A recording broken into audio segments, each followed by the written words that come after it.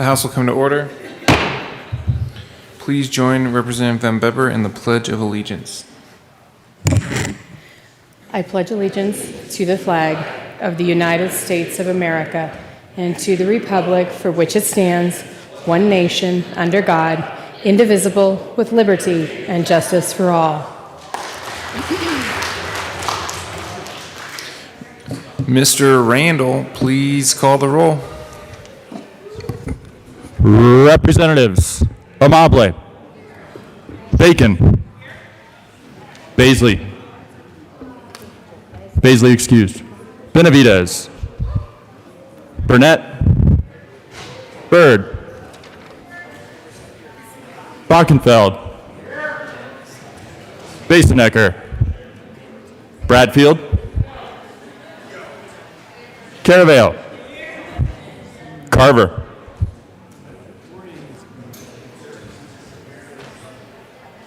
Representative Carver, Catlin,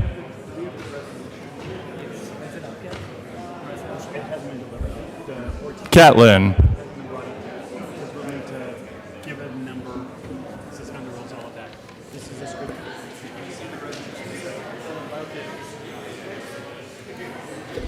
Catlin excused. Cutter, Doherty, Duran, Escar, Exum, Froelich,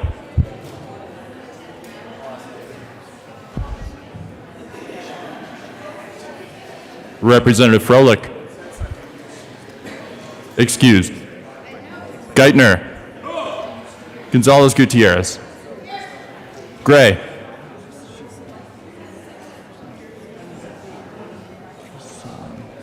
Gray,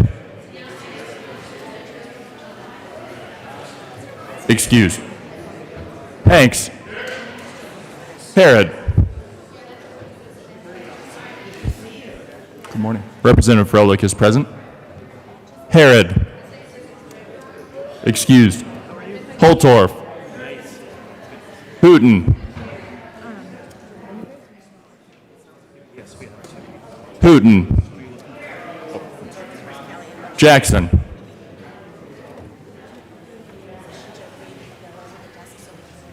Jackson, excused. Joda, Kennedy, Kennedy, excused. Kip, Larson, Lontine, Luck, Lynch, McCluskey, McCormick, McKean, McLaughlin, Good morning. Michelson Janae,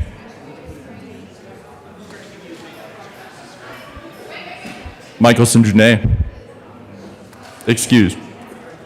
Mullica, Neville, Here. Ortiz, Belton, Pico, Aquí.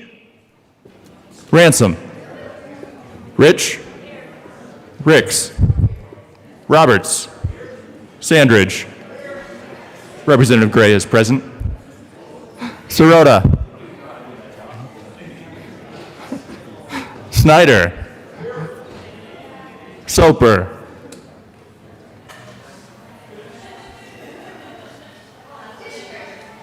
Soper, excused. Sullivan, Tipper, Tatone, good morning. Valdez A, Valdez D, Van Beber, Van Winkle, Here. Weissman, Will, Williams,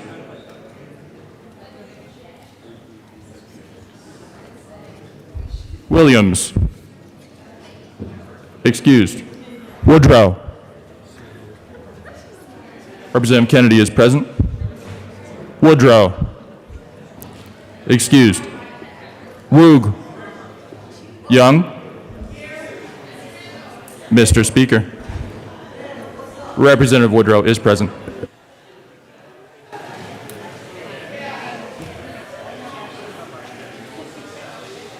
I didn't hear my name, but I'm here.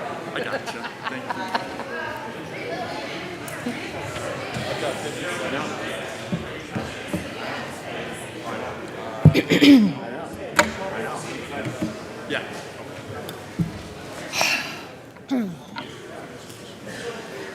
57 present, 8 excused. We have a quorum. Representative Van Beber. Thank you, Mr. Speaker. I move that the Journal of Thursday, May 27th, 2021 be approved as corrected by the Chief Clerk. Thank you, Representative Van Beber. Members, you have heard the motion that the journal be approved as corrected by the Chief Clerk. All those in favor say aye. Aye. All those opposed, no. The ayes actually have it. Announcements and introductions. Actually, before we do that, Mr. Randall, can we read your committee reports? Committee on Appropriations. After consideration of the merits, the committee recommends the following: Senate Bill 146 be amended as follows and as amended before the committee of the whole. Favor recommendation. Senate Bill 174 be amended as follows and as amended before the committee of the whole. Favor recommendation. Senate Bill 202 be referred to the committee of the whole. Favor recommendation. Senate Bill 203 be referred to the committee of the whole. Favor recommendation. Senate Bill 204 be referred to the committee of the whole. Favor recommendation. Senate Bill 230 be referred to the committee of the whole. Favor recommendation. Senate Bill 231 be referred to the committee of the whole. Favor recommendation. Senate Bill 236 be amended as follows and as amended be referred to the committee of the whole. Favor recommendation. Senate Bill 238 be amended as follows and as amended be referred to the committee of the whole. Favor recommendation. Senate Bill 239 be referred to the committee of the whole. Favor recommendation. Senate Bill 252 be amended as follows and as amended be referred to the committee of the whole. Favor recommendation. House Bill 1101 be amended as follows and as amended be referred to the committee of the whole. Favor recommendation. Senate Bill 131 be amended as follows and as amended be referred to the committee of the whole. Favor recommendation. Senate Bill 72 be referred to the committee of the whole. Favor recommendation. Senate Bill 229 be amended as follows and as amended be referred to the committee of the whole. Favor recommendation. Senate Bill 241 be referred to the committee of the whole. Favor recommendation. Senate Bill 253 be referred to the committee of the whole. Favor recommendation. Senate Bill 260 be amended as follows and as amended before the committee of the whole. Favor recommendation. Committee on Education. After consideration of the merits of the committee following. House Bill 1295 be postponed indefinitely. Committee on Energy and Environment. After consideration of the merits of the committee following. Senate Bill 246 be referred to favor to the Committee on Appropriations. Committee on Energy and Environment. After consideration of the merits of the committee following. Senate Bill 249 be referred to favor to the Committee on Finance. Senate Bill 261 be amended as follows and as amended be referred to the Committee on Appropriations with favor recommendation. Senate Bill 245 be referred to favor to the Committee on Appropriations. Thank you, Mr. Randall. I have a quick announcement. Representative Valdez will replace Representative Jackson on the Health and Insurance Committee for today only. Further announcements and introductions. Representative Gray. Alex Valdez, what did I say? Oh, sorry, Alex Valdez. Thank you, members. I just want to make sure that those of us who are just sort of filtering in right now can join me in welcoming Mr. Randall to the chamber and admiring the glorious hair that he has grown since we saw him last.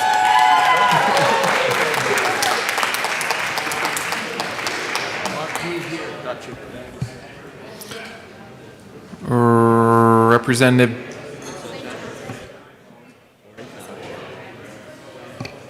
Byrd. Representative Byrd.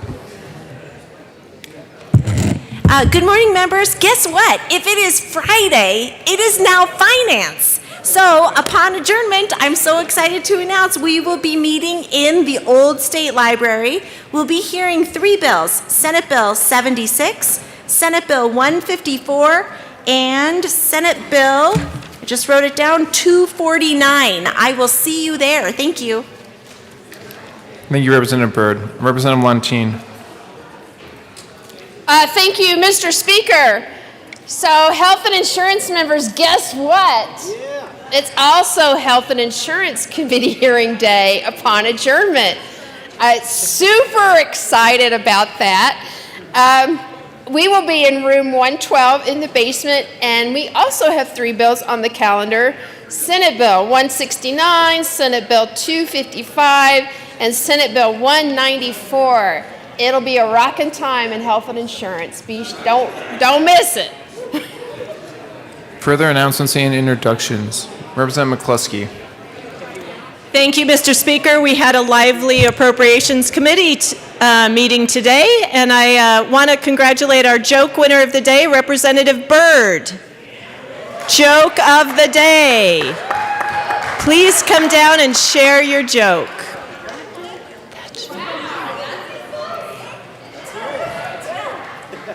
Representative Byrd.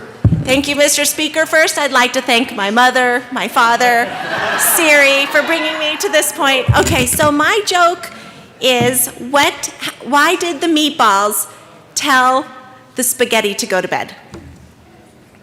Because it was pasta bedtime. Yes, I'm here every Friday. Thank you. Members, she wins a lovely set of plastic cutlery for that next spaghetti dinner. Representative Pelton. Thank you, Mr. Speaker. I feel a little, Members. put out because I actually thought my joke was better. But next Tuesday morning, Bible study at 8 o'clock in the basement. Dan File won't be there, but we got special guests coming. So Tuesday morning, 8 o'clock. I'm present. Thank you, Representative Pelton. Further announcements and introductions. Seeing none. Well, I think I have to read the title first. So, members, just so everyone has a heads up, we are going to do reconsideration of adherence. Mr. Randall, please read the title to House Bill 1027. House Bill 1027 by Representatives Larson and Roberts, also Senators Bridges and Priola, concerning the authorization for certain alcohol license holders to offer alcohol beverages for consumption off the licensed premises and in connection therewith making an appropriation. Representative Roberts. Thank you, Mr. Speaker. I move for suspension of Rule 35A for the purpose of reconsideration. Members, the motion before us is to suspend Rule 35A. This motion does require a 2/3 vote. Is there objection to a voice vote? Seeing none, the question before us is to suspend House Rule 35A. All those in favor say aye. Aye. All those opposed, no. The ayes have it. House Rule 35A is suspended. Representative Roberts. Thank you, Mr. Speaker. I move for reconsideration of the House last action, which was adherence on House Bill 1027. Members, I actually think you're going to have to come up with a new noise for that motion. Yeah, that's it. But does anyone want to, yeah, that's fine, Mr. Minority Leader. Does anyone want to explain or have a discussion on the motion before us? Representative Roberts. Thank you, Mr. Speaker. Well, the Senate needs some more time, as you can imagine, to think about this, and so we are going to pull this back to the concurrence calendar for the possible consideration of a conference committee so we can work these things out with the Senate. So we will get this bill passed. I'm confident of that, but we need to work through some more details over the weekend, and that's why we're asking to go back to the concurrence calendar. Okay, is there any further discussion on this motion? Seeing none, the question before us is the reconsideration of the House adherence on House Bill 1027. This motion only requires a simple majority for where we find ourselves. Mr. Randall, please open the machine, and members, please proceed to vote. For those participating remotely, Representative Van Winkle, how do you vote? Yes. Representative Van Winkle votes yes. Representative Neville, how do you vote? Yes. Representative Neville votes yes. Representative Pico, how do you vote? Yes. Representative Pico votes yes. Representative Judah, how do you vote? Yes. Representative Judah votes yes. Representative McLaughlin, how do you vote? Yes. Representative McLaughlin votes yes.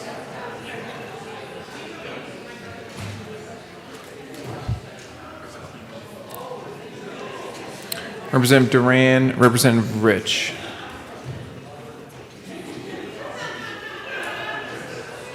Please close the machine. With 60 aye votes, 1 no vote, and 4 excused, the motion to reconsider adherence on House Bill 1027 is adopted. Majority Leader Escar. Thank you, Mr. Speaker. And Assistant Majority Leader Serena Gonzalez Gutierrez actually had a great idea for a noise for that type of a situation. A chicken.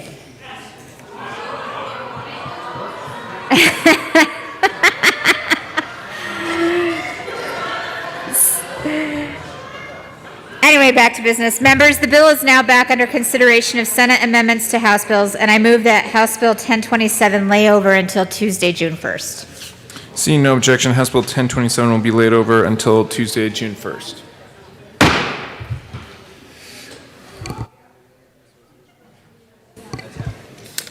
Okay, members, we have a resolution today for Memorial Day, and it just came up.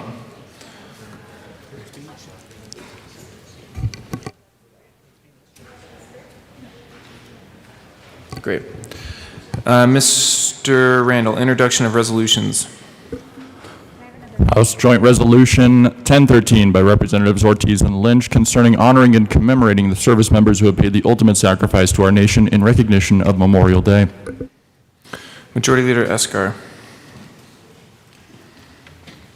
Thank you, Mr. Speaker. I move that we suspend the rules for immediate consideration of House Joint Resolution 1013. Members, you have heard the motion to suspend the rules for immediate consideration of House Joint Resolution 1013. Is there any objection to a voice vote? Seeing none, all those in favor of suspending the rules, say aye.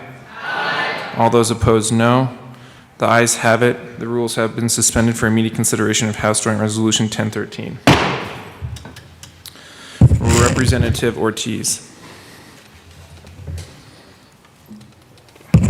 Thank you, Mr. Speaker. I move HJR 1013 and ask that it be read at length.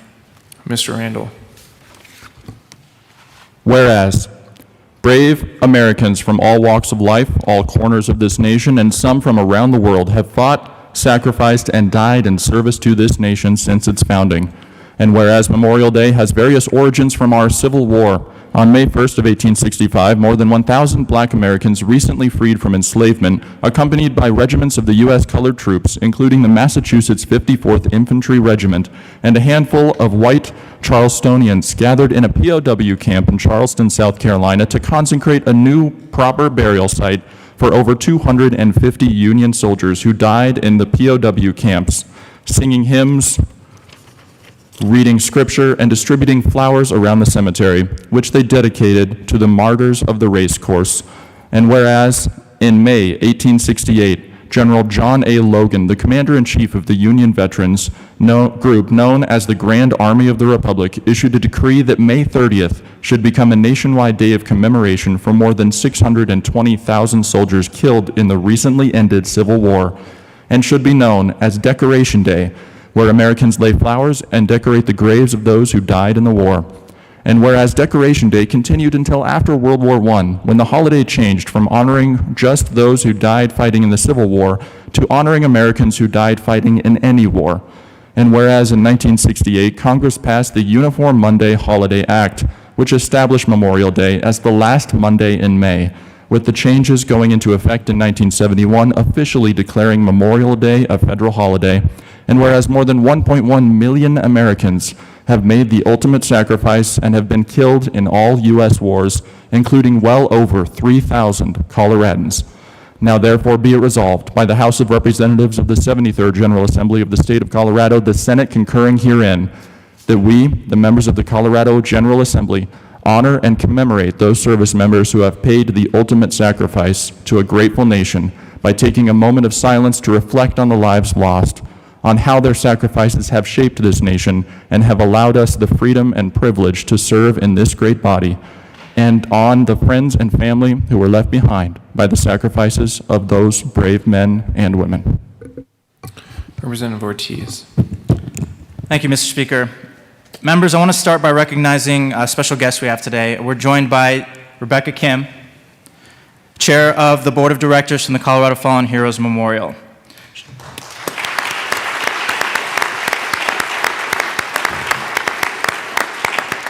She's a Gold Star family member, and that organization has raised over $200,000 and coordinated the effort that you see coming to fruition in the Memorial for Colorado's Fallen Service Members just to the west of us, soon to be renamed the Lincoln Veterans Memorial Park.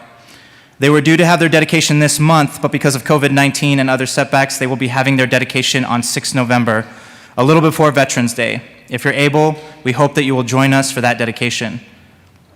Y'all have heard me talk about the unique vocation of military service. More importantly, y'all have heard my words on Friends Lost. How fortunate I and a select few were to to be able to serve with them, to train with them, to endure hardships together, but most importantly, to support each other, to lift each other up, to call each other brother and sister. And now what a somber duty and honor it is to carry their memory with me as I endeavor to take the best of them with me and live a life worthy of that ultimate sacrifice, a life of service, a life of adventure and joy, showing as much love as I can to my friends and family during each additional day that I'm gifted, enjoying the freedoms that these sacrifices have earned. But what I want to leave you with is with a short poem. This poem was inspired by a World War I brigade surgeon who was struck by the sight of red flowers growing on a ravaged battlefield. Imagine, try and put yourself in World War I trench warfare. Long, deep trenches like mazes where either side would make ready and launch attacks from, made of sandbags, mud, wood, and muck. Imagine, try and put yourself in the middle of a hellish landscape with metal and wooden obstacles, barbed wire, dead and broken bodies, and the land broken up and deeply scarred by artillery shells. And amidst of this desolation, you see bright red poppies breaking through the ground, growing. There is a reason red poppies are used as one of the symbols to remember the fallen. Flanders Fields by Lieutenant Colonel John McCrae. In Flanders Fields, the poppies blow between the crosses, row on row that mark our place. And in the sky, the larks, still bravely singing, fly, scarce heard amid the guns below. We are the dead. Short days ago, we lived, felt dawn, saw sunset glow, loved and were loved, and now we lie in Flanders Fields. Take up our quarrel with the foe. To you from failing hands we throw the torch, be yours to hold it high. If ye break faith with us who die, we shall not sleep, though poppies grow in Flanders Fields. Thank you, members. Thank you, Representative Ortiz. Representative Lynch. Thank you, Mr. Speaker. It's a tough one. What I want you guys to realize that this weekend and this occasion is not for those of us that have served and survived. This is for those who died, gave their life so that we can have minuscule political bickerings amongst each other. We have the freedom to do that because somebody died. So if I might, I would like to share a story about somebody that I know that died. That was a phenomenal individual, and I'd just like to read a little bit about this guy.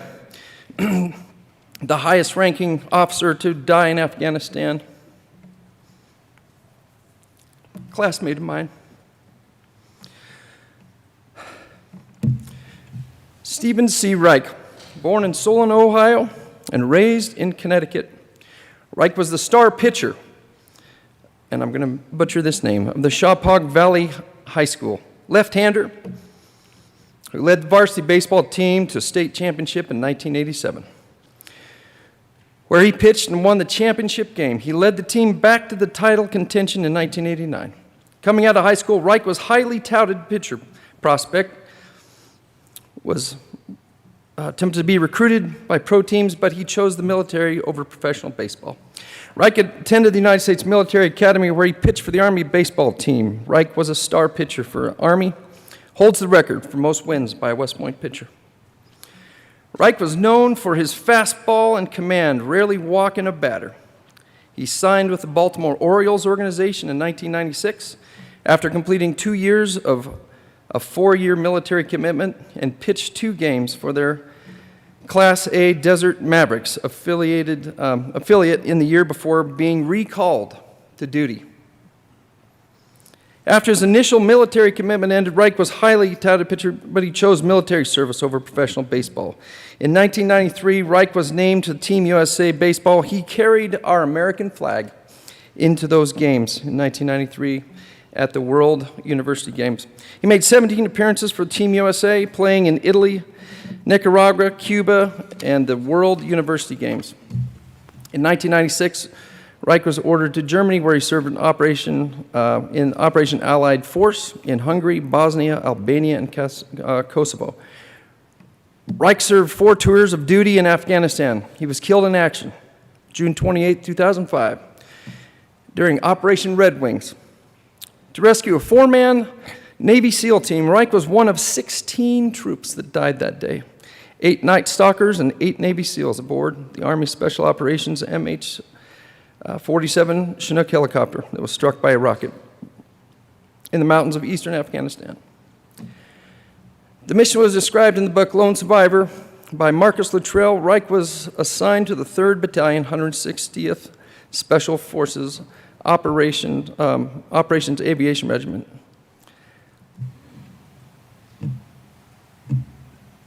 People really die for our freedoms. I have the pleasure of knowing one of them, and I just hope that this weekend we can honestly honor those who have died, not those who survived, but those who perished. Thank you. Thank you, Representative Lynch. Representative Holtorf.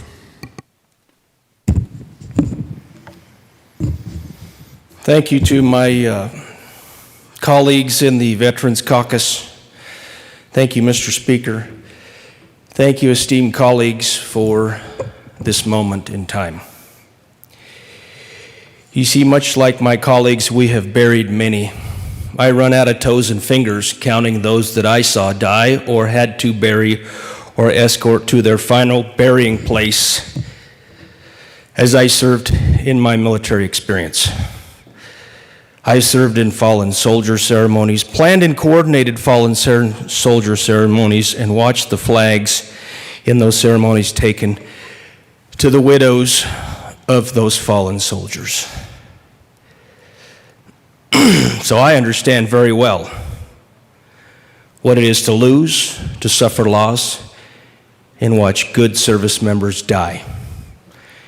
They do not die in vain, because Memorial Day weekend, for veterans, family members, and friends of fallen soldiers, comes very close to home.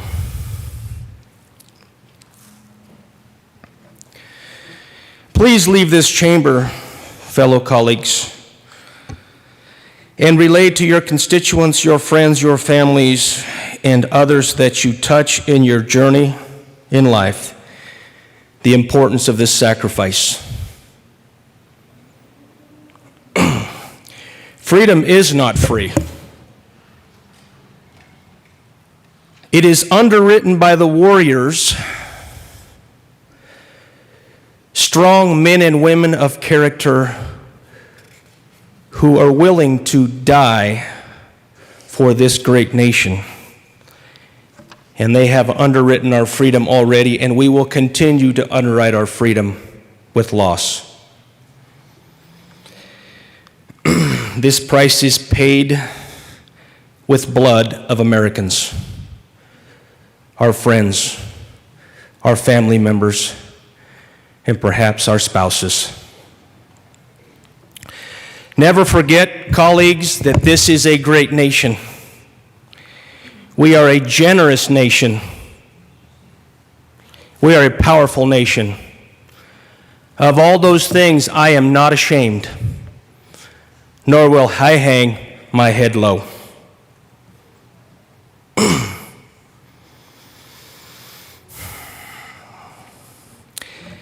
I'm going to share a very short story just to show and illustrate some point that was made to me.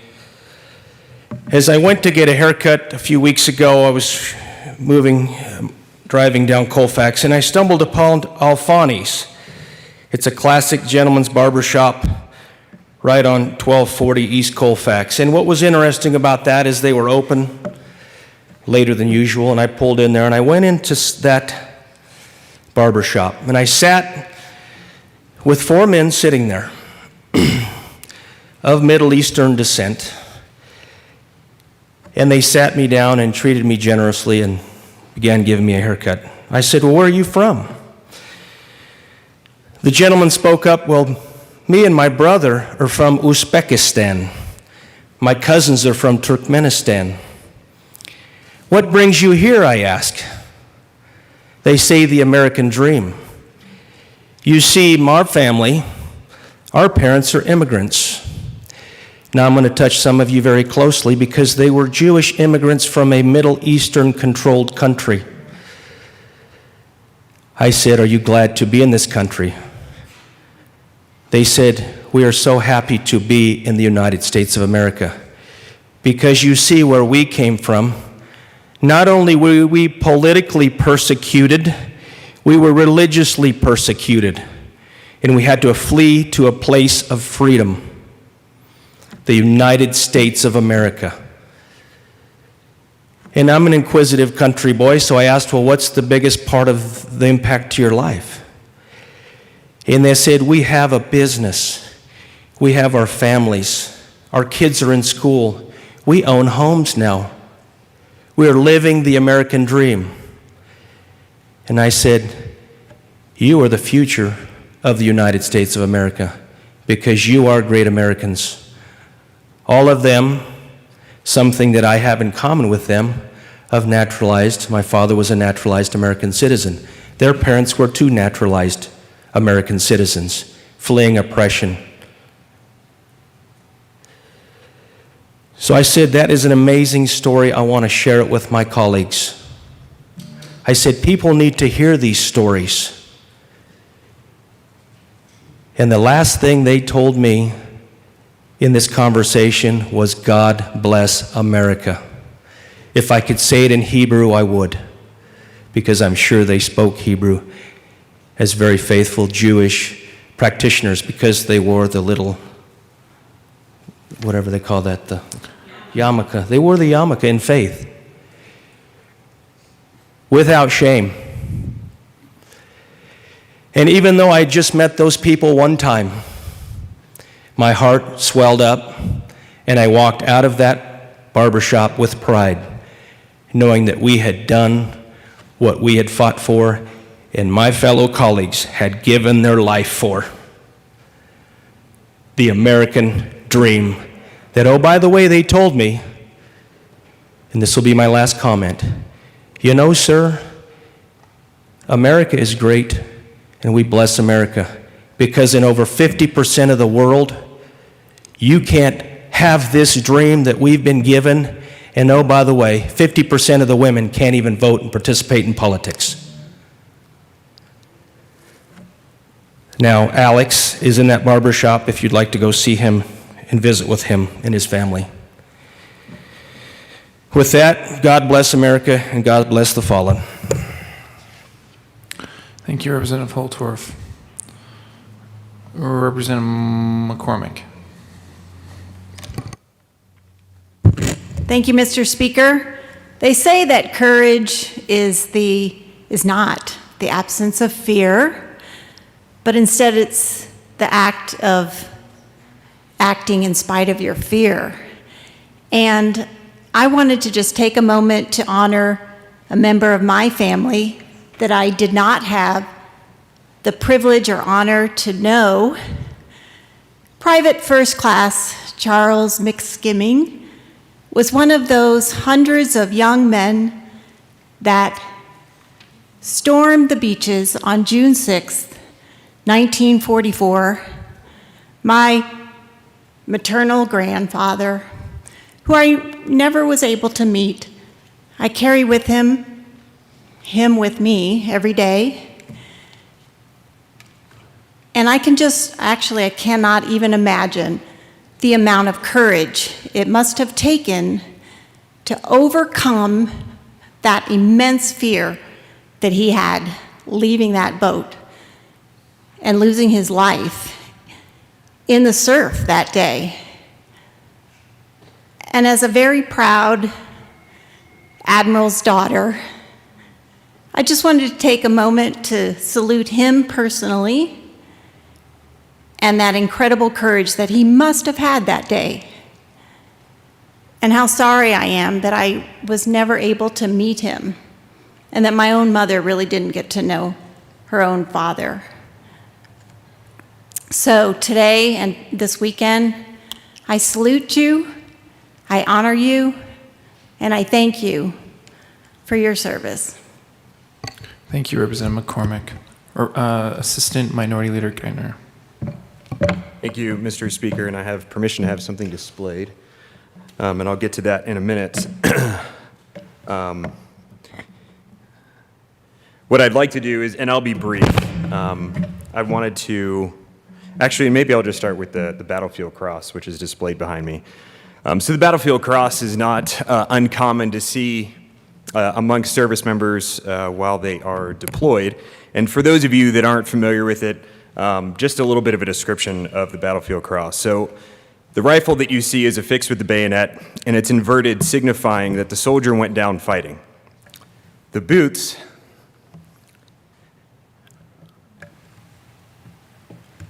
signify the soldier's last march onto the battlefield. The dog tags are imprinted with the soldier's name and hung from the rifle so that their identity will never be forgotten. And the helmet is placed atop the rifle, representing what the soldier stood for and signifying that their battle is now over. The battlefield cross is a sacred symbol amongst all military members and is somewhat common, rather common to see while deployed.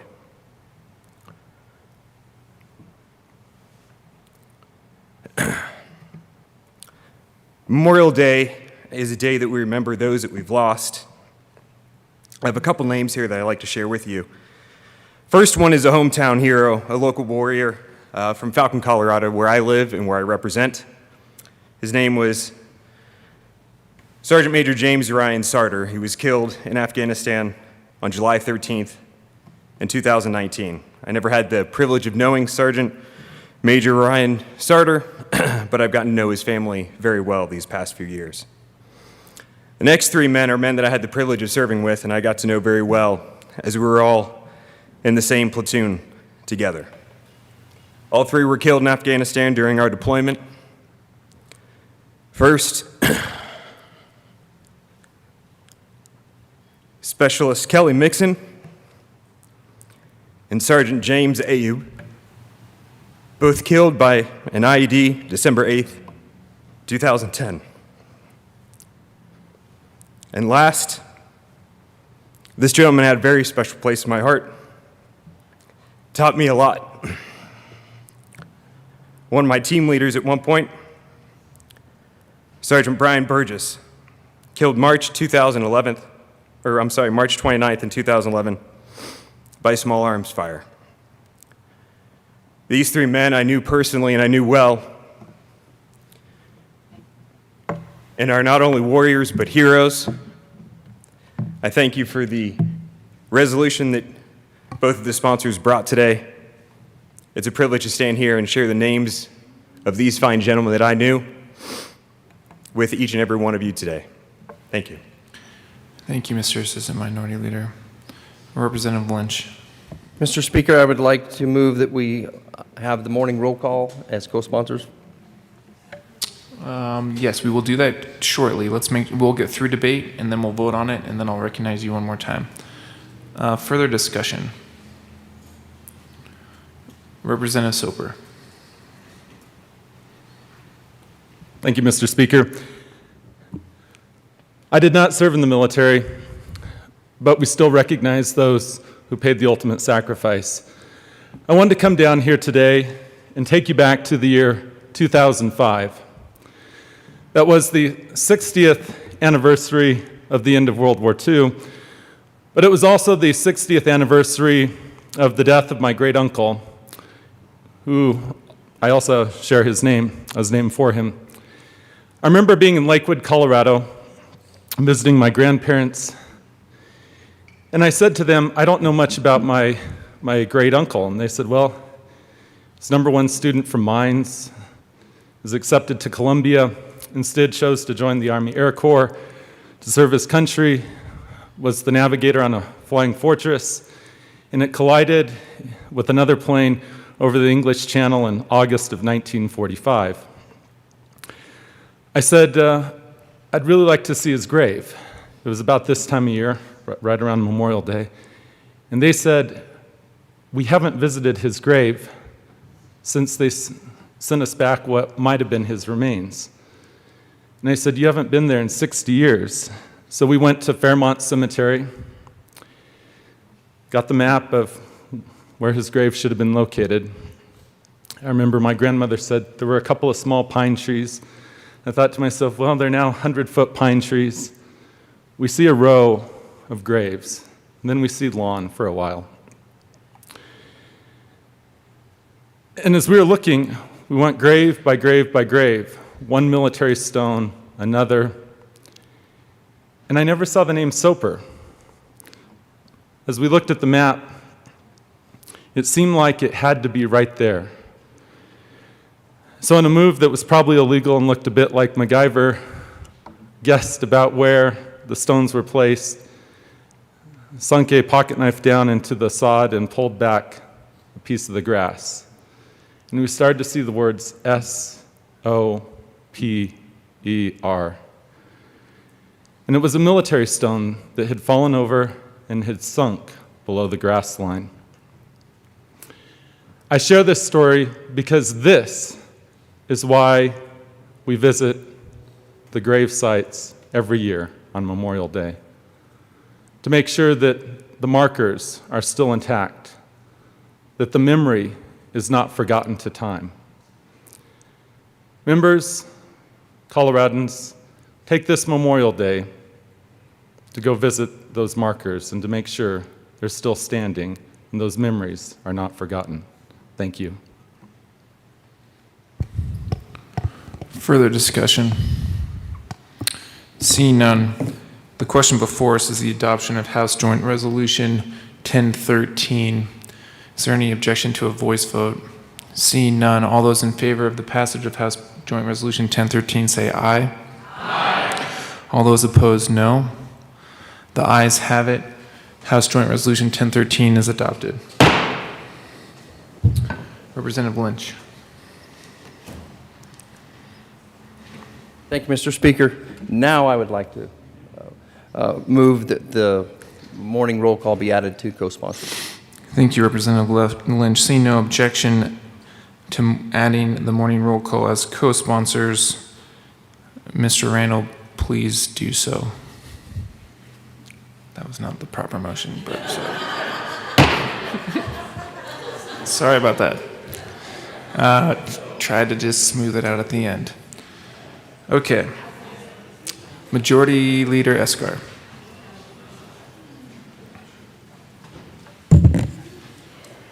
Thank you, Mr. Speaker. I move to proceed out of order for the immediate consideration of special orders.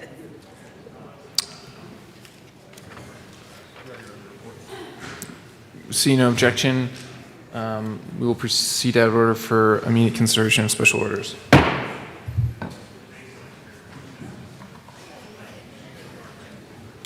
Majority Leader Escar, sorry. Thank you, Mr. Speaker. I move the following bills be made special orders today, Friday, May 28th at 9:47 a.m. Senate Bill 253, Senate Bill 236, Senate Bill 202, Senate Bill 203, Senate Bill 204, Senate Bill 230, Senate Bill 260, Senate Bill 265, House Bill 1322, Senate Bill 229, Senate Bill 231, Senate Bill 239. Seeing no objection.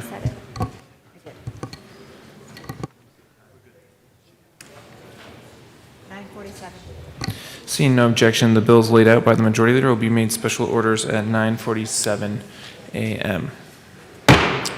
Representative A. Valdez.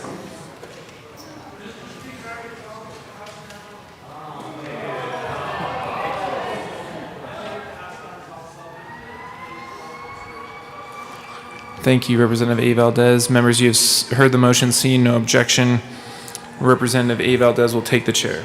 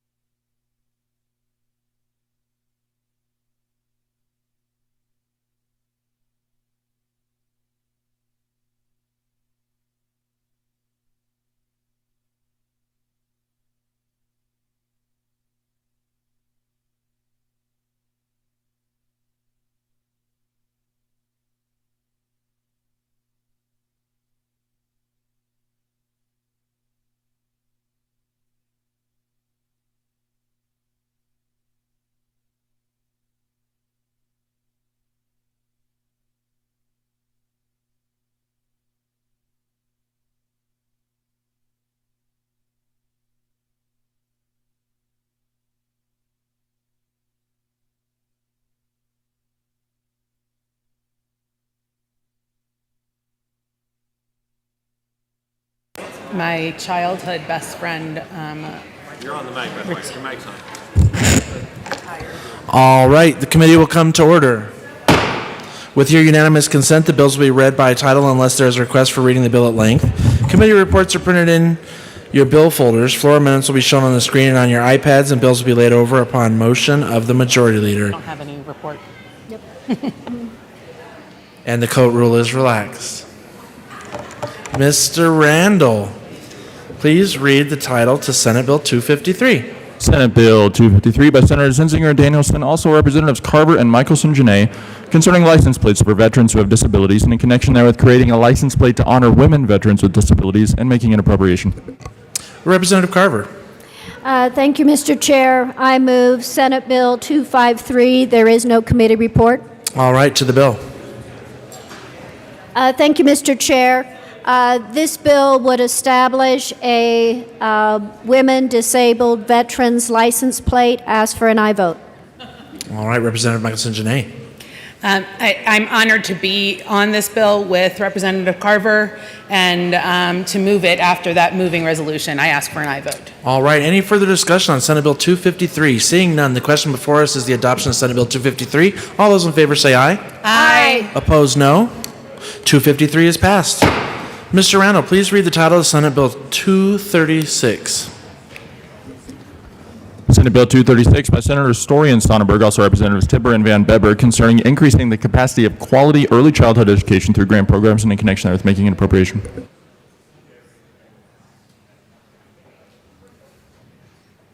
Representative Van Beber. Thank you, Mr. Chair. Move the bill in the committee reports. I would like to, thank you, Mr. Chair. I'd like to move Senate Bill 236 to the committee of the whole. All right, do you want to move the appropriations report as well? And I'd like to move the appropriations report as well. All right, to the appropriations report. Representative Tipper. Thank you, Mr. Chair. In appropriations, we increased the appropriations, and essentially these are federal funds that are going to be distributed through, I believe, a cash fund. I'm not sure if I got that right, but the increase is not coming from the general fund necessarily. It's actually coming from the federal fund dollars. And I ask for a yes vote. All right, further discussion on the appropriations report. Representative Van Beber.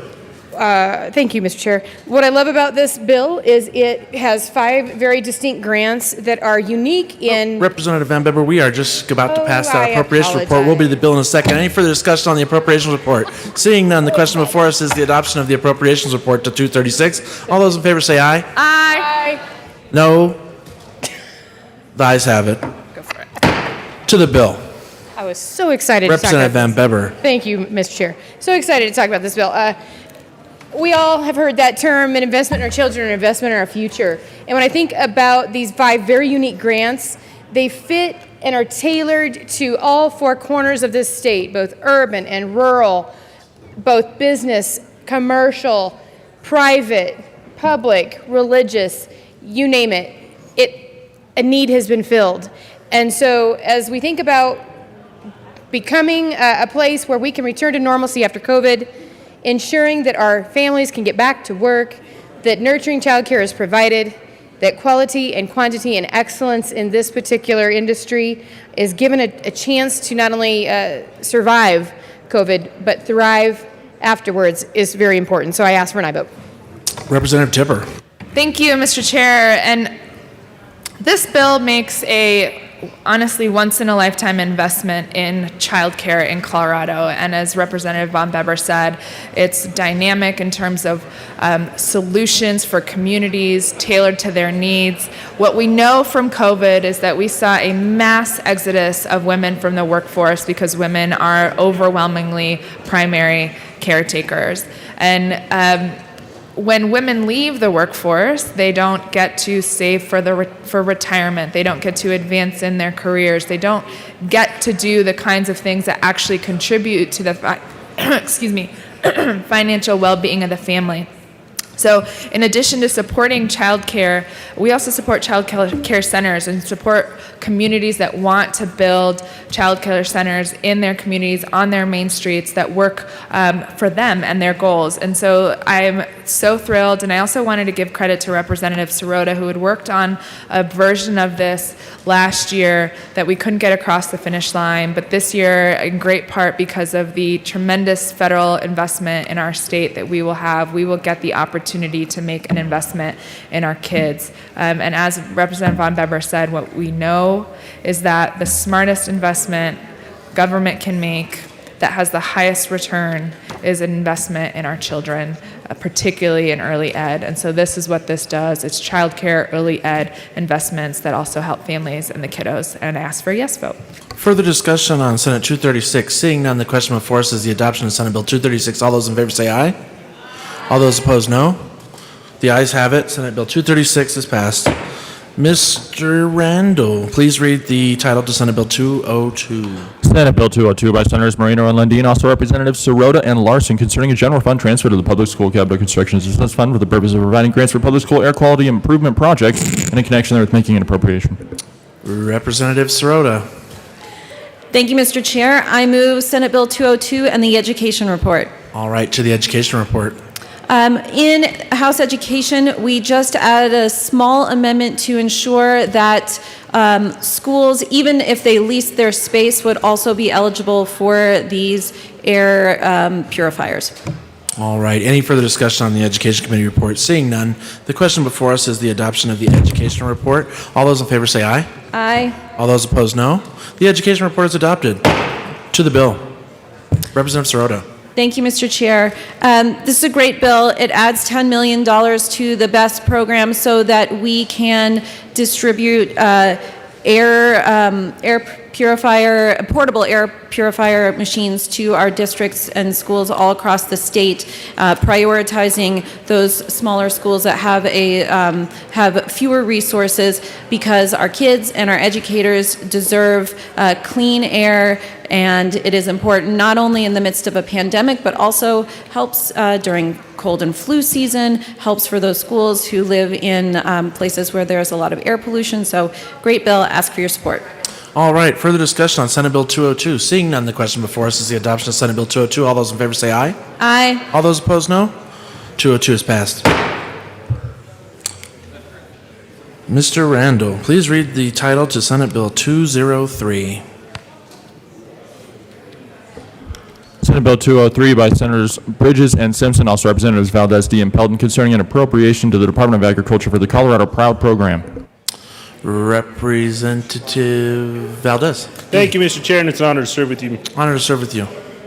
I move Senate Bill 203 and the Appropriation Committee report. All right, to the, don't have a committee report here, but just to the bill. To the bill.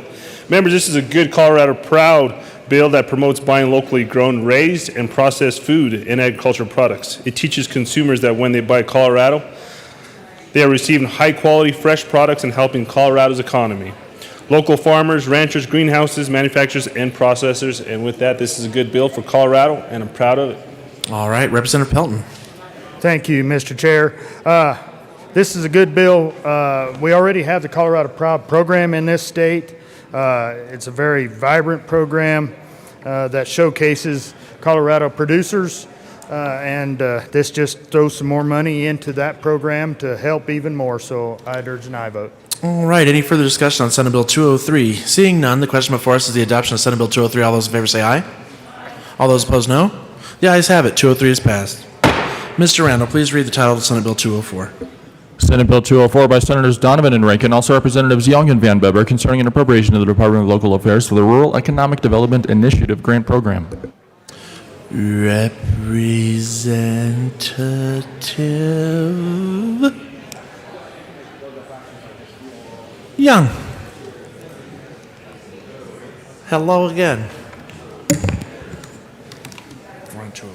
Mr. Chair, it is an honor to serve with you. And an honor to serve with you. I move Senate Bill 21204 and the Agricultural, Livestock, and Water Committee report. Thank you, Representative Young. To the committee report. In essence, what we did was amend the bill to repeal a repeal date from the previous bill that this grant program is built upon. Perfect. Seeing no further discussion on the committee report, all those in favor say aye. Say aye. All those opposed, no. The committee report passes. To the bill. It is an Representative honor. Young. It is an honor to be on this bill with Representative Von Beber, since we are two representatives from Weld County. In brief, what this does is responds to the needs of rural Colorado as many other places have been impacted by the pandemic with negative economic impacts. It appropriates $5 million of stimulus money to the Department of Local Affairs for the Rural Economic Development Initiative grant program, and it also authorizes DOLA to provide communities with consultation and resources and assistance through the Rural Economic Advancement of Colorado Towns, the REACT Act. Both of these programs have been very successful. The READY grant program last cycle spent all of its appropriations, $795,000, through 15 applications that were very successful. So this $5 million will give it a needed infusion of cash. I urge an aye vote. Representative Van Beber. Thank you, Mr. Chair. Plainly put, this is one of those great bills that helps companies find great employees, keep great employees, and ensures that those great employees are a value-added asset to the communities that they live in. We want to put people back to work, and this bill does that. Please, I ask for an aye vote on Senate Bill 21204. 204.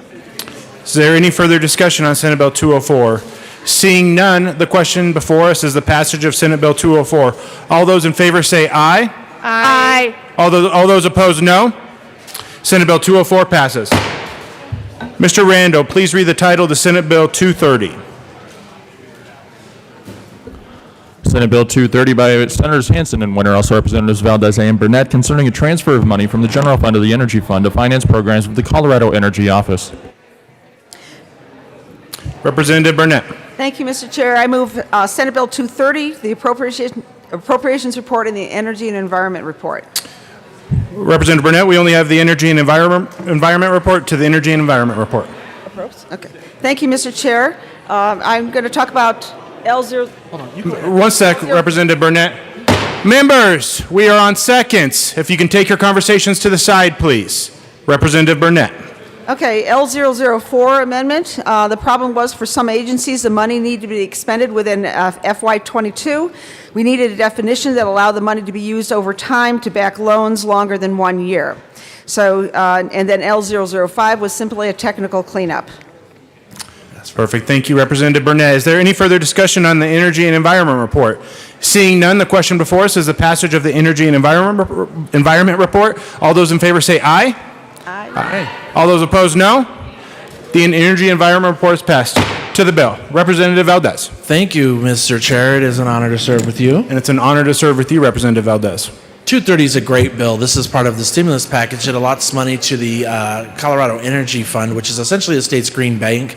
It backs companies that won't qualify for traditional financing to do upgrades. It spreads the money around the state. It's a job creator, from corner to corner to corner to corner. Lots of good stuff in here for lots of rural communities. Ask for an aye vote. Is there any further discussion on Senate Bill 230? Seeing none, the question before us is the passage of Senate Bill 230. All those in favor say aye. All those opposed, no. Senate Bill 230 passes. Mr. Randall, please read the title.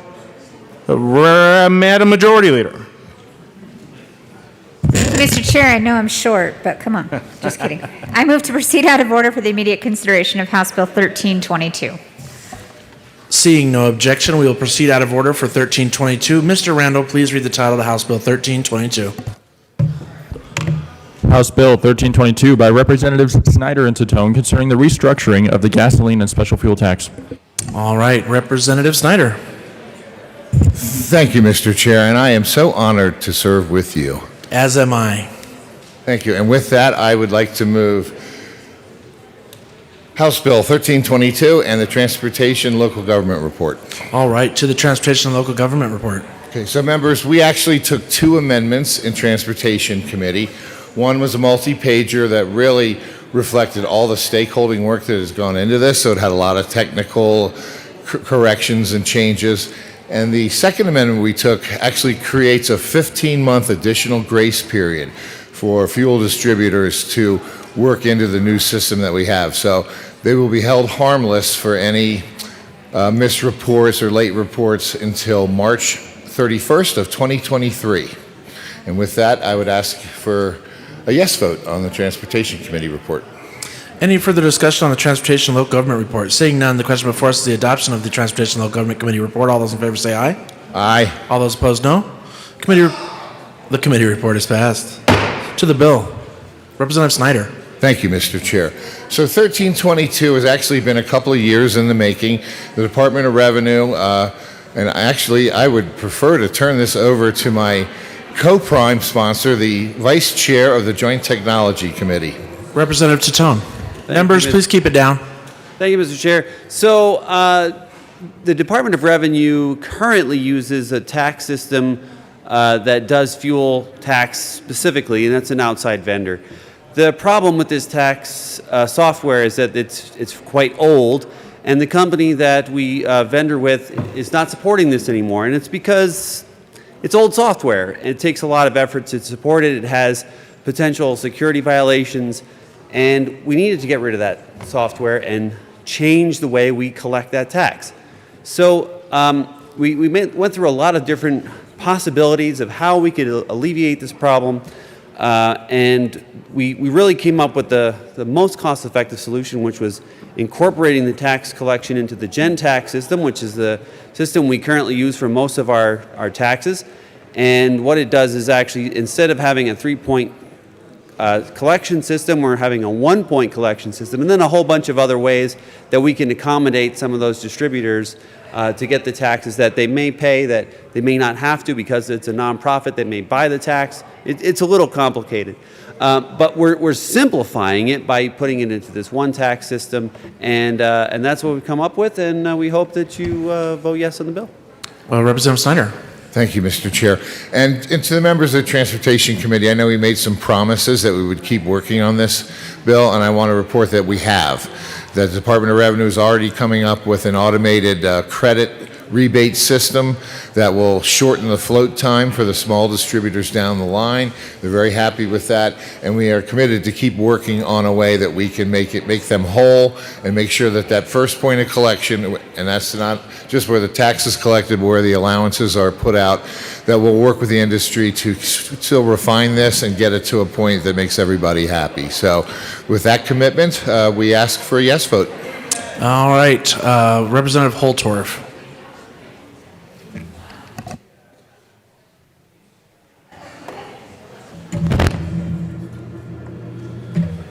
Thank you, Mr. Chairman. I just want to ask the bill sponsors some questions on this. You know, I try to be a champion of the working class, those single moms out there raising families and trying to have a job, or that hardworking young family that both people are working, trying to sustain their livelihood. And we know that transportation costs for families is a very big expense to commute to and from work. So my question is, my first question is, what is will be the impact of this on the price of gas at the pump? Will there be an impact to those that we are trying to defend and protect and care for as inflation starts to go up and up and up and up due to policies that are created in the government space? Representative Snyder. Thank you, Mr. Chair. So I forgot to mention, of course, there will be absolutely no impact on the fuel tax that's collected in the state of Colorado. That's why we didn't have any appropriation necessary. It came straight to the Committee of the Whole. So there'll be no increase in taxes. Really, this is a procedural thing where we're just changing how and when along that fuel distribution chain we collect that tax. So that's going to be, and that's the issue we keep working on, because currently they have 3 points of collection, and so they can remit that tax anywhere along the line in those 3, and we're bringing those all to 1 point of collection. So there's going to be some of the distributors that will have some issues with how long they'll have to float or pay in advance that fuel tax, the excise tax on fuel, and they may have to wait. Right now, it's currently, I think, approximately 55 days to get that rebate back, and Department of Revenue is already working on how we can reduce that time and come up with a system that won't put anybody out that additional float time period. Representative Holtorf. Thank you, Mr. Chair. Thank you, bill sponsor. I do appreciate that answer, that Representative Snyder. That does make me feel better about getting behind this bill. And just one more question with respect to this bill, so I can be really comfortable with my position on it. Is this bill endorsed by the stakeholder organizations that represent the oil and gas and the energy space? Because I too stand up for oil and gas, for traditional energy, knowing how important it is in the equation that is energy for Colorado. And I just want to make sure that those folks are also behind this, that it serves them and their industry, because I have a very strong concern about legislative initiatives and rulemaking and statute revisions that harm our businesses, small, medium, or large. It is time, Colorado, to do everything we can to help Colorado businesses and not do them harm. Representative Snyder. Thank you, Representative Holtorf, and we absolutely understand. I think throughout this process, one thing that's really struck me is with all the different stakeholders, and I think everybody but really one, the Colorado-Wyoming Petroleum Marketers Association, have come out in favor of the bill. We've made those kind of changes. We're still trying to work through their issue, but I think all the stakeholders that have been involved in this entire process, everybody would agree that it's been a sincere effort. They're very happy with the attention and the respect they've gotten from the Department of Revenue as they've listened to their concerns. We have that one issue that we're still working on, but everybody else, Magellan, one of our largest distributors, and a lot of them have come out in favor of the bill. We're still trying to work out some of the potential issues, especially for the smaller distributors, and that's the commitment I can give now, is that we will not abandon this effort. We'll continue working on it. Representative Holtorf. Thank you, Mr. Chair. Thank you, Representative Snyder. The only comment that I have left as I get to a better place with this legislation is, remember, in rural Colorado, those distributors are mom and pop gas stations. They are mom and pop businesses. Many times they are multi-generational fuel distributors and providers, and provide fuel at the retail space, perhaps in the only gas station in town. The only gas station for 50, 80 miles. So never forget that one hand does not fit every glove. And in rural Colorado, it is different. That one little gas station, who the owners of the gas station are husband and wife, and the son drives the tanker to Denver to refuel the tanker, to bring the fuel out to Phillips County or Washington County or Baca County or Kiowa County or Bent County, and the list goes on and on and on. Never forget ladies and gentlemen in this chamber, that rural Colorado is different. The miles are much greater. The resources are much less, and we cannot do harm to people that I have known personally for decades in the energy distribution and the retail gas sales business. Representative Snyder. Thank you again, Representative Holtorf. And I think one thing I didn't mention, because it's really not a part of this bill, but we did look at taking an amendment. Only about 9% of the agricultural uses, or the people in agriculture that should be eligible for this fuel tax, excise tax exclusion, take advantage of it. So currently, according to the state auditor, about $3.4 million is paid in excise tax, where rightfully the agricultural producers should be able to claim that credit. So we're going to be working on that aspect of it too, so that the local distributors, if they can get all of their ranchers and farmers and other ag users of this fuel to file for the exemption, that will really clear up a lot of their problems on the downstream end. So that's something we were looking at, an amendment. It was a little more complicated than we thought, and the stakeholders decided it really wasn't ready to be brought yet. But there's a lot of work that can be done to really help out rural Colorado in this space, and that's what we're currently working on. All right. Representative Hanks. Thank you, Mr. Chair. I appreciate the explanations going on. This is a 47-page bill, but please, members, don't run for the exits yet. I don't intend to read it, but I did want to go over the multiple bullet points, and then I'll step away from this. I think it's this has been a useful exercise, certainly for me and some of the people I've heard from, so I'll be brief. House Bill 21-1322, a bill for an act concerning the restructuring of the gasoline and special fuel tax. And I'll encapsulate this. If anybody wants to look at HB 21-1322, go to http://leg.colorado.gov. Okay, here's the meat of what we're doing here. Should this bill come to pass, the bill restructures the excise tax on gasoline and special fuels by bullet 1, imposing the tax when it is imported into the state or removed from any terminal in the state, in addition to the existing points of taxation. Bullet 2, eliminating the 3 tax deferred transactions. Bullet 3, exempting the tax from the import or removal of fuels by bulk transfers to or from a terminal or refinery in certain circumstances. Bullet 4, permitting the 2% allowance to cover permitting the 2% allowance to cover losses for terminals that are outside of the state. Bullet 5, requiring a terminal operator to verify that the person receiving the fuels is a licensee or is exempt from taxation.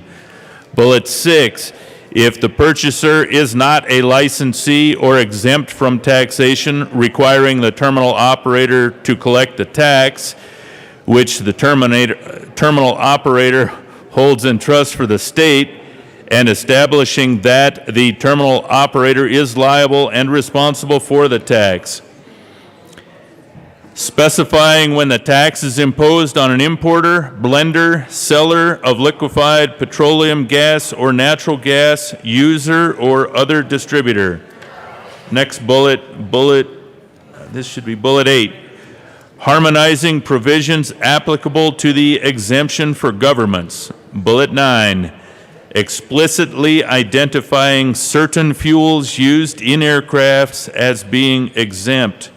Bullet 10, codifying that a distributor has the burden of proving that fuels are exempt. Bullet 11,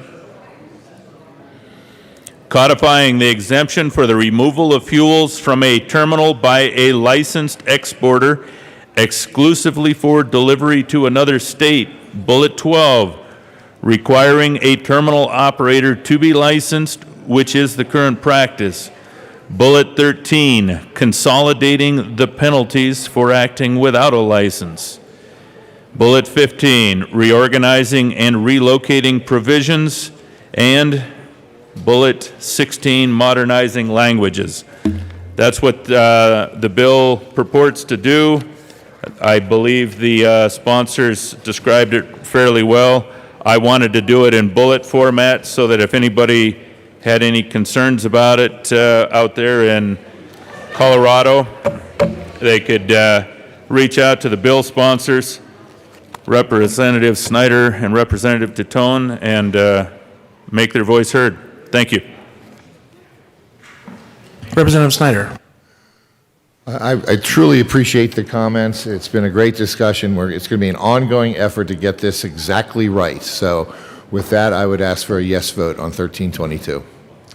Is there any further discussion on 1322? Seeing none, the question before us is the adoption of House Bill 1322. All those in favor say aye. Aye. All those opposed, no. The ayes have it. 1322 is passed. Madam Majority Leader. Thank you, Mr. Chair. I move to proceed out of order for the immediate consideration of Senate Bill 265. All right, seeing no objection, we'll proceed out of order. Mr. Randall, please read the title of the Senate Bill 265. Senate Bill 265 by Senators Zenzinger and Rankin, also Representatives McCluskey and McKean, concerning a transfer from the general fund to the State Highway Fund. Representative McCluskey. Thank you, Mr. Chair. It's an honor to serve with you. It's an honor to serve with you. Members, I move Senate Bill 265 to Committee of the Whole. On second reading. All right, to the bill. Too many appropriations movements. Members, last year we suspended two $50 million transfers for transportation because of our budget crisis. I am very pleased to say that we are restoring those two $50 million transfers and the debt service that went along with each. So it's a total of $124 million we are putting back into transportation. I urge your support on Senate Bill 265. Mr. Minority Leader McKean. Thank you very much, Mr. Chair. This is actually the job of government, so we probably ought to get about it. I know that it feels like this is 260, but it's 265. We're getting to that. But this is money that we need to put back. We need to be held accountable for when we don't. Let's put money into our concrete and asphalt issues. All right, any further discussion on Senate Bill 265? Seeing none, the question before us is the adoption of Senate Bill 265. All those in favor say aye. All those opposed, no. Okay, the ayes have it. 265 is passed. Madam Majority Leader Escar. Thank you, Mr. Chair. I move to proceed out of order for the consideration of Senate Bill 229. All right, seeing no objection, we'll proceed out of order. Mr. Randall, please read the title to Senate Bill 229. Senate Bill 229 by Senators Danielson and Story, also Representatives Amable and McKean, concerning the creation of the Rural Jump Start Zone Grant Program in connection with making an appropriation. All right, Representative. No, it's Will. Where is he? Oh, damn. Mr. Minority Leader, Representative Mopley. All right. I'd like to move Senate Bill 229 and the Appropriations Committee report. All right, to the Appropriations report. We went to Appropriations this morning, and we had some kind of lame jokes, but, you know, jokes. And the money was appropriated for the bill and is hopefully going to be put to extremely beneficial uses for rural Colorado. Mr. Minority Leader McKean. Thank you very much, Mr. Chair. Representative Will, how are you doing up there? Come down and see me for a second. He's on his way. So there was this polar bear. This polar bear went to his aunt and he said, hey, auntie, am I a full-blooded polar bear? I can't tell this joke as well as Perry can. And the aunt says, well, of course you are. Your mom's a polar bear, your dad's a full-blooded polar bear, and you're a full-blooded polar bear. And he says, all right, just go out and play. So polar bear goes and finds his mother. Goes up to his mom, says, am I a full-blooded polar bear? And mom says, well, of course you're a full-blooded polar bear. Your dad's a full-blooded polar bear. I'm a full-blooded polar bear. Your grandma and grandpa are full-blooded polar bears. Why don't you go out and play? I'll leave it here. Polar bear says to his dad, am I a full-blooded polar bear? Any further discussion on the appropriations report? Representative Will? Thank you, Mr. Chair, and I apologize. I thought we had a little time. Well, the bill went really quick. Okay. So have we moved the appropriation? We moved the Yeah, So let's. okay, so any further discussion on the appropriations report? Seeing none, question before us is the adoption of the appropriations report. All those in favor say aye. Aye. All those opposed, no. The ayes have it. The appropriations report is adopted. To the bill, Representative Will. Thank you, Mr. Chair. This is a great bill. Creates the Rural Jumpstart Zone Grant Program to issue grants to new businesses that establish inside a rural jumpstart zone and in Tier 1 transition communities. Several of those across the state and several of those Tier 1 transition communities in my district. And the bill makes the one-time transfer of general fund to the cash fund to help out with these businesses. It's a great bill. It should be a good economic stimulus to these rural communities and to my community as well. It's one of the best programs that OEDIT has. It's a premier program, and it's solely dedicated to supporting rural businesses, and I would ask for an aye vote. Representative Amabile. So I just want to echo my co-prime's comments and also to add the reason that I'm interested in this bill, as many of you may not know, I do represent rural Colorado also. And Jackson and Grand County are part of this bill and will hopefully receive benefits from it.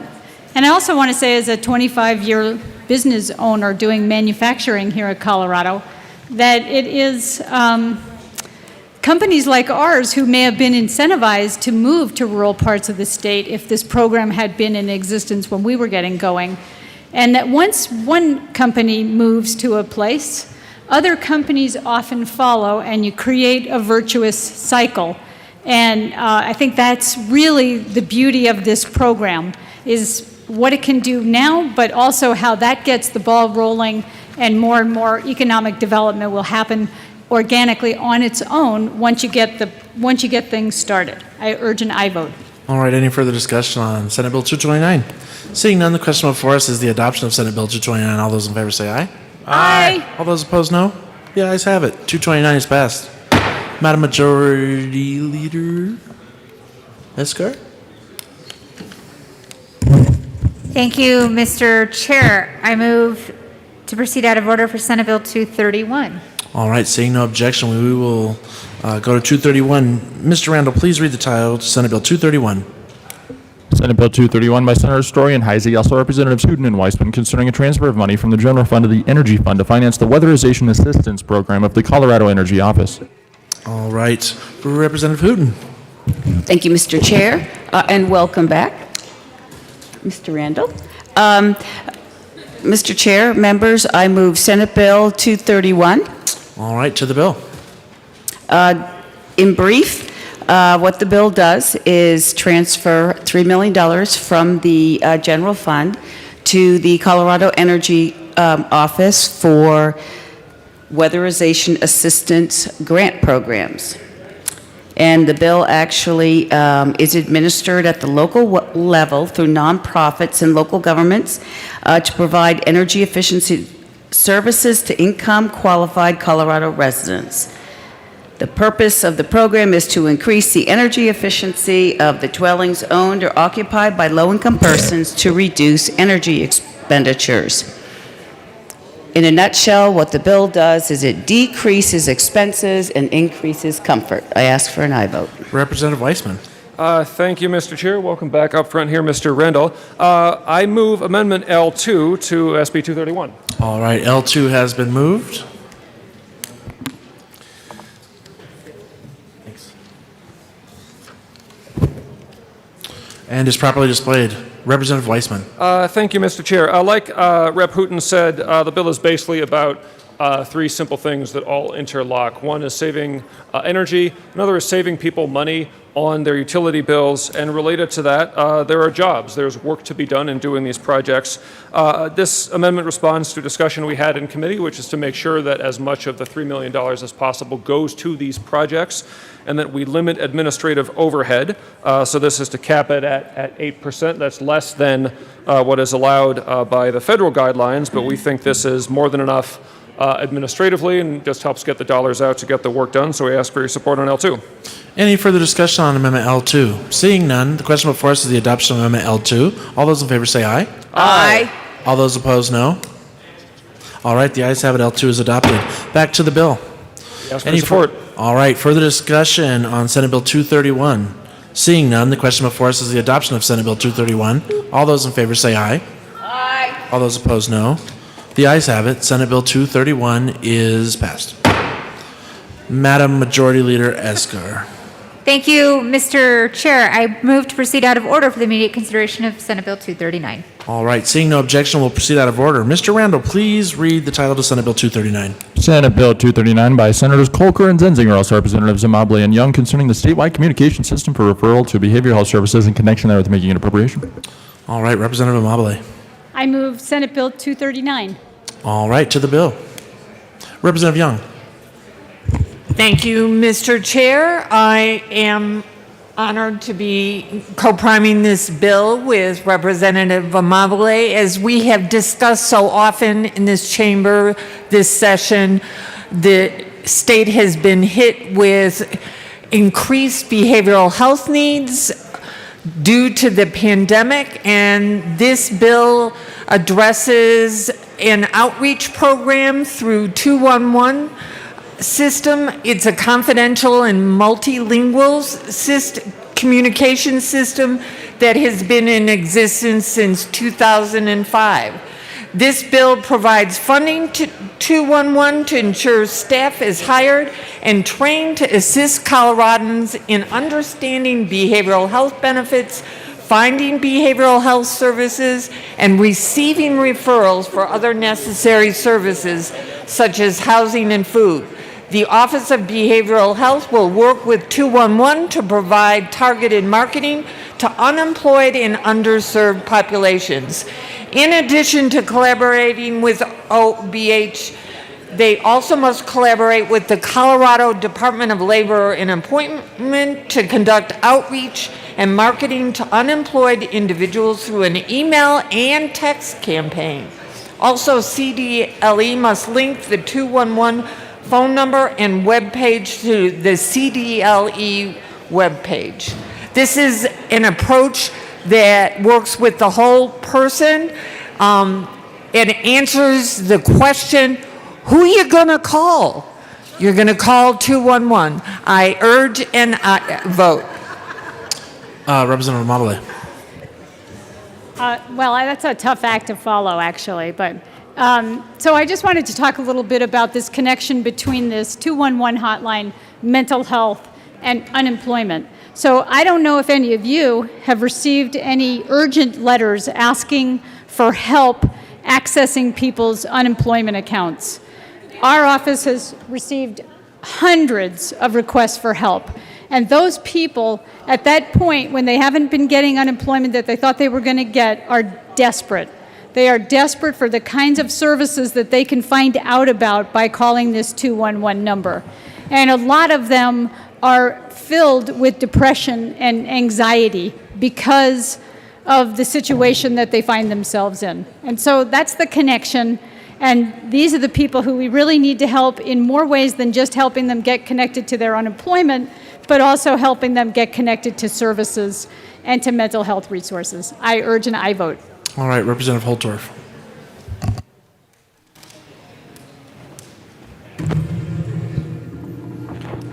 Thank you, Mr. Chair.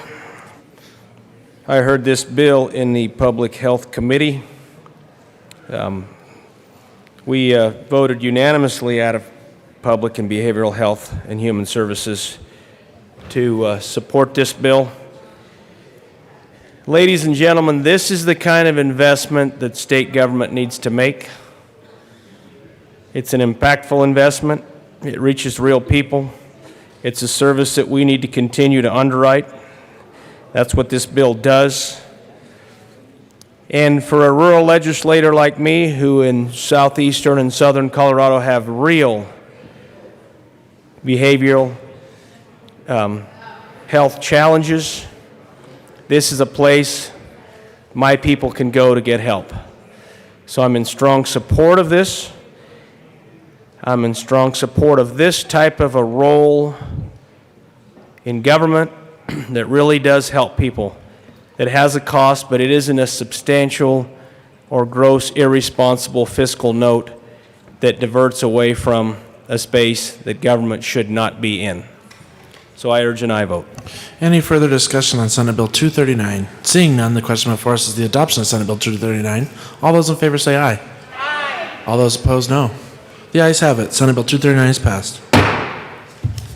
Madam Majority Leader Escar. Thank you, Mr. Chair. I move the House stand in a brief recess. All right, we will stand in a brief recess.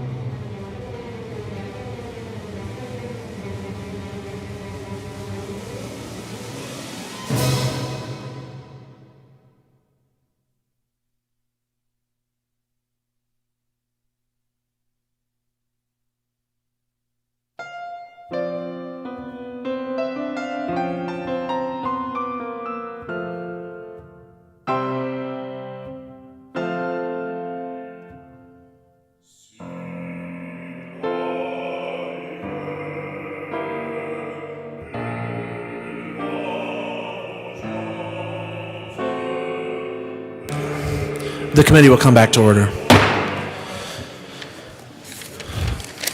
Mr. Randall, please read the title of Senate Bill 260.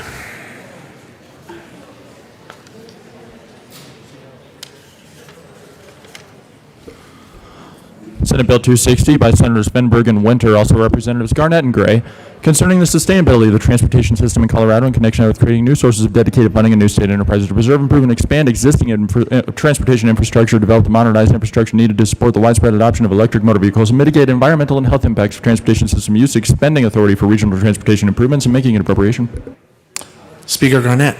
Thank you, Mr. Chair. I move the Appropriations Committee report, the Finance Committee report, and Senate Bill 260. To the Appropriations report. Thank you, Mr. Chair. We have a technical amendment to the Appropriations Committee report, so I move L118. All right, L118 has been moved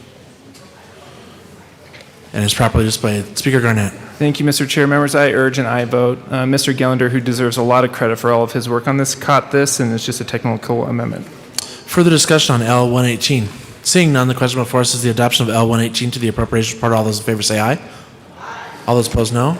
The ayes have it. L118 is adopted.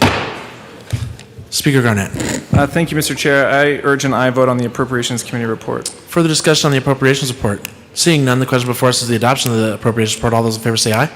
Aye. All those opposed, no. The ayes have it. The Appropriations report is adopted. Speaker Garnett. Thank you, Mr. Chair. I move L119 to the Finance Committee report. All right, L119 has been moved.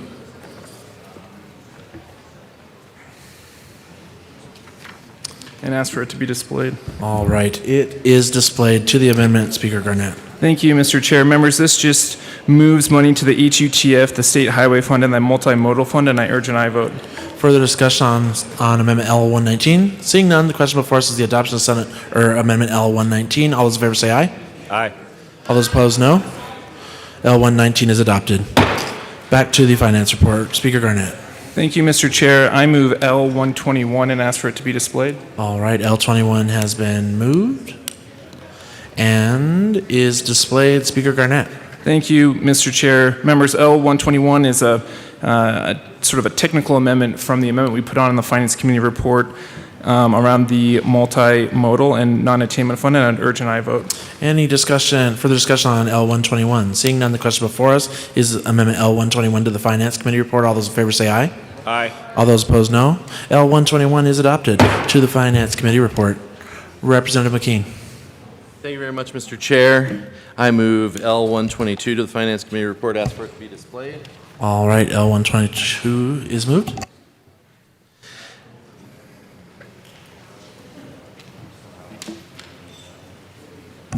Minority Leader McKean. Thank you very much, Mr. Chair. This just makes sure that we have the ability for medium, heavy, and heavy-duty vehicles to use clean fuel as long as they need to until we get medium, heavy, and heavy-duty electric. Further, Speaker Garnett. Thank you, Mr. Chair, and I want to thank Minority Leader for bringing this amendment, and I urge and I vote. All right. Any further discussion on L122? Seeing none, the question before us is L122 to the Finance part. All those in favor say aye. All those opposed, no. The ayes have it. L122 is adopted. To the Finance Committee report. Further discussion. Seeing none, the question before us is the adoption. Minority Leader McKean. Representative Holtorf.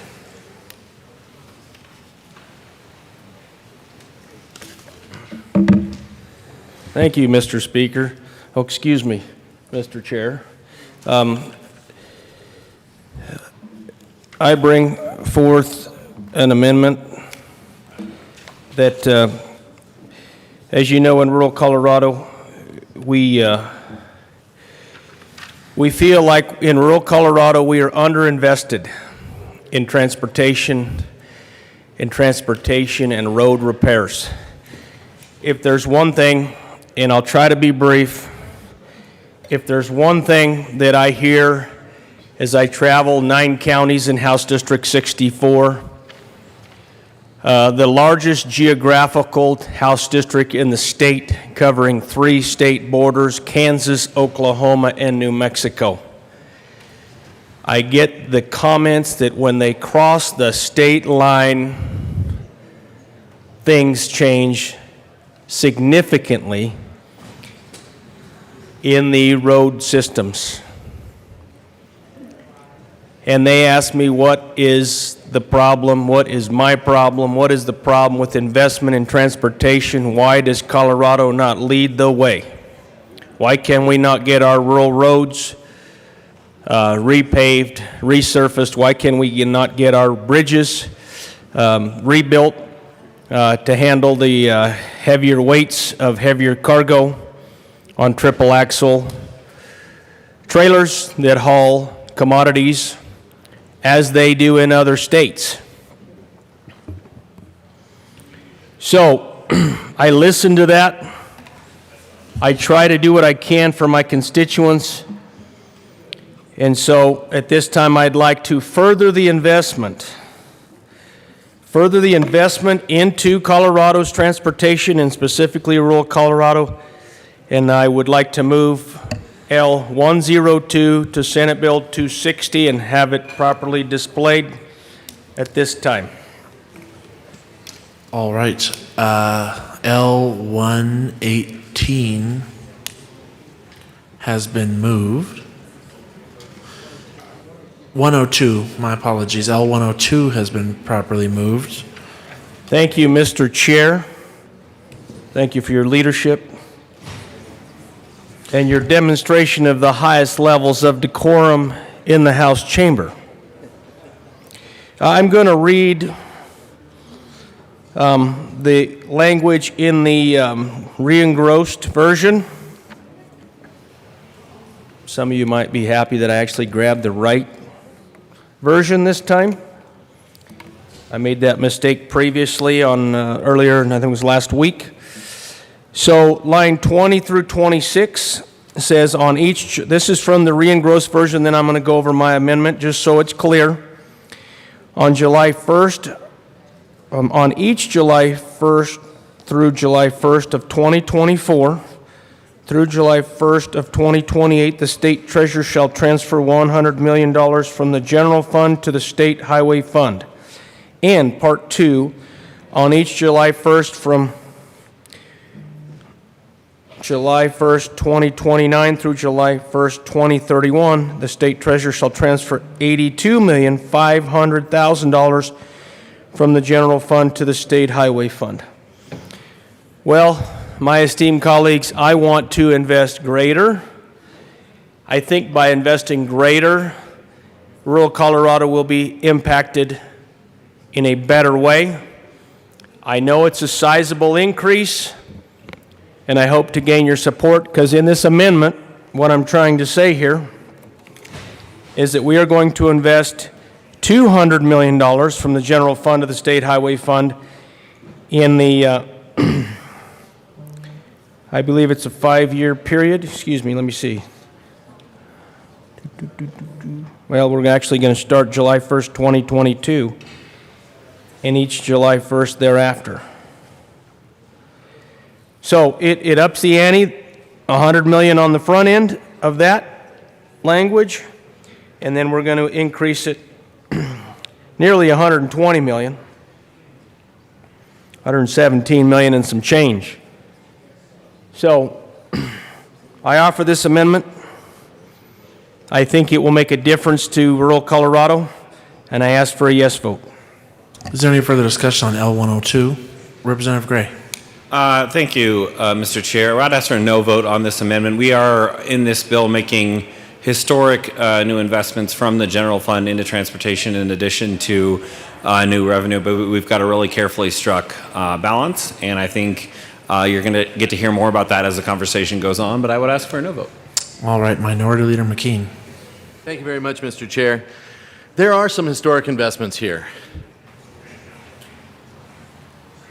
But I'd like to be clear. Those investments are not all concrete and asphalt. Investments in concrete and asphalt is what Colorado families need.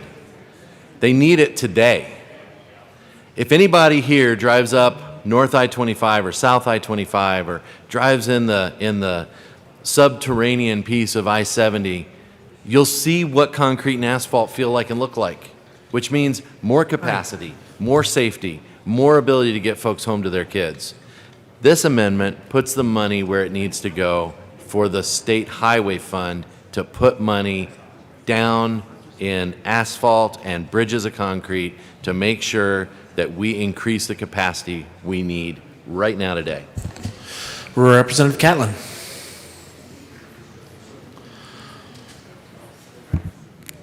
Thank you, Mr. Chair. It's an honor to serve with you. It's an honor to serve with you, Representative Catlin. Thank you, sir. Members, I'm down here as a rural legislator. This amendment will make a difference in rural Colorado, regardless if you're on Eastern Slope, out in the Eastern Plains, or out next to the Utah boundary.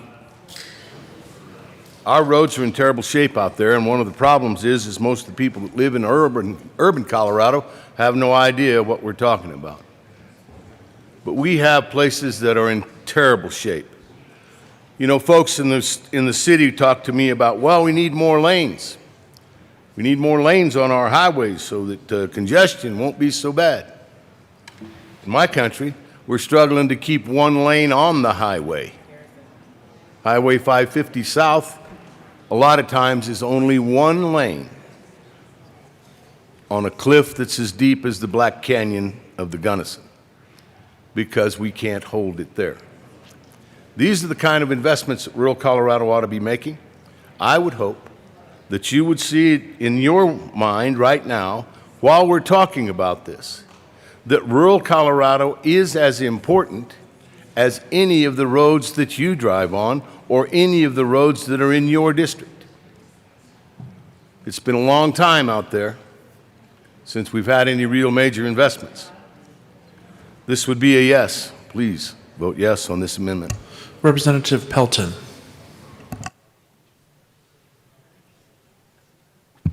Thank you, Mr. Chair, and I'm going to add on to what my representative from the Western Slope was just talking about. The rural highway system out on the plains and in the mountains, all the products that you guys wear, eat, drive, comes through rural Colorado to get to the Front Range. It's very important that we make those investments out in rural Colorado. When I was county commissioner, I served on the Eastern TPR for Region 4. I told CDOT, Highway 385 is getting so bad, there are semis running up and down the county roads, tearing them up because they're smoother than the highway. And if nothing is done within the next 10 years, they need to convert that back to a gravel road because it is just getting unbearable. Maintenance costs on vehicles, trucks, there's a lot of agricultural products run up and down 385, and they're just beating their trucks to death. And so I really like this amendment. It needs to go farther, but I would urge support for this amendment. Speaker Garnett. Thank you, Mr. Chair. And I really want to recognize some of the debate that I'm hearing. You know, that's really why one of the main reasons that Senate Bill 260 is so important is that and the fact of the condition of our rural roads is so bad that we have to get something done. I'm not in support of L012 because what we're doing is we're just, again, taking more money out of the general fund when we have tried to strike the balance of underfunded priorities and what is currently in Senate Bill 260.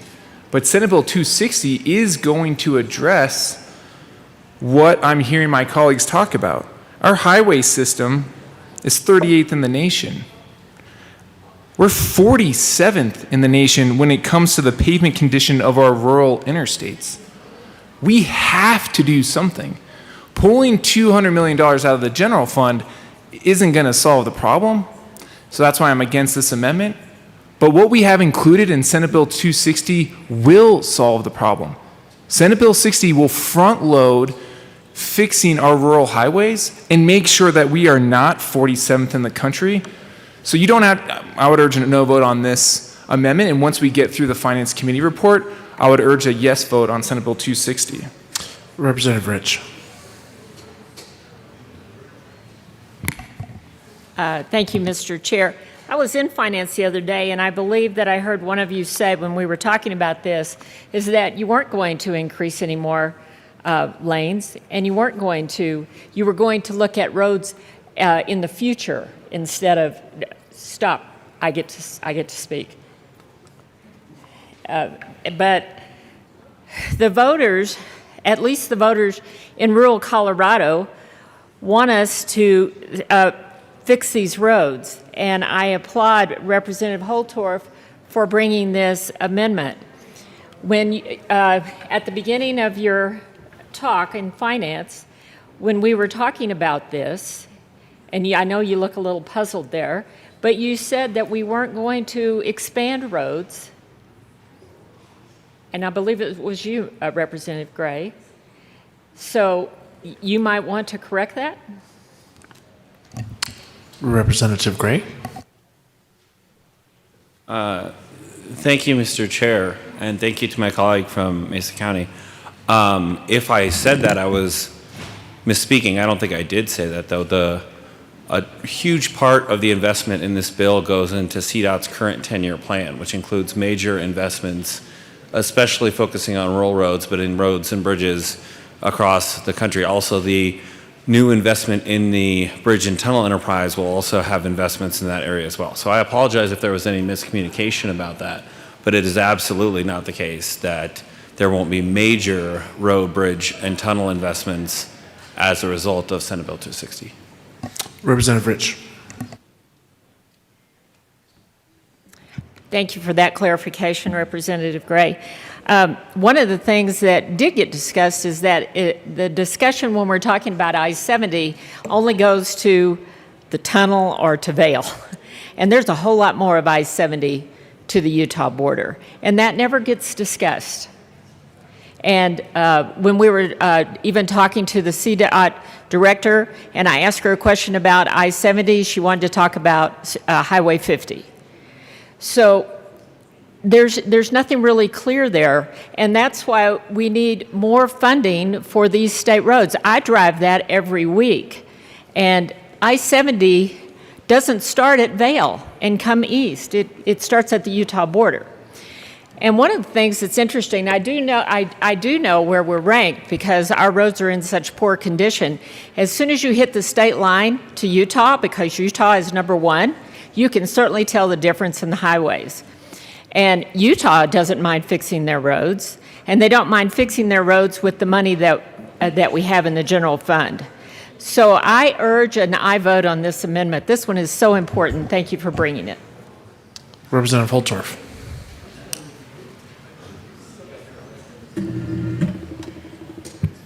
Thank you, Mr. Chair. I want to talk a little more about the investment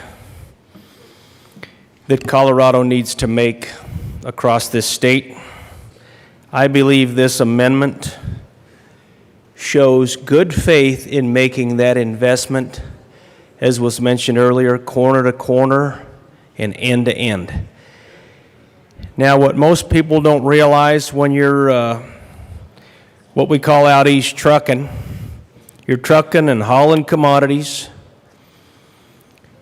that you've got to keep that trailer up to CDOT standards, and that truck. But when you're rattling off your hinge bolts and your hangers on your springs, or you're blowing your airbags on your trailer because you hit a part of the road that is so darn rough that it jars the entire rig, when you're driving in such bad highway conditions that your lights are rattling off, or it's causing shorts in your electric lines that are all through that truck and trailer, and then your lights don't work, when you're leaving hardware on the highway from your rig because they are so bad, because we are in the bottom third of the national ranking of state highways, which is a gross underinvestment over decades and undermanagement by CDOT for decades, waste of money, waste of contract overcharges, overrides. There's so many things that have led to how we got to this place in Colorado. and it's not a good place with our investment in transportation. And truly out in Baca County, for those of you that know, if you know where Walsh is, we've got folks that come from out of state to bring commodities in and products into our state. And they refuse to drive on the state highways because they are so terrible. And they do drive on the county roads to get as far as they can. That is not a good testament to Colorado transportation infrastructure and our Colorado transportation networks. This has been going on for decades, and even in the last 5 or 10 years, we've continued to underinvest. This amendment, ladies and gentlemen, it really isn't even that much in the grand scheme of things. We say we have. People make claims that we underinvest in so many things. Well, Colorado says, and they say it loudly, invest in our roadways and our highways. Of the so many things we want to put as a priority above transportation, and we have in this session and previous sessions, as we throw money around at 5, 10 million here, 20 million there, 2 million here. You get your pitchfork up and start gathering all that loose hay, as we say in the country, and pretty soon you're sitting on another 100 million for transportation. It's there, and we've got it. So I'm asking the bill sponsors to closely consider this. This shows in good faith that we're willing to invest in the rest of Colorado. And I rise in support of this amendment. I rise for the hundreds of thousands of Coloradoans that live in the rest of Colorado where I live, that need better roads to do the things they need to do to live their lives in this great state. Seeing no further discussion, Representative Will. Thank you, Mr. Chair. It's an honor to serve with you. It's an honor to serve with you, Representative Will. I wanted to come up and offer my support for this amendment. I know my colleague from Mesa County talked about I-70, and it does go on from Vail, and I drive that every week, about 4 times typically, over and back. That I-70 is terrible. I'm going to tell you a little story. I used to have a Dodge pickup, and if any of you know about, sometimes Fords and Dodges will get that death wobble. And had a really nice brand new Dodge pickup. My wife had the grandkids in that thing, hit one of these potholes on I-70, thought she was going to wreck, cause that pickup to get into the death wobble, which you have to pull over and get stopped and then start moving again. And so she come to me and said, we got to get this fixed. So we tried to get it fixed. Took it to the Dodge dealership multiple times. And my wife didn't want to drive it again. She's afraid of it. So went to the mechanic. I said, do you have this fixed? And I'm going to get, just for an example, the mechanic says, Perry, I drove it through Glenwood Canyon on I-70 twice. Yeah, it's fixed. If you can drive that gauntlet without getting the vehicle into a death wobble, then we got it fixed. So, but that's how bad it is. And I'm telling you, the highway just between Rifle and Silt, jar your eye teeth driving that thing. People in rural Colorado, and I'm talking about I-70. I'm not even going to get off to some of the 2-lane roads, but people in rural Colorado want our highways fixed. They don't want the mass transit and the electric and all that. They want our highways fixed, and we've heard that from the voters all along. And so I strongly support this amendment. Thank you, Representative Hanks. Thank you, Mr. Chair. And I might add, not just suspension, but windshields. We blow through more windshields in rural Colorado than we can keep inside the truck frame. I drive down along the backside of Fort Carson on Highway 115, and it's all chucked out, a lot of potholes, and you end up spending your time over the lines trying to keep your suspension from getting bent. I urge consideration and approval and a yes vote on this amendment. Let's start getting some surfaces cleaned up so we can at least keep some glass in the front of our machines, because cracked glass is a safety issue as well. You know, you take that vehicle with the cracked glass, and then you got to drive it through your neighborhood. Now you can't see people's animals as well, or kids. And I mean, I've lived in a lot of places in this country, and I've never lost more windshields more quickly than I do here. And it's a surfacing issue.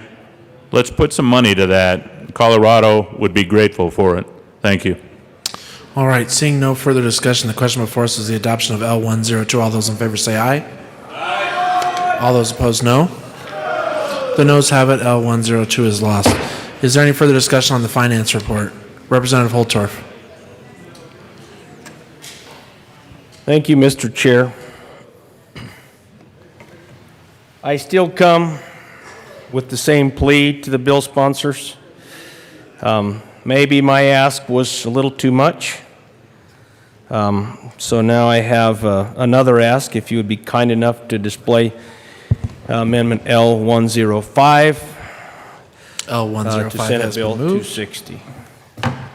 And I will move the amendment at this time and ask for it to be displayed.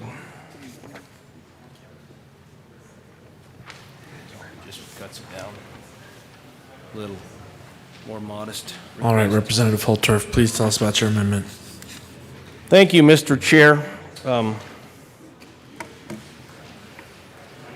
The first part doesn't change the initial part of the original bill.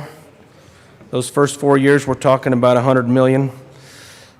It does extend that $100 million out, so we don't reduce the $17.5 million in the out years.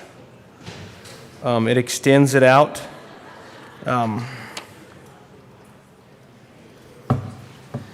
So what we're asking, and I'll read it here, it's so on each July 1st, from July 1st, 2024 through July 1st, 2043, the state treasurer shall transfer $100 million from the general fund to the state highway fund.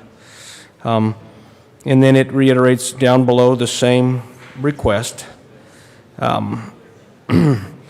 So that 17, all we're asking for, all rural Colorado is asking for is $17.5 million. In this particular amendment, we've significantly reduced our ask. I would ask for our urban legislators to have some compassion to the testimony that was made and the pleas that were made here earlier. These are real requests. They're sincere requests, and I don't think they're going to derail this transportation bill. But it will have an impact out where the rest of Colorado lives. So I ask for a yes vote on this amendment. Representative Gray. Thank you, Mr. Chair, and thank you, Representative Holtorf, for the amendment. I would ask for a no vote. Again, we are making historic investments in rural roads in this bill through CDOT's 10-year plan, and we don't need to read the 10-year plan as we stand here, but the Rural Roads project is real, and it will be funded through the existing mechanisms that we worked out with stakeholders in this bill. So I'd ask for a no vote on this, and but support the idea of investing in all of Colorado, urban, rural, you name it, suburban, where I live, everywhere in between. Minority Leader McKean. Thank you, Mr. Chair. Highway 385, Highway 66, Highway 50, Highway 287, State Highway 402, U.S. Highway 34, U.S. Highway 36, Highway 285, These are the arteries that connect our world. It's not just I-25 and I-70. These are the arteries that connect every single one of us. And it connects us to, I don't know, beef and beets and onions. It connects us to all of the things that we need to live our lives every day. It is high time that this legislature prioritized in ways that are transparent and meaningful. In fact, this is one of those great transparent ways. We can say, look, we're going to go ahead and we're going to take what we've got to do and we're going to make that commitment right now today, and we're going to say that's it. It's like being at an auction when you finally figure out, yeah, I'll buy that calf for that price. That's the price of that calf.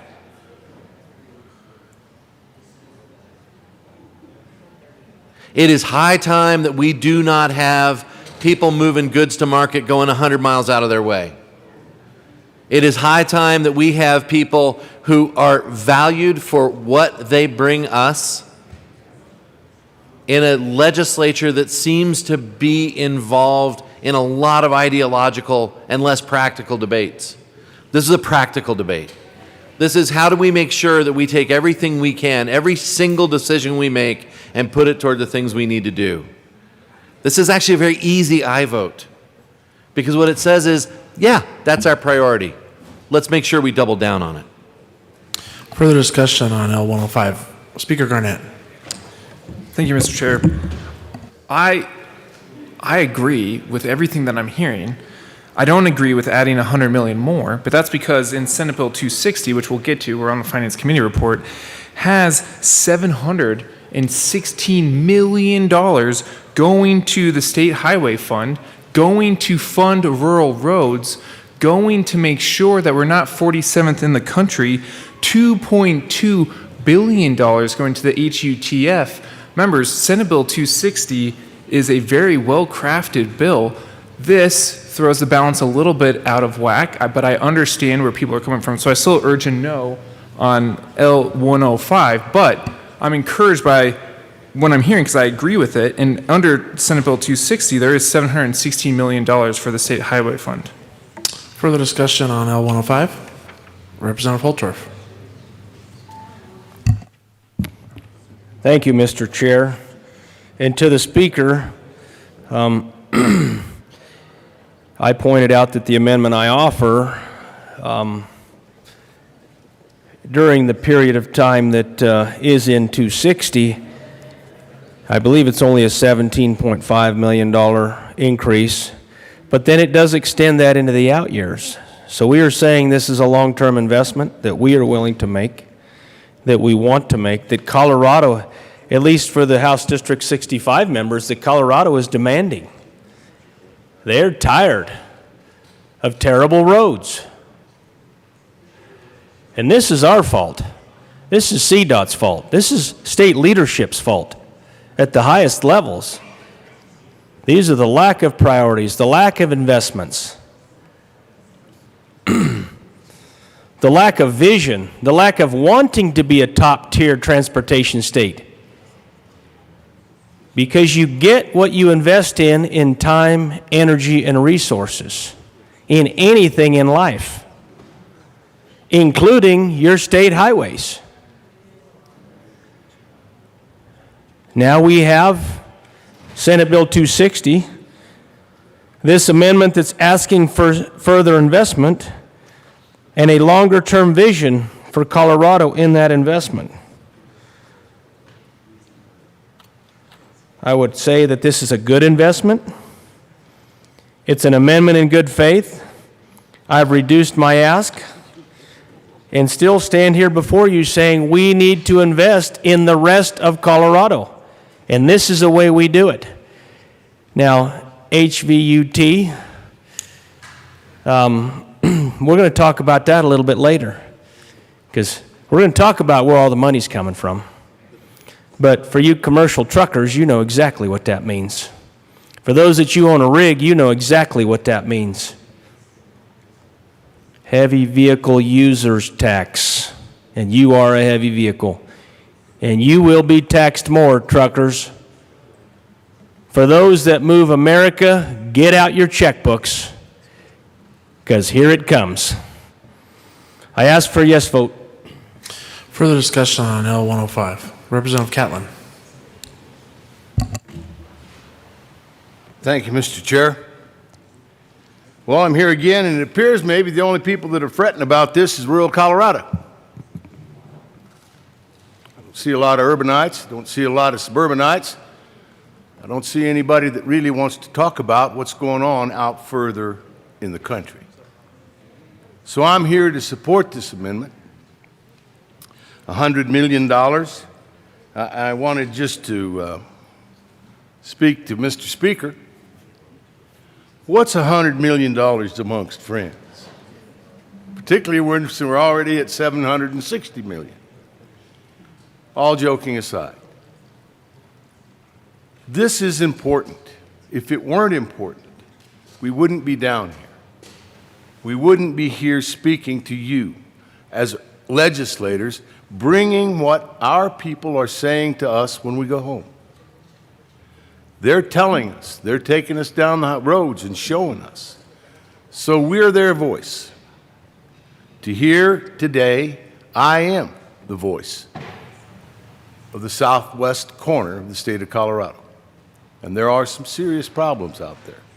I hope that this bill coming forward will help some of those issues. But right now, I'm here speaking for those people that are out there worrying about how they're going to get from here to there. So yes, vote on this amendment. Thank you. Representative Hanks. Thank you, Mr. Chair. I came up and spoke a few moments ago about the windshields that Coloradans are losing on an annual basis due to the rocks, but I'd throw another couple of issues out there too. Motorcyclists. We got a lot of motorcycle enthusiasts here in this country, in this state, and some beautiful rides. They'd be a lot safer if the vehicles coming the opposite direction weren't throwing rocks at them from their tires. I used to ride a lot more, well, motorcycles, but I was referring to my truck in this instance. I used to drive a lot with my window down, my arm, elbow on the open glass frame.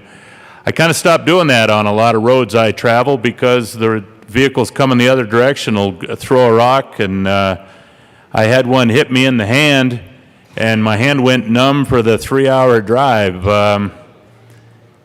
Think about that when you're on a motorcycle, and of course, you know, we don't have helmet laws here.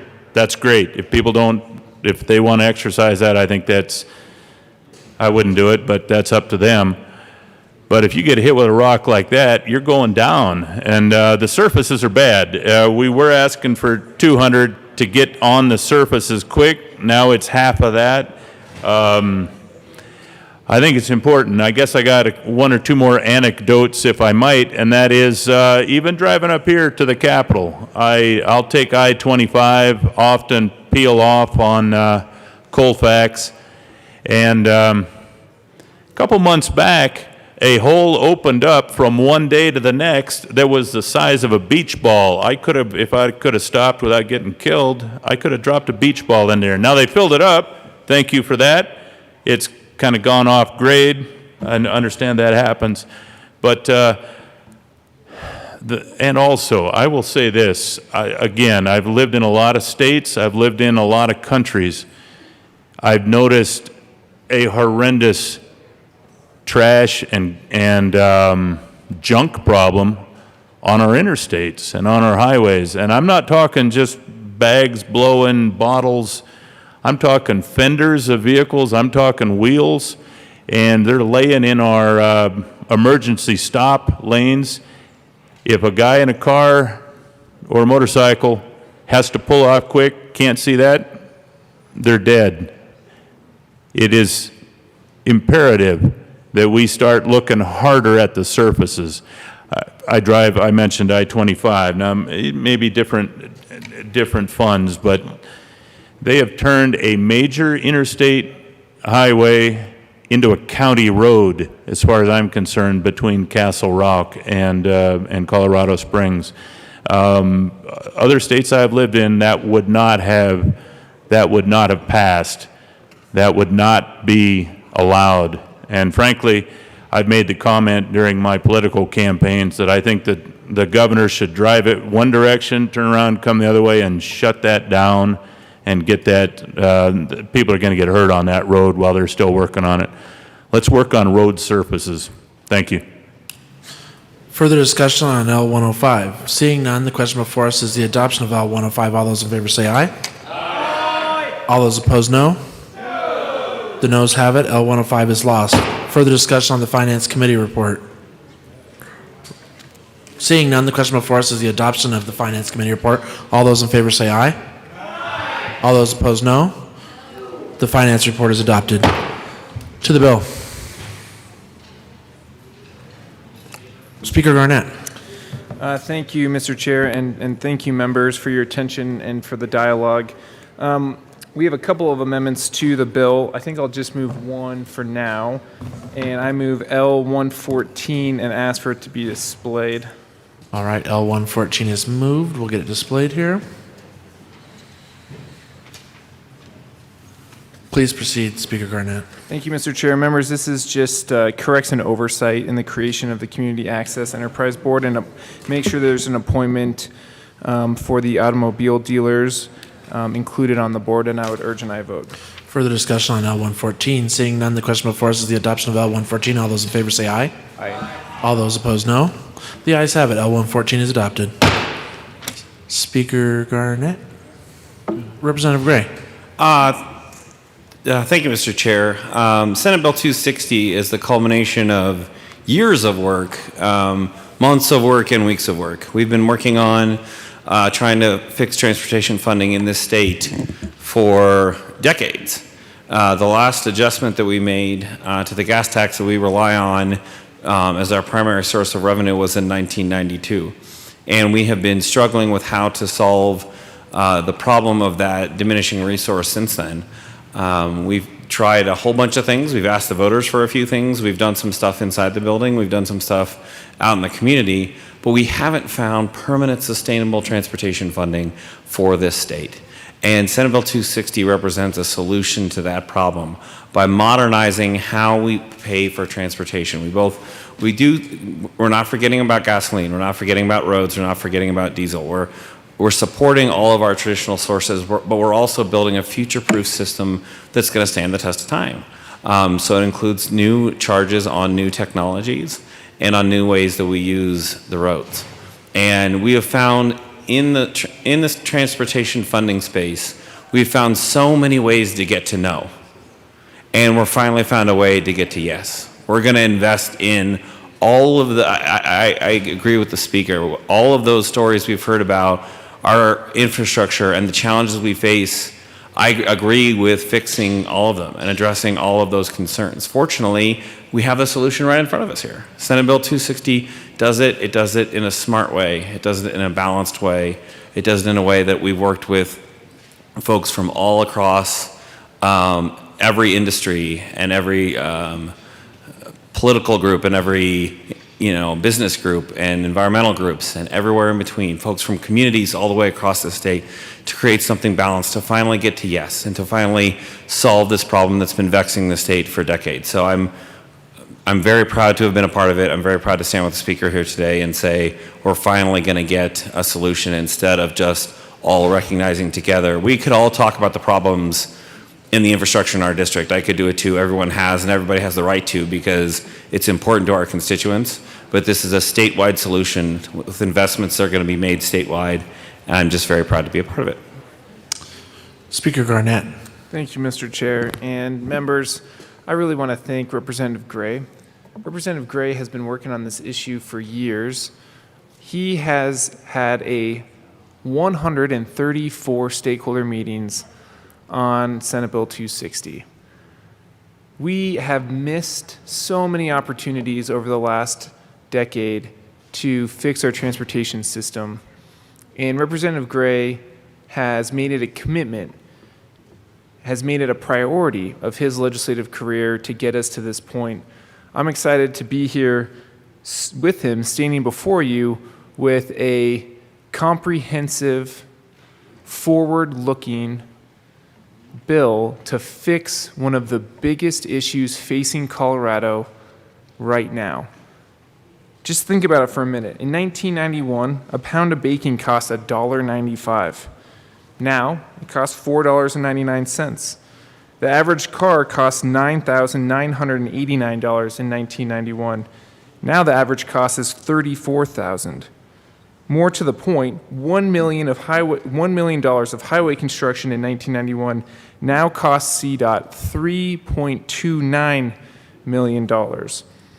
There has been reference made to other states. Yes, when you cross from one state borderline to another, there is a big difference.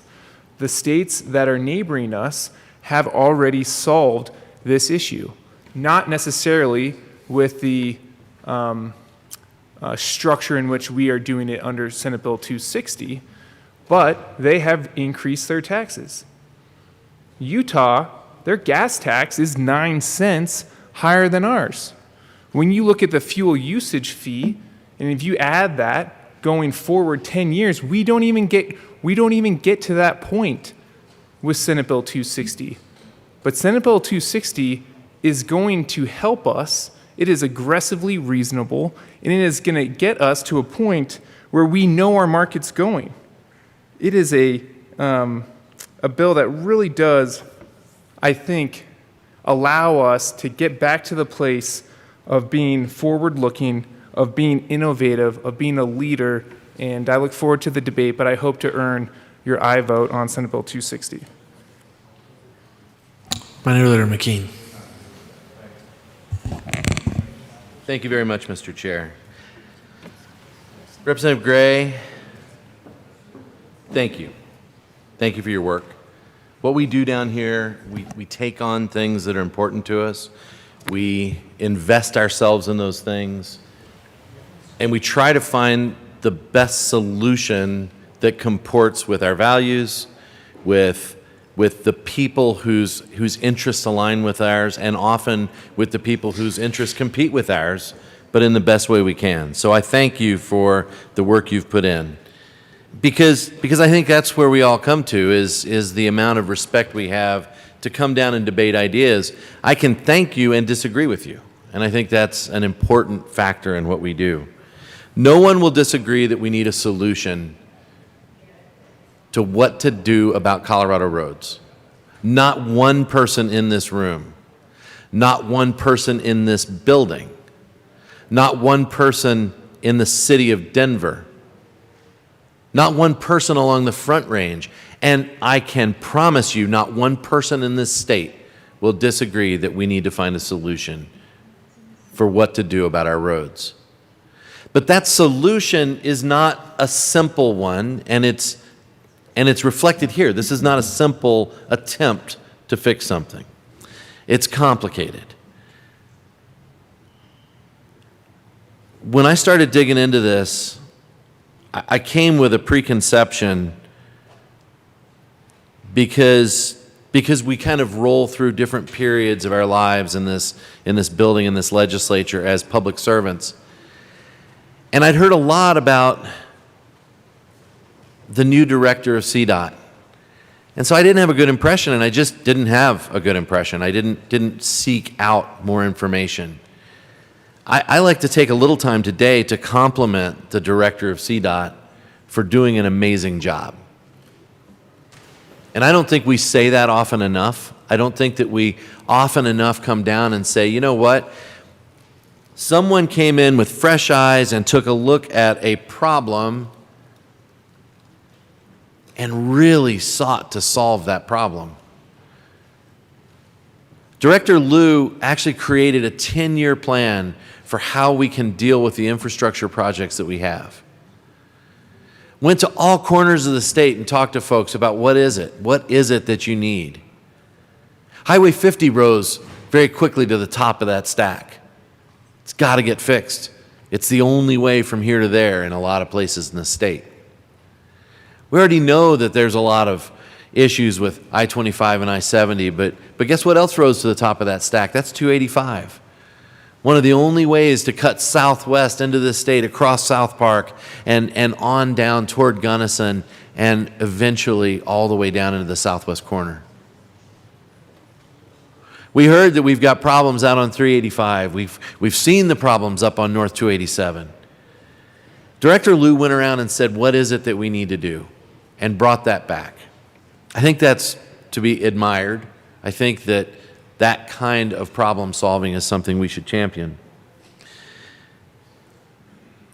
In this state, we do things a little differently. Back in 1992, the voters of this state said, you know what, we want to have a voice. We want to have a voice when folks come and say they want to raise revenue. I call that taxes. So they came and they said, we want to raise revenue. Well, the voters said, we want to have a say in that. That was way back in 1992. And then, as a part of trying to solve this very problem we're talking about today, in 2018, we have Prop 110. Shall we raise taxes? $766,700,000. The voters said no to that. And I posited at the time that the reason the voters said no to that was because we had not done our homework nearly as much as today. That the voters said, no, we don't want to raise taxes to do that because we're not sure the money's going to get spent in the right ways.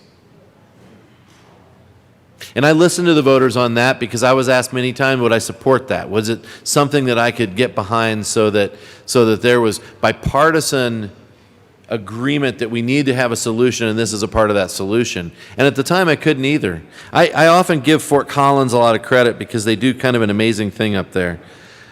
They put together a group of projects over the course of about 5 years, and they go to the voters and they say, folks, we want to do these things. You've told us in our work groups and our planning sessions that these are the things you see as issues we need to address. And so here's a list of projects, and here are the taxes that we need, the money we need to raise to do that. And they'll throw a 1/4-cent sales tax increase on the ballot, and then they'll sunset that at the end of that 5 years, and they'll say, we're going to show you exactly what we accomplished, exactly how we did it, and every step along the way there will be transparency and there'll be the opportunity to come to the table and say, hey, we think this might be done better. That's pretty valuable. What it does, it builds trust. It builds trust between the voters and the folks who have the responsibility of doing the work. Trust is a really beautiful thing. Because what it does is when you engage in trust, every single time you do what you said you were going to do, those voters trust you a little more to go do it again. And to say, we're in this together. And to say, we rely on the structure of government to be able to go and do what we need to do for the benefit of us all. So last year, we had Prop 117 that quite literally struck at the subject of trust, but what it really did was it talked about revenue, and it talked about some of the superstructure of how we need to do things in the state, some of the things that are reflected in this bill. And the voters were asked something, and I think it's important to actually read this because I think it's important to hear it. Proposition 117 last year said, shall there be a change to the Colorado Revised Statutes requiring statewide voter approval at the next even year election of any newly created or qualified state enterprise that is exempt from the Taxpayers' Bill of Rights, Article 10, Section 20 of the Colorado Constitution. If the projected or actual combined revenue from fees and surcharges of the enterprise and all other enterprises created within the last 5 years that serve primarily the same purpose is greater than $100 million within the first five fiscal years of the creation or qualification of the new enterprise. Voters said, this is our intent. In some ways, what they said was, we meant what we said when we passed the Taxpayer Bill of Rights. In fact, I'd say that's exactly what they said. We meant what we said. Because over the years, what we've seen are fees that are imposed, and our voters sit back and say, hold on, hold on, hold on. You were supposed to ask me. I still hear from constituents of mine who are lit up about the faster fees. Because when they went in the next time to register their car, all of a sudden they got a bill that was double what they'd gotten the time before. County clerk employees were sitting there saying, I don't know what to tell you. This is what the formula says. And we began to erode the trust of our voters. A couple years ago, sitting in one of these chairs, I got to listen to the entire debate about the hospital provider fee. And voters came back and said, hold on a minute. You now created a fee which I have to pay if I go to a hospital. And so now all of a sudden I have that in addition, and you created an enterprise for it, pulled it out of the budget, socked it away over here. And we eroded a little bit of the voters' trust. What we have here is a plan to do a lot, and I give you tremendous credit for that. What I think we lose in this is the faith of the voters in us to say, we told you exactly what we're going to do. In this bill, our enterprise is created so that they can just stay under that cap, so they can just stay just under it, so that we don't actually violate the words, but we sure violate the intent. To create a solution has been hard because it's hard. To create a solution to the problems with the roads in the state of Colorado is because we need to have a deadly honest conversation about exactly what we intend to do, exactly how we intend to do it, exactly how we pay for it. And then come back to our voters after sunsetting whatever it is that we said was the revenue we need to raise, get rid of it and come back again and say, we did that together. We worked together, and now here we are again.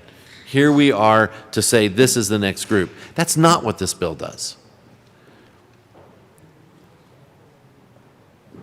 So I've been quoted a bit because it seems like this is the gas tax fee charge bill. The gas tax fee charge assessment, you can just keep adding words to that, because what we're really doing is we're taking fees and adding charges and adding assessments and adding everything else we can to it, and then piling all that up and saying, look at what we solved. I think that that's actually one of the big conversations that we get to have as a group, especially here in this committee meeting, is to say there should be ideas put on the table. There should be ways of making sure that, one, we're honest with the voters, that, two, we look at what alternatives we should consider for getting to a conclusion that fixes our roads, fixes our bridges. Make sure that on my way home the other night at 12:30 in the morning, because we had gone long in debate, that I don't have to get off I-25 and take surface roads to get back to I-25 because there's been a fatal accident. Because somebody driving down our roads, whether it be because there was too much traffic on the road, you just heard Rep. Holtorf and Hanks, maybe there's debris on the road, somebody lost their lives on their way home. Anybody in here who's ever listened to KOA can hear almost every week that there's a traffic jam because somebody died on our roads. We passed a bill to make sure that we enforce people slowing down or moving over a lane to get out of the way of our emergency workers. Why? Because we had to do that because our emergency workers couldn't be safe on the side of the road because we didn't have the capacity on the roads. So if every single thing in this bill does not go to concrete and asphalt, if we do not make that the very first priority, the very first dollar we spend, I think we fall short. And that's why we have this conversation, because we have those perspectives. We have the perspectives of rural Colorado. We have the perspectives of urban Colorado. But what we really have right at the base of this is a debate about how we get this work done. Again, to the sponsors, thank you for your work. It's huge. It's huge. To Director Lou, thank you for your work. It's huge. And now comes the nitty-gritty. Now comes the how do we do the thing we must do. Folks, I urge a no vote on this bill. I urge a no vote, not because it's not a way of getting something done. I don't think it's the right way. Representative Voog. Thank you, Mr. Chair. And thank you, Mr. Minority Leader. I like something you touched on here. It's just the aspect that this bill talks about fees. And to my neighboring representative from House District 63, we had a little debate on this in a different committee meeting, but I hear a lot about fees when I'm out meeting constituents, when I'm out in Weld County. It comes up quite often. And these constituents are frustrated because to them, this fee is the same as a tax. It's enforced upon them. It's something they didn't vote on, and they're not happy about it. So I'm going to move L104.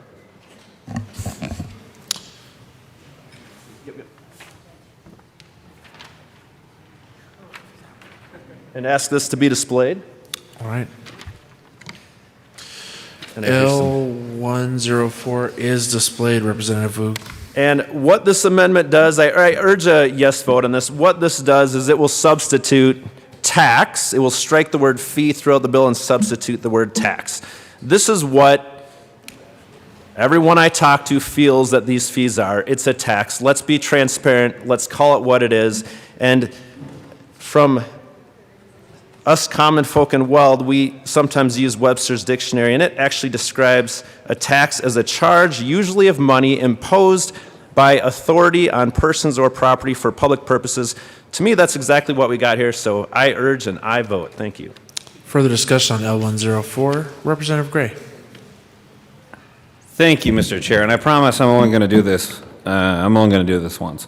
I try to do it once every term, so some of you have heard it before. The distinction between a tax and a fee actually predates Tabor. There's not a lot of us who think about Colorado legal history from pre-Tabor, but it's a pretty old state, and we had it. And the seminal definition, I'm going to read it one time, comes from the Supreme Court decision from 1989 of Bloom versus City of Fort Collins. And the Supreme Court of the state said, unlike a tax, a special fee is not designed to raise revenues to defray the general expenses of government, but rather is a charge imposed upon persons or property for the purpose of defraying the cost of a particular government service. That's really important in this case, because that's exactly what you see here. Every charge that is set forth in this statute is specifically dedicated to a portion of our transportation infrastructure. And here's the other important thing. I understand the political debate about it, but the actual practical effect of this amendment, if you turn these charges into taxes, is that money could be diverted away from transportation. Because a tax, on the other hand, is a general charge, like your income taxes or your sales taxes, that we spend on whatever we choose to spend it on. It could be corrections, it could be education, it could be healthcare. The net effect of this amendment would be to say money right now that has to be spent on transportation. If you're charging users of the transportation system for the way they use the roads or the way they use other infrastructure, if you're charging them for it, then the money has to stay. If the money is locked up and has to be spent on transportation, it can't legally be spent on other things. If it were a tax, we could take that money and we could divert it. And what we've heard from all of our stakeholders is that they want reliable, dedicated funding for transportation. I imagine we'll see a few of these amendments. I'm not going to give the same speech over and over again, but no, these these fees are fees because they are charged based on how people use our transportation system. And all the money is invested into the transportation system. But the net effect of using taxes instead of fees would mean that that money can be diverted in a way that they can't. And the way we have structured this bill guarantees this money is, in fact, going to be invested in transportation and not in other things the way it could happen if L014 were to be adopted. So I'd ask for a no vote on L014. Thank you. Representative Ransom. Thank you, Mr. Chair. And I think I said a couple weeks ago when we were talking about a fee that was being implemented in a new bill, I think I got up here and said you spelled tax wrong, because I actually believe that what we just heard about we shouldn't change the wording in this bill from fee to tax because then we could spend it on whatever we want to. Well, that is inherently one of the problems that we're seeing, and why this bill has even been introduced, is because we have an ever-growing general fund that has been growing with one exception last year. It has been growing and growing, yet we refuse to spend the money on roads. We have been spending it on all kinds of other things besides roads. And so now we're being told, well, we spent all this money on, and I won't list all of the various bills that we have spent money on over the last several years, but now now it comes back and we're being told, well, we have to raise taxes, i.e., or we'll call them fees, but we're raising taxes because we ran out of money. Well, guess what, folks? That's the problem, is we are diverting money, and we shouldn't be. We should be spending money on things that are indeed the role of government. With that, this amendment actually lays that out very clearly. It lets the people of Colorado know what we're doing here. It lets them know, and then we can move forward. Whether they're fees or taxes, we should be supporting roads. We should be putting money into roads. And by the way, we shouldn't need this bill to do it. We should have been doing it with the huge increased amount of revenue that we have seen over the past 15 years or so.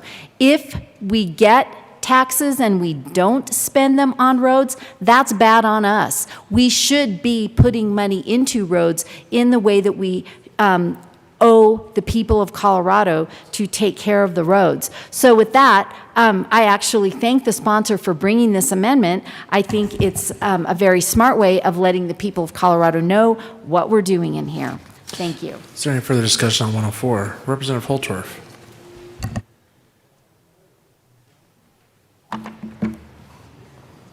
Thank you, Mr. Chair. It's an honor to serve with you today. It's an honor to serve with you. And every other day we're in session. I just want to point out to Colorado and also to my colleagues that as we pull back the curtain in The Wizard of Oz and Dorothy gets to see everything that's happening behind the curtain, we realize that the great investment in this transportation bill comes with a hidden cost behind the curtain.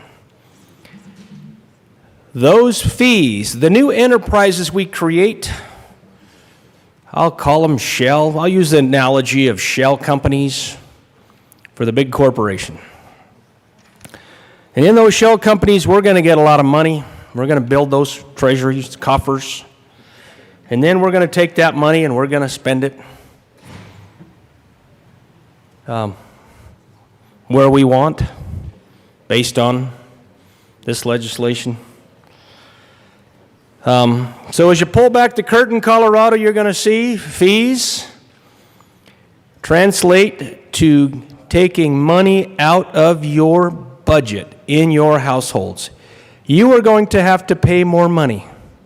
Everyone in Colorado is going to have to pay more money in different places, whether it's another fee over here, at the gas pump or as you get gas from the gas pump, whether it's another fee over here for the commercial truck drivers that have to annually register their vehicles and pay a fee for their trucks and their big rigs, which is their lifeblood and pays for everything in their homes and supports their families. Whether it's another fee over here or another fee over there, what they really truly are Colorado citizens having to pay more for this onerous legislation. Now, this is a knee-jerk reaction to years of neglect, years of lack of investment. You know, this session, we want to talk about taxes versus fees. Well, they're just a different kind of cat. Different kind of cat, different color. Still walk the same, talk the same, just different, but still a cat. I won't talk about house cats or barn cats. I'm not going to go into that. But that's kind of how I look at this. And I think Colorado really needs to know, and they're going to get to know what this really is. Now, I just want, and there's people that are a lot smarter than me, that have been in government a lot longer than me, and understand this a lot better than me. But as a country boy from eastern Colorado, I'm telling you, rural Colorado, you're going to get the short end of the stick again. In 10 years, we're going to have the same shitty roads. No, I can't say that word. I withdraw that. I apologize. We're going to have the same bad roads out there in my backyard. And the investments will be made. Hopefully CDOT won't squander our money. And there'll be more money put into roads than everything else, including fat cat contracts and fat cat salaries that put, as they say, where the rubber meets the road, that go into concrete and asphalt where we need it in rural Colorado. But for the record, and for eastern Colorado, southeastern Colorado, and southern Colorado, I want you to know, as this country boy pulls back the curtain, this is what I see. And I apologize that I am not able to, as I try very hard to reinvest and further invest in Colorado and rural Colorado, I'm not able to persuade my colleagues and the bill sponsors in that regard. Thank you, Mr. Chair. Seeing no further, Representative or Mr. Minority Leader McKean. Thank you, Mr. Chair. I think when we get back to the substance of this amendment, it is actually really important. Because what you heard from Rep. Gray was that, a fee is something that's charged for the use and the dedication to a certain thing. But folks, this is not just about I use I-25 and therefore I spend a fee to drive down I-25 and that goes back to I-25. These are fees put on the delivery of packages. These are fees on delivery services like food. These are fees that are put on all of these things, and then it goes into a big pot that says, here's the enterprise that's going to do this, this, this, or this. I mean, the challenge is that we already established this is a big old complicated hairball of a problem.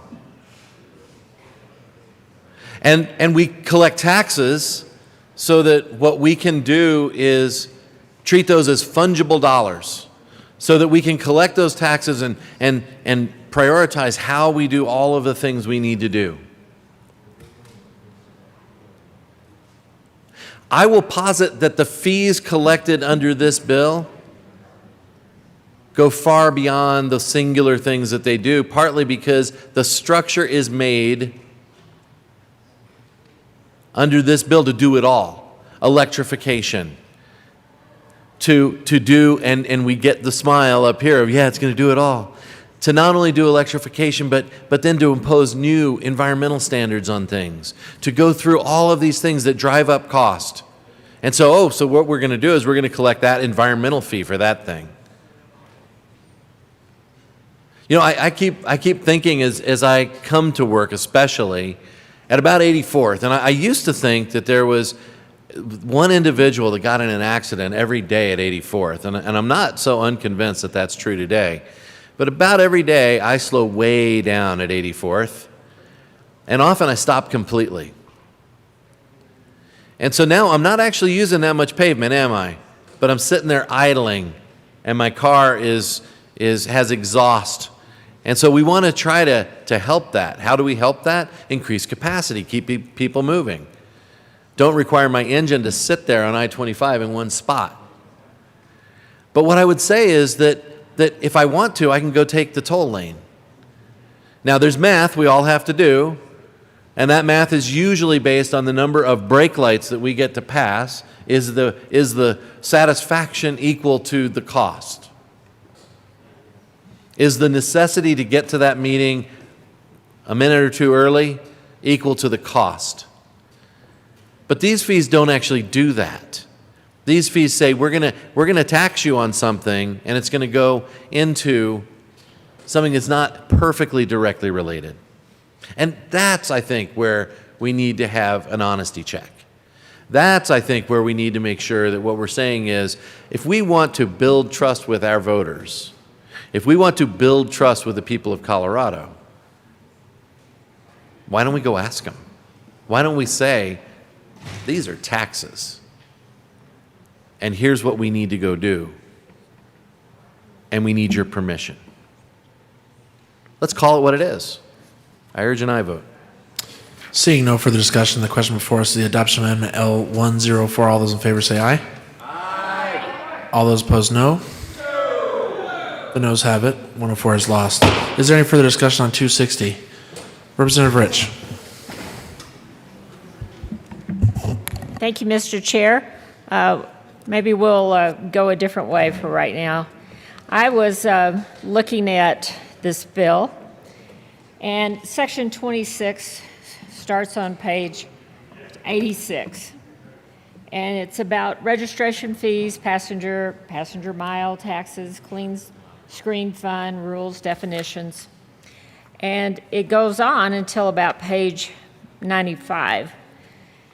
And it has a formula for collecting fees for electric motor vehicles. And with that, I would like to move L099 and ask that it be displayed.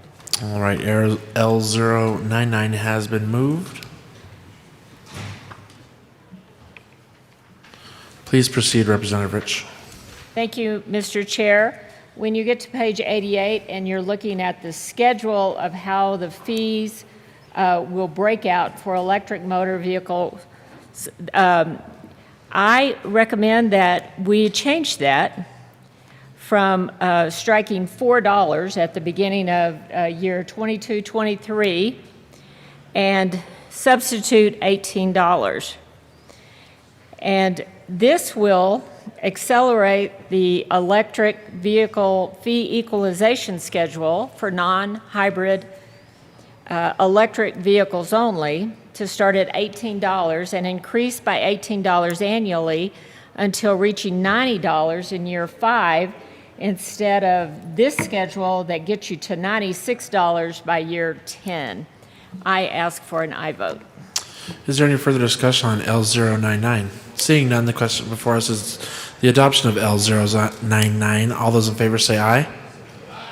All those opposed? No. The noes have it. L099 is lost. Representative Rich. Okay. All right. Let's try something else here. On that same schedule, I would like to move L100 and ask that it be displayed. All right, L100 has been moved. Oh, wait, yeah. All right, please proceed, Representative Rich. Okay. Well, this one would not would strike the $4 and substitute $9. And it would accelerate the electric vehicle fee equalization schedule, just like the last one, but a lower figure, to start at $9 and increase by $9 annually until reaching $90 at year 10. I ask for an aye vote. Is there any further discussion on L100? Minority Leader McKean. Thank you, Mr. Chair. I'll come up in support of that. So this is a fee. Son of a gun. It could be considered a fee because it would be the wear and tear on our highways as a function of what we need to do to make sure that pretty heavy vehicles pay their fair share into the system. Folks, we have some massive goals about how many electric vehicles we want to have on the highway. And so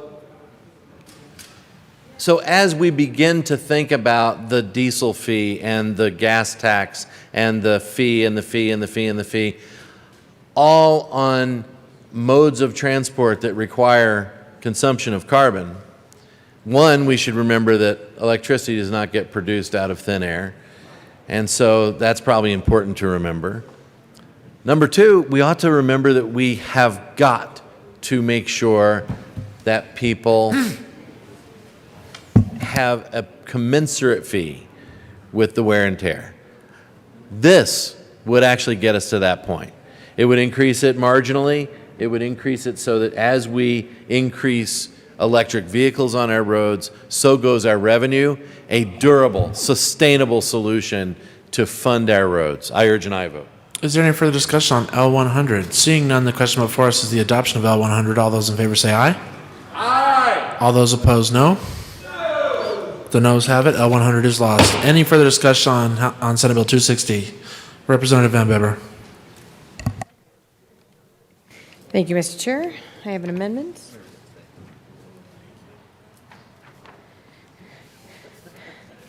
I move Amendment L101 and ask that it properly be displayed. All right, L101 has been moved and is displayed. Please proceed, Representative Van Bibber. Thank you, Mr. Chair. As I've spent the last 4.5, 5 months here in session, I've often said and often heard that local control is always best. It's where the best decisions are made. And I've always said that when things are most locally and finitely planned, then the best solutions, the most efficient solutions, the most tailored solutions with the most efficient outcome are always local.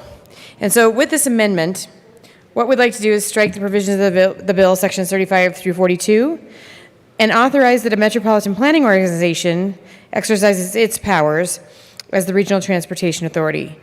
We know that that local planning, that local input, drawing the people who will be most impacted by this bill will be a part of the conversation rather than having the RTA dictate this information to those people who are living in those communities, who are living in those places where they're going from point A to point B for the necessities of life. So I ask for a yes vote on Amendment L101. Is there any further discussion on 101? Seeing none, the question before us is the adoption of L101. All those in favor say aye.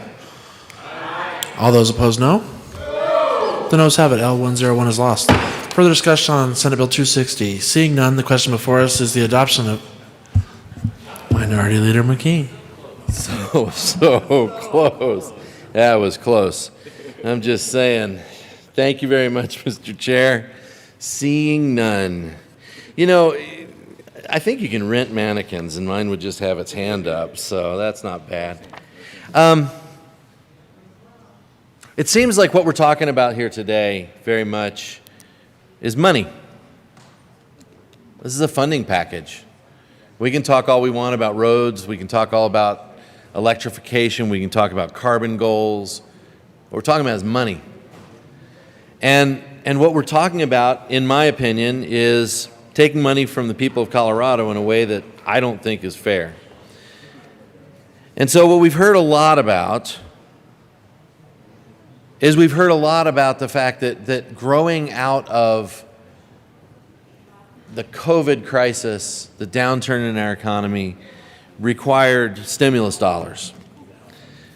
So why is it that we are not looking toward a solution that does not overly tax the people of Colorado and instead puts the use of federal dollars best to work here.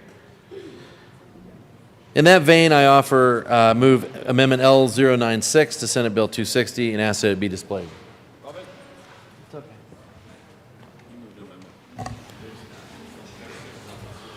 All right. Amendment L96 has been moved, is properly displayed. Thank Minority you. Leader McKean. Thank you, Mr. Chair. So part of properly displayed is you've had this amendment on your desk for a little while. It's not small, but really honestly what it says is that this bill could be done by replacing the funding mechanisms with federal stimulus dollars, $3 billion of federal dollars to do what we say we need to do, to put our money, our federal money, where our mouth is, to actually take federal dollars that we are in the middle of talking about the use of right now and say, all right, then let's do the one-time things we need to do. How many discussions have we had in this building about the use of dollars for one-time concrete capital expenses? And if there is no better capital expense in this state than fixing our roads and our bridges, I don't know what it could be. I do not know a building, a park, I don't know of a turnstile that needs fixed more than our roads and our bridges. This amendment would take $3 billion of federal money and it would put it to work today, right now. It would fund the completion of North I-25. It would fund completion of the Gap. It would finish I-70. It would fix Highway 50. It would fix the potholes in 287. It would make sure that 285 is safe. Fix the bridges out on the Eastern Plains that people can't cross with a load. How about that? How about we make sure that when we say we are going to be good stewards of dollars, that if this country is going to go into debt, we put those dollars to the very things that we come down here and talk about every single year. Every year we come down here and talk about this, to the point that we have this half-inch solution to it. How about we talk about a 64th of an inch? How about we talk about putting the Fed dollars one-time use exactly where they ought to go? I urge an aye vote. Representative Rich. Thank you, Madam Chair. I rise in support of this amendment. The other day, in our local newspaper, the speaker was quoted that Republicans haven't come up with any solutions. And this is a great solution. Thank you for bringing this amendment, and I ask an aye vote. Representative Assistant Minority Leader Geithner. Thank you, Madam Chair and members. I rise in support of L096 as well. You know, I think when it comes to transportation, I think the number one thing that Coloradans are looking for is they're looking for a way in which we are demonstrating a priority for the things that government ought to be doing, and infrastructure is certainly one of those things. But they're also looking for a way to do it smartly. And I think L096 gets us there. You know, I've had the time to read the bill, but I think this one actually does the things that we're trying to do in terms of prioritizing infrastructure in a capacity that the people of Colorado are looking to get it done through, the mechanism in which they're looking to get it done through. You know, when we look at the enterprises and such that are part of 260, this kind of solves a lot of the concerns that I'm hearing from constituents. And I can talk more about specifically the enterprises, and I know that the state of Colorado recently voted specifically with how the people looked at enterprises, and that was Proposition 117. And I'll come up here later on and I'll talk about 117 and what that meant for House District 19. But I think L096 goes a long way in doing and prioritizing infrastructure, specifically roads and bridges and projects, in a very concrete way, in a smart way, and I would urge us to vote yes on L096. Representative Pelton. Thank you, Madam Chair. I rise in full support of this amendment. we need to capture these federal dollars and put them towards our transportation system. Otherwise, they get swallowed up and they get dispersed in areas that honestly don't help our people with getting back to work, with fixing the roads, things like this. So with this infusion coming from the feds, I think this would be a great place for it. I don't really appreciate all the money coming from the feds because they're just printing money. It's coming out of nowhere. And that has something to do with the inflation we're dealing with right now and a bigger problem on down the road. So I'm full support of this amendment. Representative Von Beber. Thank you, Madam Chair. This is a big bill. A lot of big projects in a state that I'm very proud to live in. And when I think about the state that I live in and the blessings I've had to be able to travel to over a dozen European countries, places around the world where I got to witness a rich history, every aspect of their culture, whether it was religion, their economy, their lifestyle, their food. One of the things that I greatly appreciated and took a great deal of time observing was how people lived. And the one thing that allows people to live are the arterial transportation infrastructures that a country sets up so that people can get to work, so they can go home, so commerce can thrive. And I have to say, America, when we talk a lot about the gold standard here, is the gold standard for a highway system, for highway systems, for transportation. So I couldn't be in more support of Amendment L096 because this kind of funding keeps us in a place immediately where we need to be, where we want to stay for our farmers who, like Representative McKean and Representative Holtorf have said, are taking our food to market, for our businesses that are ensuring that the supply chains of industry, that our buildings are being built, that our goods are making it into the grocery stores, that when we go to Home Depot, we can buy what we want to take care of our abode, our home. This is immediate, it's expedient, it's efficient, and it's the best use of this money. I urge an aye vote on Amendment L096. Let's keep our transportation here the gold standard. Representative Will. Thank you, Madam Chair. It's an honor to serve with you. It's an honor to serve with you, sir. Thank you. I come up and stand in strong support of L096. I mean, it's been said, you know, that good roads do lead to prosperity, and my colleague Rep. Van Beber just mentioned that, and that other conversations have been had about commerce in this state. And, you know, we talk about our rural roads. You know, recreation and all that is so important to this state, and that means getting people out into our state. You know, I do know that, you know, bumpy roads often lead to beautiful places, and that's kind of the deal in rural Colorado.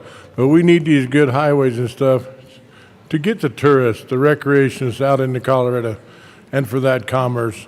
I'd strongly suggest supporting this amendment. This is truly one I can get behind, and I think it's a way to get us kick-started and get our roads in shape and get this state rolling smoothly down the road. So I strongly suggest an aye vote on this amendment. Thank you.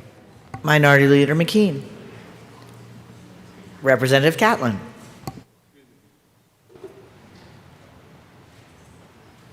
Thank you, Madam Chair. It's an honor to serve with you. You as well, sir. Thank you, ma'am. I'm here to support this amendment. I'm sure that that's a surprise to some of you. Not that the sponsors of this bill haven't put a lot of effort, a lot of thought, and a lot of blood, sweat, and tears into it. But my suggestion is this is money that's available now. This is one of those times when we can get to it now. with enough money on hand at one time that we can hit all four corners of the state and not end up building up to it and those kind of things. You're right. I'm an impatient individual. You know, I sat here and I look patient, and I look like I'm very calm and cool and collected, but I'm not. I'm wound up. Honestly. I drive these roads that a lot of people don't. And they are in rugged shape, believe me. You know, I've got a son that lives in Nebraska and is working out there. I've told you about him. And he says to me, man, when I hit the state line, you can really tell the difference. I've got friends that live in Utah, and they tell me the same thing. So here I am today saying, let's do this. Let's take this federal stimulus and put it into something that will continue to pay dividends for generations to come. This is an extraordinary period of time in the United States' history and in the state of Colorado's history. Here is an opportunity to take money that we hadn't expected and put it to use on something that will pay out for a long, long time. Possibly some of these dollars that we're talking about in this bill, in the way it's originally written, we could use on some of these other problems that the state's got. But one of the things that worries me is we're not talking about how much pavement and how much concrete we're going to buy and put on state roads in this document. My opinion is, take this federal money and put it immediately to roads, bridges, and tunnels. We talk about all of the problems we've got, but this is something that's got to be done over years and years. There's dollars there available now. Let's try it. Let's try something we haven't tried before. This is a good amendment. Vote yes. Minority Leader McKean. Thank you, Madam Chair. So I remember asking a question when I went away to school, and it was kind of a fascinating thing. It was on I-80 up in Iowa, and the road scooted along just straight as an arrow for a while, and it made this big bend. And so I asked finally one day, why on earth does this road have this big bend in it? And it just goes around something and keeps going on out. And I was going to a Quaker school that was right there at that big bend. And there was a cemetery attached to the school. That cemetery was the resting place of Richard Nixon's grandmother. That road was being built during President Nixon's term. And instead of disturbing the cemetery, they took that road around it. The reason I mention that is that that's casting our eyes back in history to President Eisenhower and President Nixon and presidents who said, you know what, this is an important thing that we go do. It's important to have an interstate highway system. It's important to move material from one end of this country to another. What it did was it built the backbone of commerce. It built the backbone of what I saw in an editorial recently, which was the economic mobility of the people of this country. You didn't have to live within a quarter mile or a half mile of where you worked. Suddenly you could live 40 or 50 or 60 miles away. Suddenly you were able to say, you know what, that's the school I'd rather have my kids in, or that's where I'd rather live. And it changed forever the quality of life in this country. When we talk about what we use federal dollars for, that's really what we're talking about. We're talking about making the best use of the resources we can. You know, the amazing thing about this too is that when we end up saying, you know what, this is what those dollars are going to go for, period, end of story. Number one, we do our job as a legislature. because we've wrestled with this idea of how well are we going to be able to direct the federal dollars that are coming to the state of Colorado. Here's your opportunity. Do it right here. Say that's where we want those dollars to go.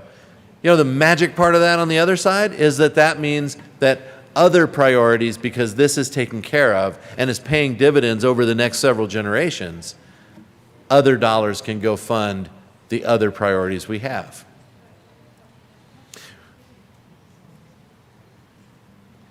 We often get in a role here where we kind of come to loggerheads on things and say, no, we don't like that. We don't like that. We do like that, but we don't like that. But a lot of times we don't throw down on the table the opportunity to say, this is a better idea. This is actually a better way of going about fixing the problem we all agree on. This is a way to have something that we all also hear has the potential to drive inflation in this country. What it will do is pay dividends just like an investment that's making compound interest.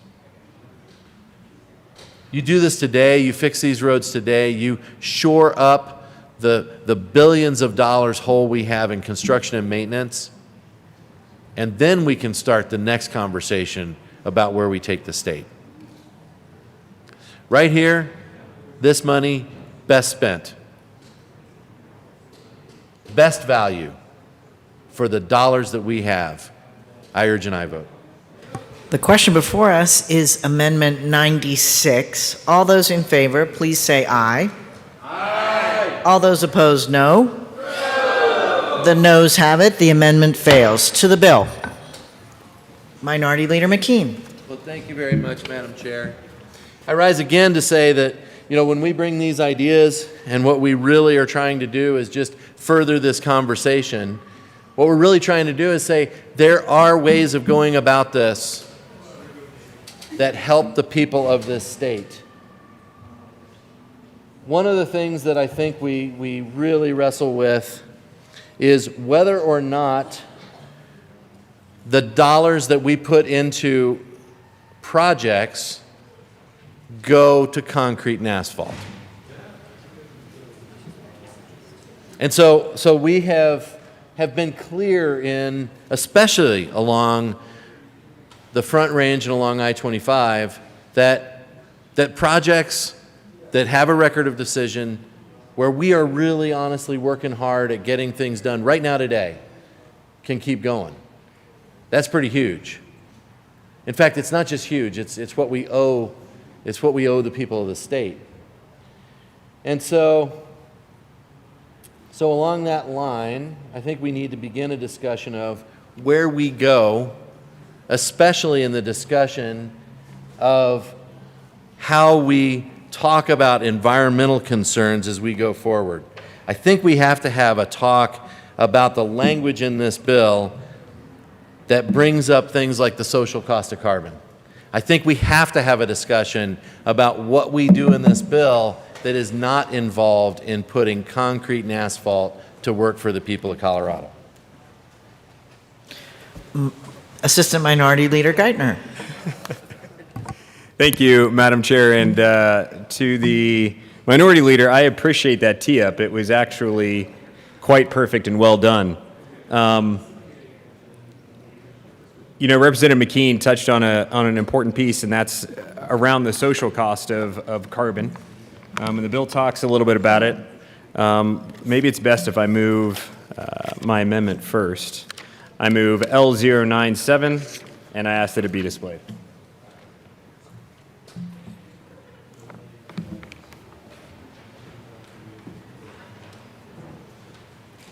Amendment 97 has been displayed. Please proceed. Thank you, Madam Chair. What we do here in Colorado, especially as it pertains to, trying to make impacts on a carbon footprint, doesn't make the impact, I think, that we're truly seeking, because there's this thought out there that somehow if we reduce the number of vehicles on the road in Colorado, that is somehow going to help overall in terms of air quality and all sorts of these other things. But you also have to take into consideration what is going on globally. And I know I've heard Representative Pico talk about this at length, and I've heard others.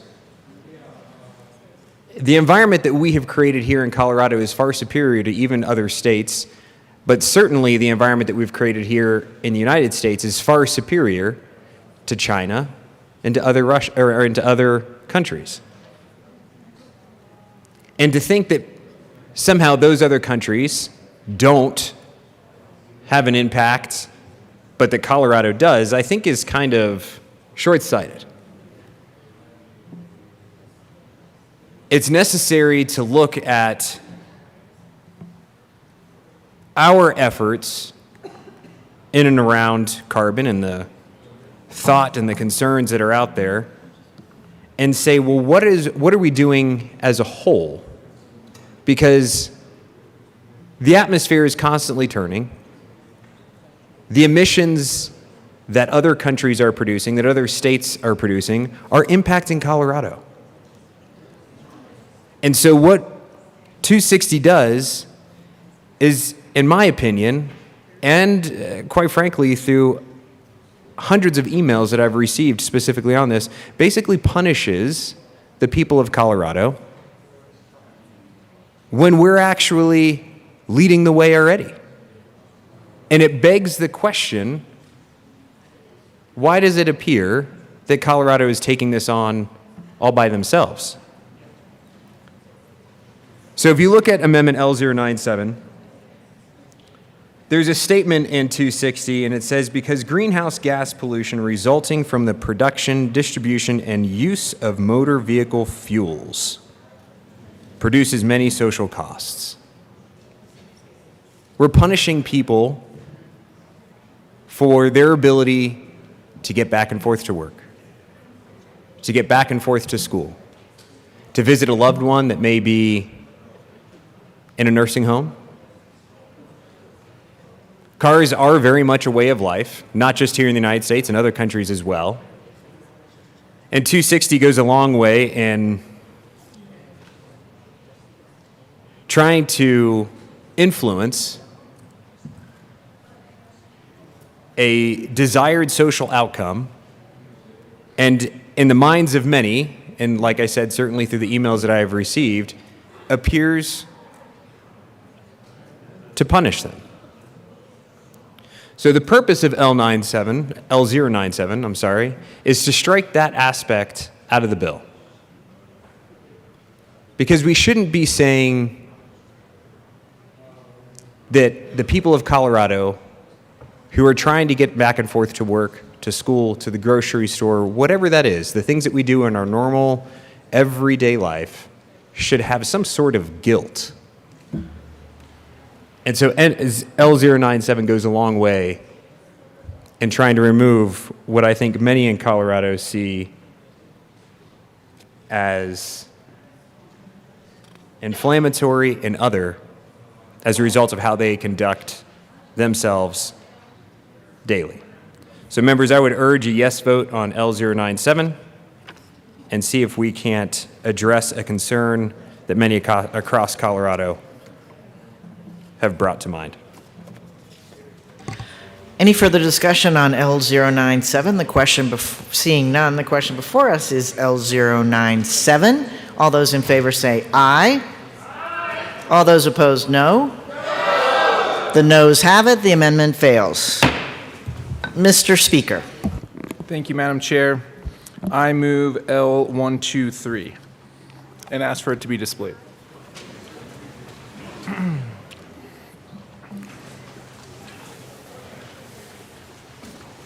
The amendment has been displayed. Mr. Speaker.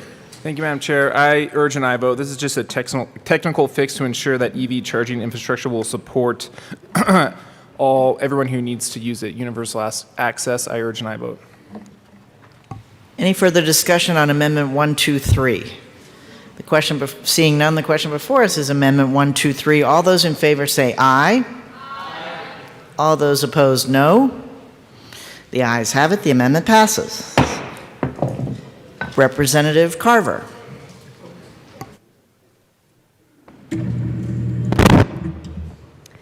Thank you, Madam Chair. I move Amendment L108 and ask that it be displayed.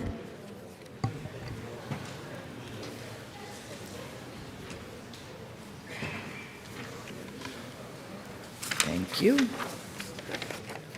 The amendment has been displayed. Representative Carver. Thank you, Madam Chair. This amendment is to stay true to the voters' decision on the ballot last year, where they indicated that when we are raising fees, that they want a say on that. And unfortunately, Senate Bill 260 is a deliberate end run around what the voters told us last November with regards to fees. And so, you know, I think when we are looking at, I mean, I'm in my 7th year here. We have been looking to try and find a way forward on transportation funding every year that I've been here. So I appreciate that there is a concerted effort to try and find a way forward. But however we do a mix of existing and new revenue, a line for me is that we cannot do it in a way that further erodes public trust in our processes, and fundamentally that means compliance with Tabor and now compliance with what the voters told us last fall with regards to approving fee increases. I cannot think of an approach to transportation funding or other funding that will have a greater impact on public cynicism and distrust than a provision that ignores what they told us in November, that they want approval on these fee increases. And so chopping it up into 5 enterprises to get it under the threshold, they know what this is.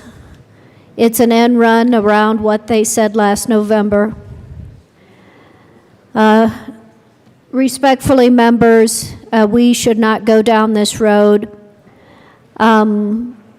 Take the issue to the voters and make your case. They know we've got terrible roads. They know that the neighboring states have done a better job in maintaining transportation infrastructure. They know Colorado's roads are an embarrassment and a public safety hazard. So go to them in a straightforward fashion and make the case. Not this way. Not the way that SB 260 has it. So add this amendment and take your case to the voters. That's who we work for. That's who's going to pay these fees. I ask for an aye vote. Representative Hanks. Thank you, Madam Chair. I rise in strong support of this amendment, which is L108. Check my work. Yes, it says L108 on both sides. This is going to strike the safety clause, section 57, changes the wording of it, I guess might be more accurate. But section 57, the safety clause, is on page 207 of this bill. So what I would say to the people of Colorado is this is pretty big by state standards. It's a fair bit of money. It's a lot of It's a lot of documentation. And I guess where I'm heading with that is there may very well be things in here that aren't discovered or realized until it's already part of the law. And that being the case, this is the one option the people of Colorado have, this safety clause and amending it so folks can vote on what's going on. This is their one seatbelt that they can use to restrain the government one last time. It's vital on a bill this big that the people have a chance to review and see what may be in here that surprises them. So I ask for an aye vote on this amendment. Minority Leader McKean. Well, you've heard me complain about things that are in this bill, but early on in the discussion of this, I got asked, what would you support? And you've heard a lot of some of the ideas that we have of things that I think are good ideas that we could support. But actually what I came back was, trust your voters. Trust your voters. I hear a lot about polling data and how this might not work and that might not work. Trust your voters.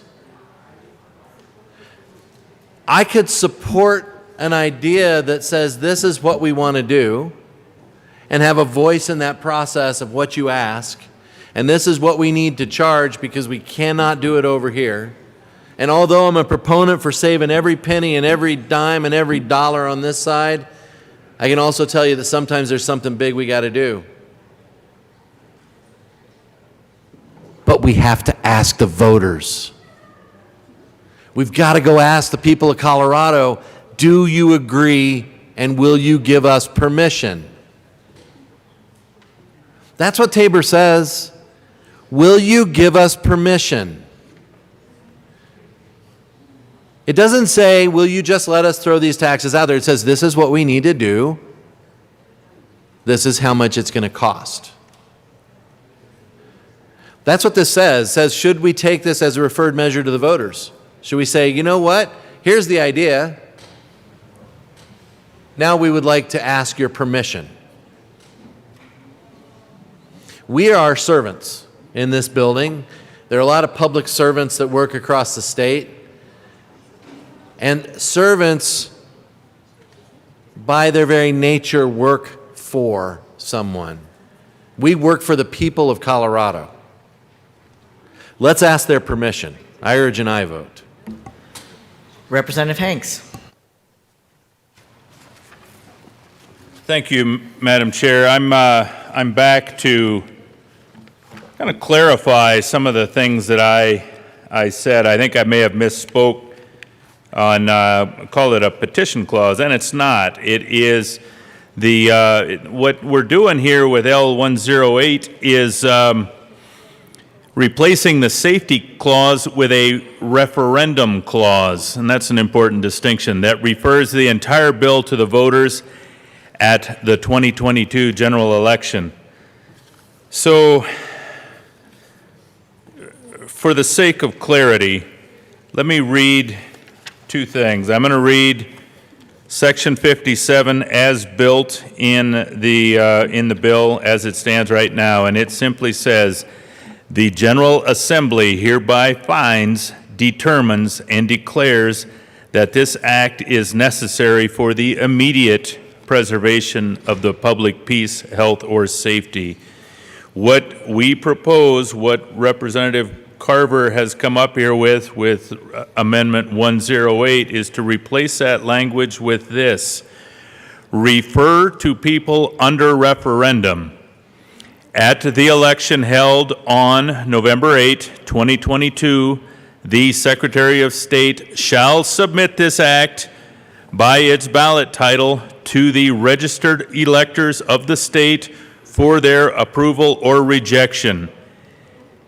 Each elector voting at the election may cast a vote either yes/for or no/against on the following ballot title, quote, "Shall there be a change to the Colorado Revised Statutes concerning the sustainability of the transportation system in Colorado and in connection therewith, creating new sources of dedicated funding and new state enterprises to preserve, improve, and expand existing transportation infrastructure, develop the modernized infrastructure needed to support the widespread adoption of electric motor vehicles, and mitigate environmental and health impacts of transportation system use, and expanding authority for regional transportation improvements, question mark, close quotes.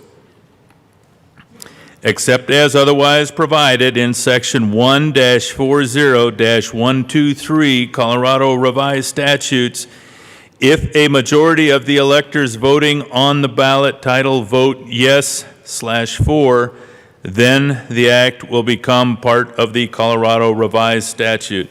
Okay, so this, what we propose to do with this 207-page at last count, there are amendments, may change that number. What we are asking is that the people get a chance to vote on this. It seems to me we owe them nothing less. I urge a yes vote on Amendment 108. Thank you, Representative Thanks. Any further discussion on Amendment 108? Yes, Representative Ransom. Thank you, Mr. Chair. Well, folks, the voters are on to us. They figured it out, and at the last election in November, we were told that we could not raise fees above a certain amount without going to the voters, because they figured out that fee equals tax. So, with the bill, we have these 4 different enterprises that together make huge amounts of fees that we are implementing on our voters of Colorado. So this amendment would actually allow the voters to vote on it, which would then allow their intent, the intent that they made clear to us last November when they passed the initiative that gave the voters the right to vote on fee increases. This would allow that intent to work, to happen. Right now, I guess some people are going to be proud of the fact that we can get more money from voters and from citizens of Colorado without asking their permission. But again, back in November, they told us they wanted the chance to say yay or nay. All that being said, I lived here back when we passed the last road increase back in the early 2000s, and the voters did agree to raise taxes for a very specific project. And they might agree again if we asked, because voters and citizens of Colorado really do know that the roads need to be fixed. Clearly, that point has been made since we started discussing this bill. All that being said, separating out into 4 different enterprises does not escape the fact that we are still raising fees to a very huge extent. And to not have the appearance that we're going around the voters or trying to undo what the voters have clearly told us they want us to do, I think it would be very important to give them the chance to vote on this. So I urge an aye vote on the amendment. Representative Woog. Thank you, Madam Chair. I don't think there's a more important amendment today to this bill, because this truly does let our bosses make the decision. You know, I'm in my, I guess, night job right now. As a landlord, I listen to my clients. They own properties, and once the lease is up in oftentimes 1 year, I talk to my client and they say, I want to raise the rent. So I need to talk to them, let them know the market rate, and then If we raise it, I need to go to that tenant and say, you know what, we're going to increase your rent. I hope you can stay. This is what I need to do. I work for this property owner. This is what's happening. So here we are. Who should make this decision? Should we make this decision in something that will affect people? And I say this over and over, but holy moly, our cost of living in this state is going through the roof. And this concerns me so much. And I would be humbled to listen to my bosses and hear if they want to do this, if they want to make this decision. This should be their decision. This is a huge decision. This is not our decision. And I urge a yes vote on this amendment. Representative Pelton. Thank you, Madam Chair. I rise in support of this amendment.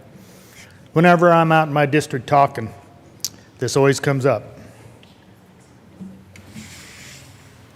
Let us decide on these big dollar items that affect our lives in a very major way. They get real mad whenever they have an election. They make a decision, and then we as a body come in and undo it. I like this amendment. This is the right approach on a bill that is so big, costs so much money. It's only appropriate we go to the people, ask for their vote, and then we take what they say for what it is and follow their lead instead of the other way around. So usually when we're doing the leading, it's not right for the whole state. The people get it right. So I'm in full support of this amendment. The question before us is Amendment L08, and some other people would like to talk, so we will go with Assistant Minority Leader Geithner. Thank you, Madam Chair. I appreciate the conversation specifically around the enterprises that are a big piece of 260, and specifically with regard to, I think it's 108. I don't have my glasses on, but this amendment particularly, because I think what we're trying to get at is, and a point that needs to be highlighted that I'm happy to highlight, is Colorado voted on 117 in November. And it was pretty clear the desire to which they wanted to say, and I get it, you can make an argument for the letter of the law, you can make an argument for the spirit of the law, but I think in a lot of people's minds, they were trying to convey to us as policymakers, they were trying to convey to the rest of the state the importance that their voice, or the importance of their voice, and how they wish to have direct buy-in through the ballot. And so knowing that this amendment refers the bill to the people for them to decide, I think is a way that we honor that, because certainly we all saw an indication of their desire. So I actually took the time, I got together with my clerk and recorder and was very curious to take another look at how Proposition 117 had played out, at least in House District 19. I also looked at throughout El Paso, and overwhelmingly, the people of El Paso said, hey, they wanted their voice directly involved in the conversation and voted in support of 117. So I have several precincts here. I'm trying to look at the lowest precinct that turned out in terms of their desire. Looks like it's 61%. 61% of the people in that particular precinct, Precinct 828, said that they wanted Proposition 117. And so I think what we're getting at here with this amendment is we're saying, hey, we recognize what you indicated to us and what you indicated to the state, that your voice is important and that you want direct buy-in on that conversation. And yet here we are with 260. And while it doesn't violate the letter of the law, it doesn't. I agree with you, right? Because for those maybe listening in, the ballot text of 117 said, shall there be a change to the Colorado Revised Statutes requiring statewide voter approval at the next 7-year election and any newly created or qualified state enterprise that is exempt from the taxpayer's Bill of Rights. Greater than 100 million. But that was the idea, and that's what the people voted on. I think the overwhelming turnout, at least in 19, I'm seeing one at 72% of the precinct, 72.46,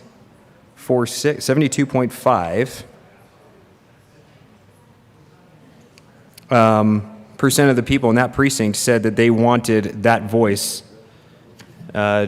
directly involved. The other representatives out of El Paso, they have similar sheets that speak to their precincts as well. And I'll highlight for House District 15, it looks like the lowest one was 58.5%. 58.5% of that precinct said that they wanted buy-in. At most, as I'm looking at this, it looks like at most 68%. I mean, that's pretty overwhelming, members. As we look at an indicator, right? Because that's what it is. In the world of intelligence and whatever else, you know, I used to be an intelligence officer. You look for the indicators, and I think the results of 117 clearly spoke loud and clear. That's an indicator from the people of Colorado, specifically from House District 19, and I guess I just offered a little bit from 15, specifically that they wanted buy-in. And so the idea of this amendment says, hey, we're going to honor you, we're going to recognize the indicator that you gave us, and we're going to allow you to have direct buy-in on this. And I think that really says something to me as a representative for one of Colorado's House districts, and certainly it should ring true for all of us. You know, Tabor has a long and proud history in the state of Colorado, to the extent that we felt it necessary to also look at, well, what about enterprises? Maybe there should be direct buy-in from the voters there. And I think 260, and we've heard other representatives talk about it, I get a lot of questions from constituents in my district saying, you know, we weighed in on this. We wanted our voice heard directly at the ballot. And so if we can adopt this, I think it goes a long way in saying that your voice is heard and you're going to continue to have your voice heard. So, members, I would urge support for this amendment as we honor the people of Colorado and the indicators that they have certainly given to us that 117 offered. So thank you. Representative Catlin.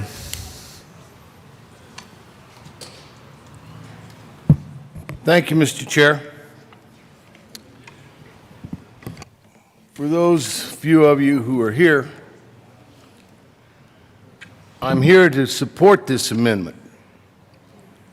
I voted for 117, thinking that maybe we as the people, we the public, could say, this is how we want things done.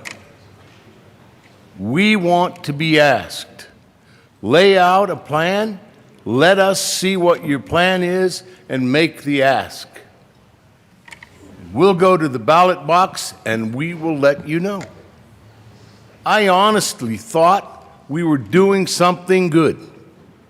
I really did. I thought 117 puts Colorado back on track. We vote on taxes. We all have agreed on that. We'll vote on fees, and that's where we'll go. We'll go into the future talking to one another, asking one another, do you think this would be a good idea? And if the public said yes, here we are, we're all in the same harness, we're all pulling towards the same horizon, thinking this is how we're going to go.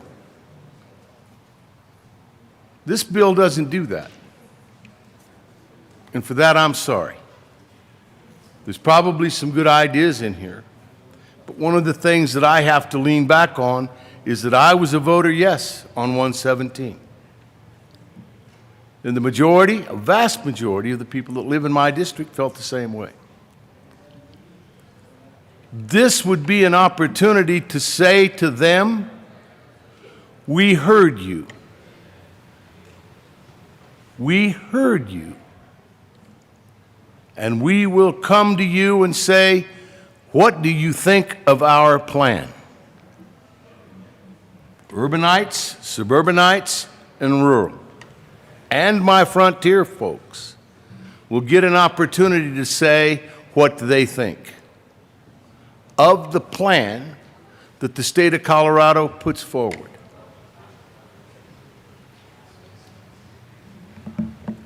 I know that takes more time. I know that takes more work. I don't think the sponsors are against doing more work, because they've done plenty. But what this does is it reaches out to those people that are just now maybe sitting down to lunch out there in that frontier part of my district, and let them have a conversation sometime around election time as to what they see the state of Colorado is offering. You know, I trust the public because I'm in the public business. If I didn't trust them, how could they trust me? And they trust me enough to send me up here to speak for them and to try and do things for them. So I'm here today speaking for them. This is an opportunity for us in the state of Colorado and in this grand building to turn around and look at them and say, we heard you. And we're coming to ask, what do you think? This is an opportunity for us as voted, elected officials to say we trust you. We believe in you. You've believed in us. We believe in you.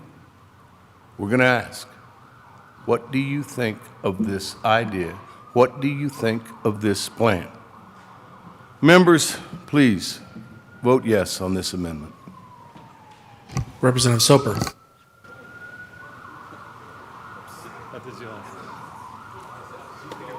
Speaker Garnett. It's okay, you can. Speaker Garnett, sorry. As long as I can, yeah. Thank you, Mr. Chair, and thank you, Representative Soper. I appreciate that. And I appreciate the discussion on this. I rise in opposition to L0 or L108. And it's partly based on, it sounds like on a philosophical difference about, how I believe my voters elected me to come down here and get things done. And nothing in the bill requires us to go to the voters. And I believe my voters sent me down here to solve big problems like this. I just want to make sure that everyone's very clear that Senate Bill 260 is entirely consistent with what the voters passed with Proposition 117.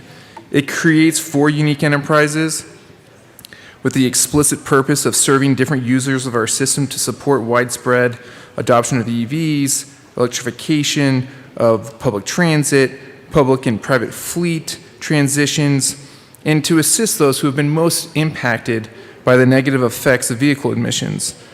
The fee revenue will be under $100 million for the first 5 years of each enterprise, consistent with Proposition 117. And each enterprise serves a distinct and separate purpose from any other enterprise. That's what Proposition 117 says. That's what is in the bill. So it's consistent with 117.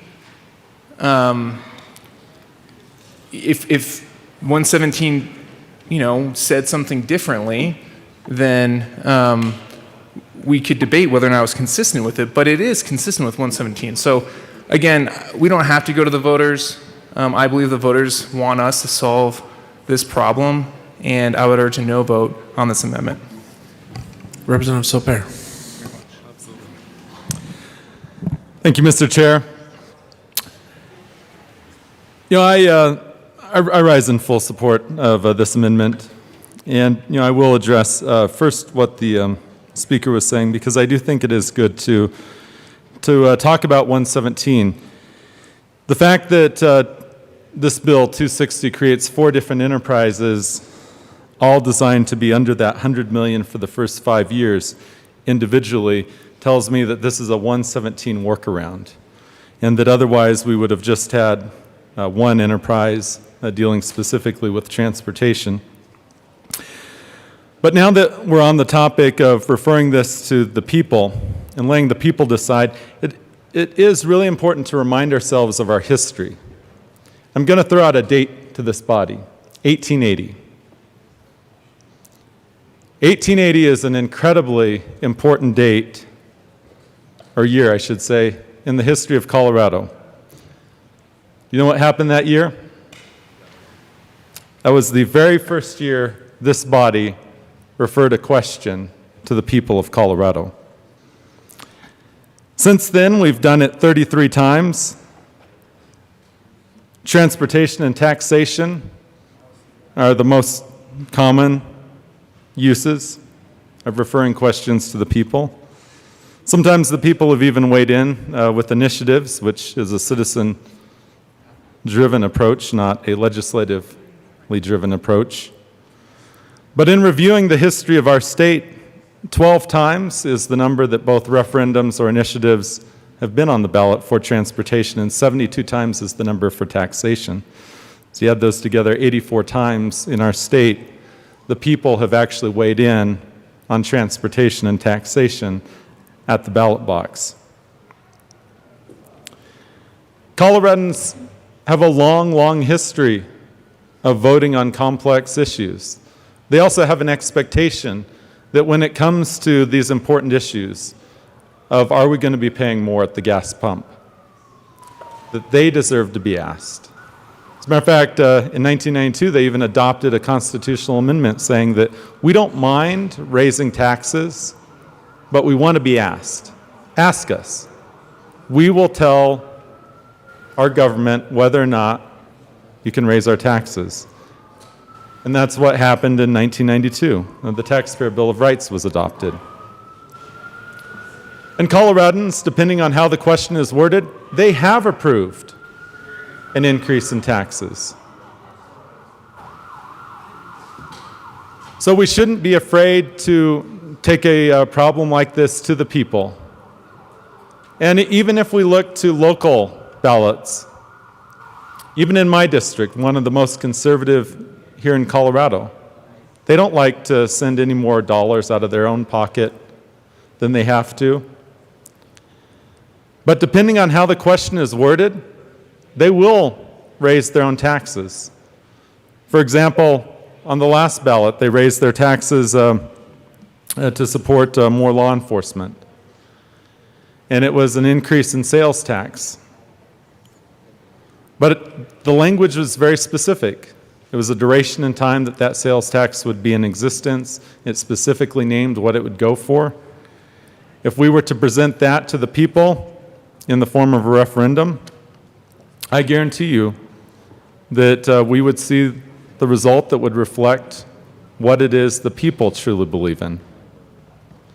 So members, this is a great amendment, and this is one that we should support because the people should have that opportunity to weigh in on this important question. Thank you. Minority Leader McKee. Thank you very much, Mr. Chair.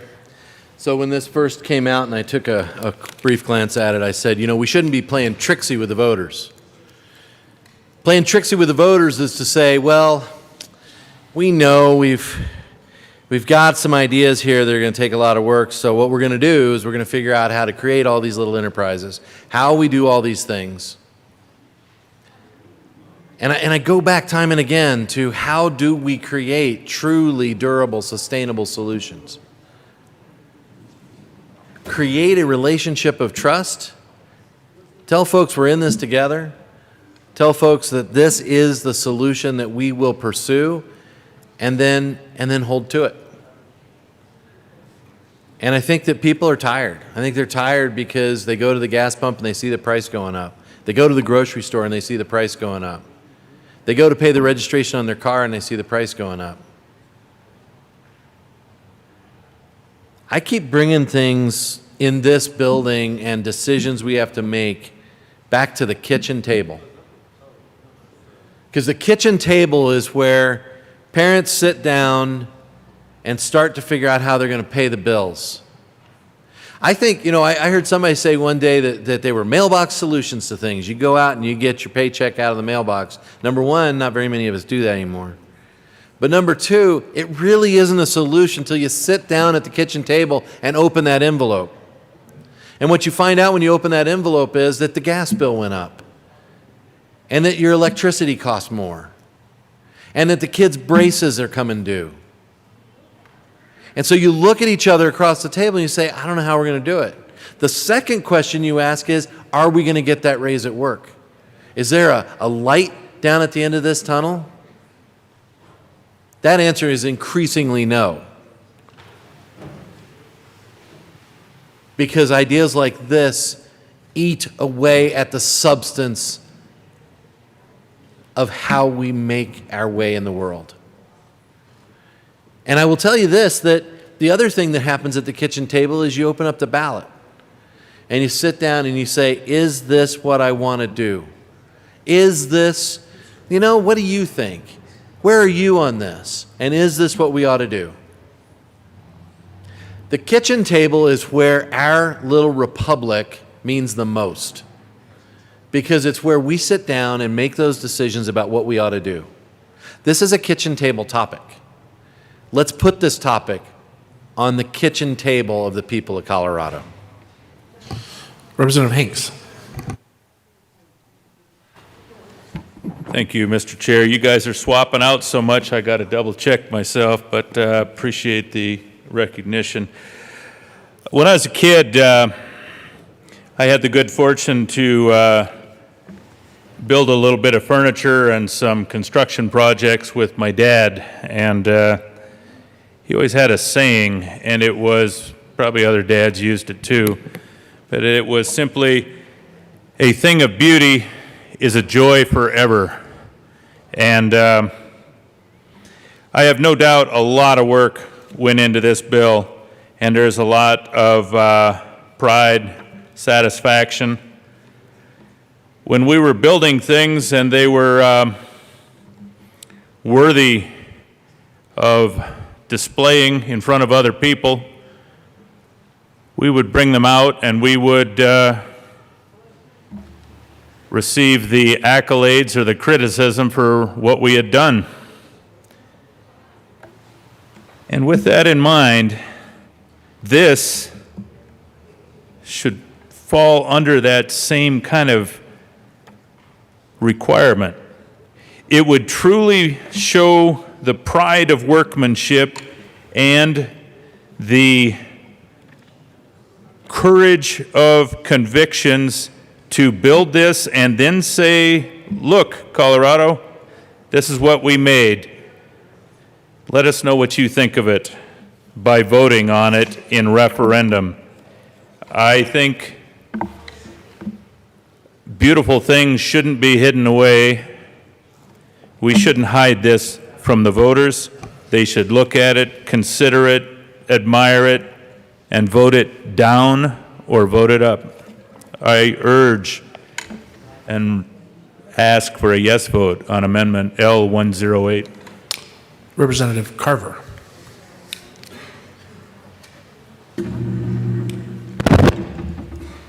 Thank you, Mr. Chair. Well, it's interesting to listen to the debate. I don't know what the limit is. I suspect we may get some guidance from Colorado courts. When we have the single subject rule, and here it's with regards to sustainability of transportation and transportation funding, how many different ways can we chop up the funding to avoid the rules of 117 approved by the voters? I don't know the answer to that. That'll be for the courts to decide. That's a legal question. Just like this is to a certain extent, a lawyer's exercise.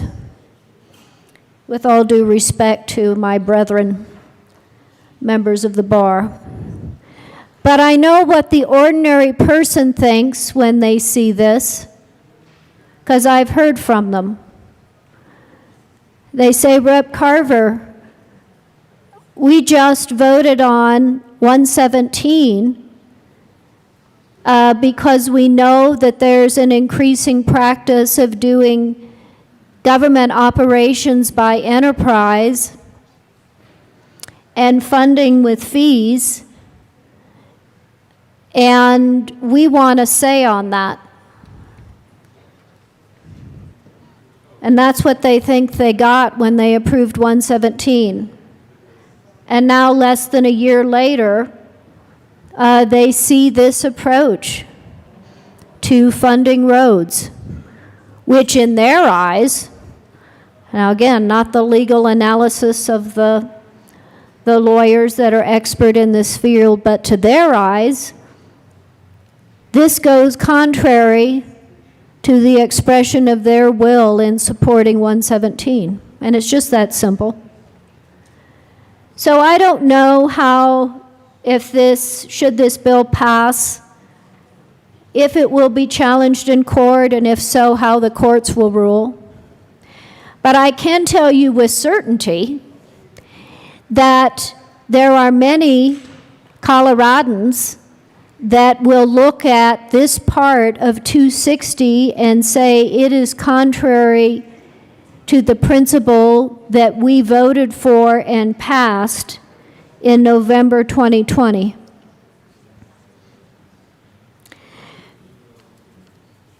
And quite frankly, I find this aspect the most egregious part of this bill. Yes, if I'm not totally thrilled with how the money is allocated and the percentage that goes to roads and bridges, but that's a policy difference, roads versus multimodal and other modes. But I think, when you are talking about how we should approach these funding decisions. El Paso, I don't know if it counts as one of the most fiscally conservative counties, certainly one of them, has for years. I arrived in El Paso in 1998. I don't know how many times we have voted on a local sales tax increase or a local mill levy increase, sales tax to fund roads. And why did 70–80% of voters in El Paso time after time approve that? Because you deal straight. You say exactly what you're going to fund. You limit the administrative costs. You say how much it's going to cost. And then you follow through and do what you promise. And when you do that, you build public trust in government. You build goodwill and political capital, which helps you down the road in doing the tough things. Because you have established that level of trust with the voter and the person who pays the bills. In my opinion, how we are funding these various enterprises takes us in exactly the wrong direction. It decreases public trust. It is corrosive to goodwill. It is a short-term fix that has damages long-term. And I know that referendum is the harder road to try and get the kind of sustainable funding we need for transportation. I know it's the harder road. It's also the right road. I ask for an aye vote. Representative Bradfield.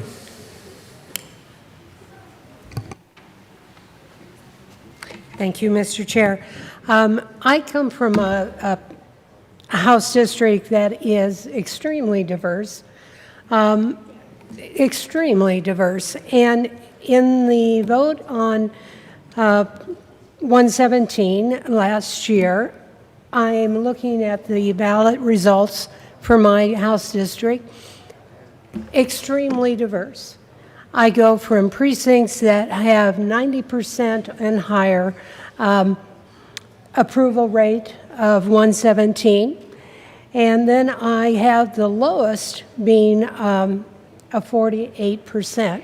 So I would say, by and large, this is one of those few ballot issues that my House district has come to an agreement on. Already the emails are starting. What about this user fee? What about that in the transportation bill? And I too need to come back and say I support Representative Carver's amendment here, that this needs to be something that all people in our state have an opportunity to weigh in on. I'm in support of Amendment L108. Representative Will.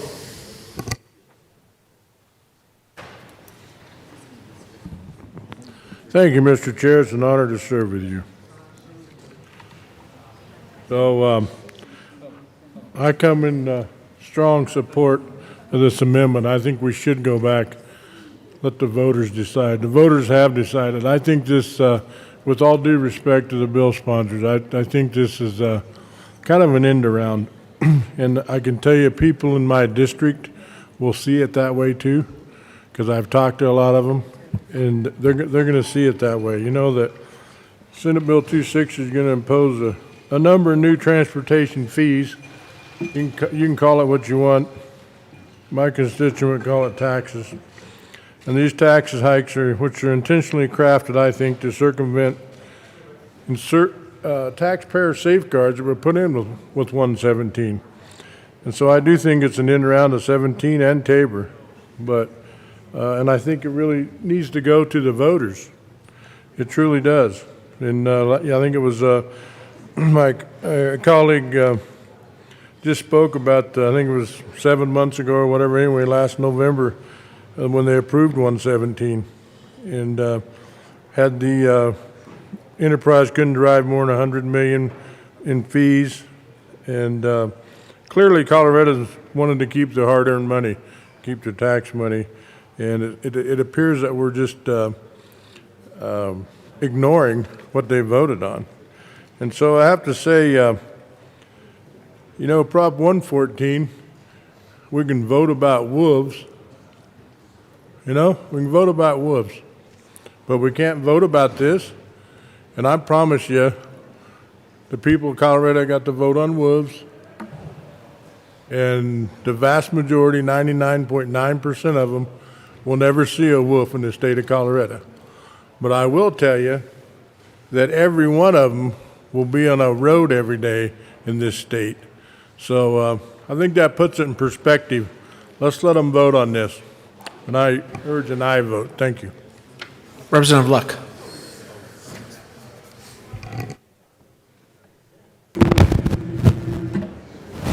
Thank you, Mr. Chair.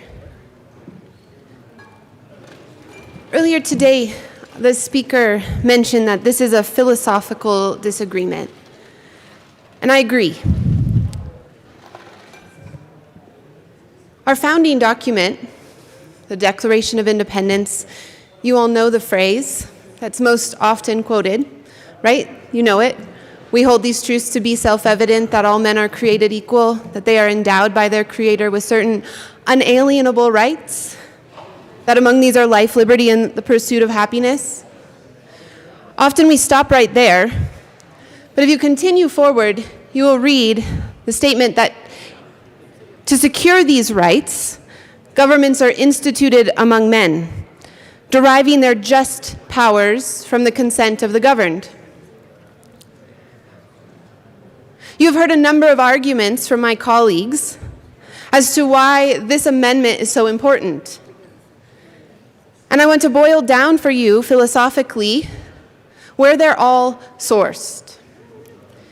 You see, one of our unalienable rights as individuals is the unalienable right to property. Every single one of us, whether we're born to a family in abject poverty or to the wealthiest person on earth, are born with an inherent right to inalienable property, and that initial inherent property that we possess is our very bodies, our minds, our hands. And we use these things in our bodies in order to create. We create goods of all different kinds, goods that then get monetized. But they are an extension of us. They are an extension of our property. Our founding document says that we as a government exist to secure these rights, meaning we exist to protect them. When I was a kid, I had some friends, and these particular individuals, we had a standing agreement. I could walk into their house without knocking on the door. They could walk into mine without knocking on my door. And if they wanted something in the refrigerator or in the kitchen cabinets, they could freely help themselves. That was something that our families had established as just. We had consented to the utilization of that property in those ways. If, however, a random stranger followed my friend into my house and partook of the groceries in our cabinet or refrigerator, frigid air, as a dear friend of mine likes to say, we would probably have pressed charges for theft and potentially trespass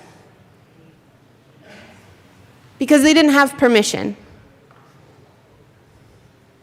Now, it's true that we have, in this Republican form of government, been asked as representatives to represent the interests of our people, and sometimes that means that we push the button without checking with the majority or possibly even any of our constituents. But you see, in this particular area of property rights, our people over decades have been very clear as to their desire. They have said to us, before you take, please ask. Don't just walk into our homes and remove these property items. And some guardrails have been put up because they recognize that not in every situation can that be asked, but by and large, they have asked. And they have reaffirmed that request to us this past November. The right to property is inherent.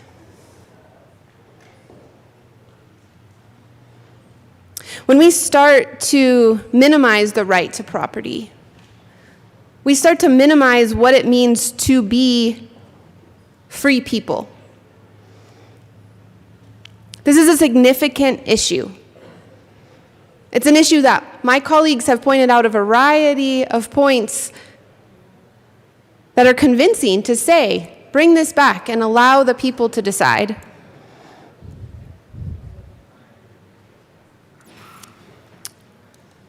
I just add to that the underpinnings.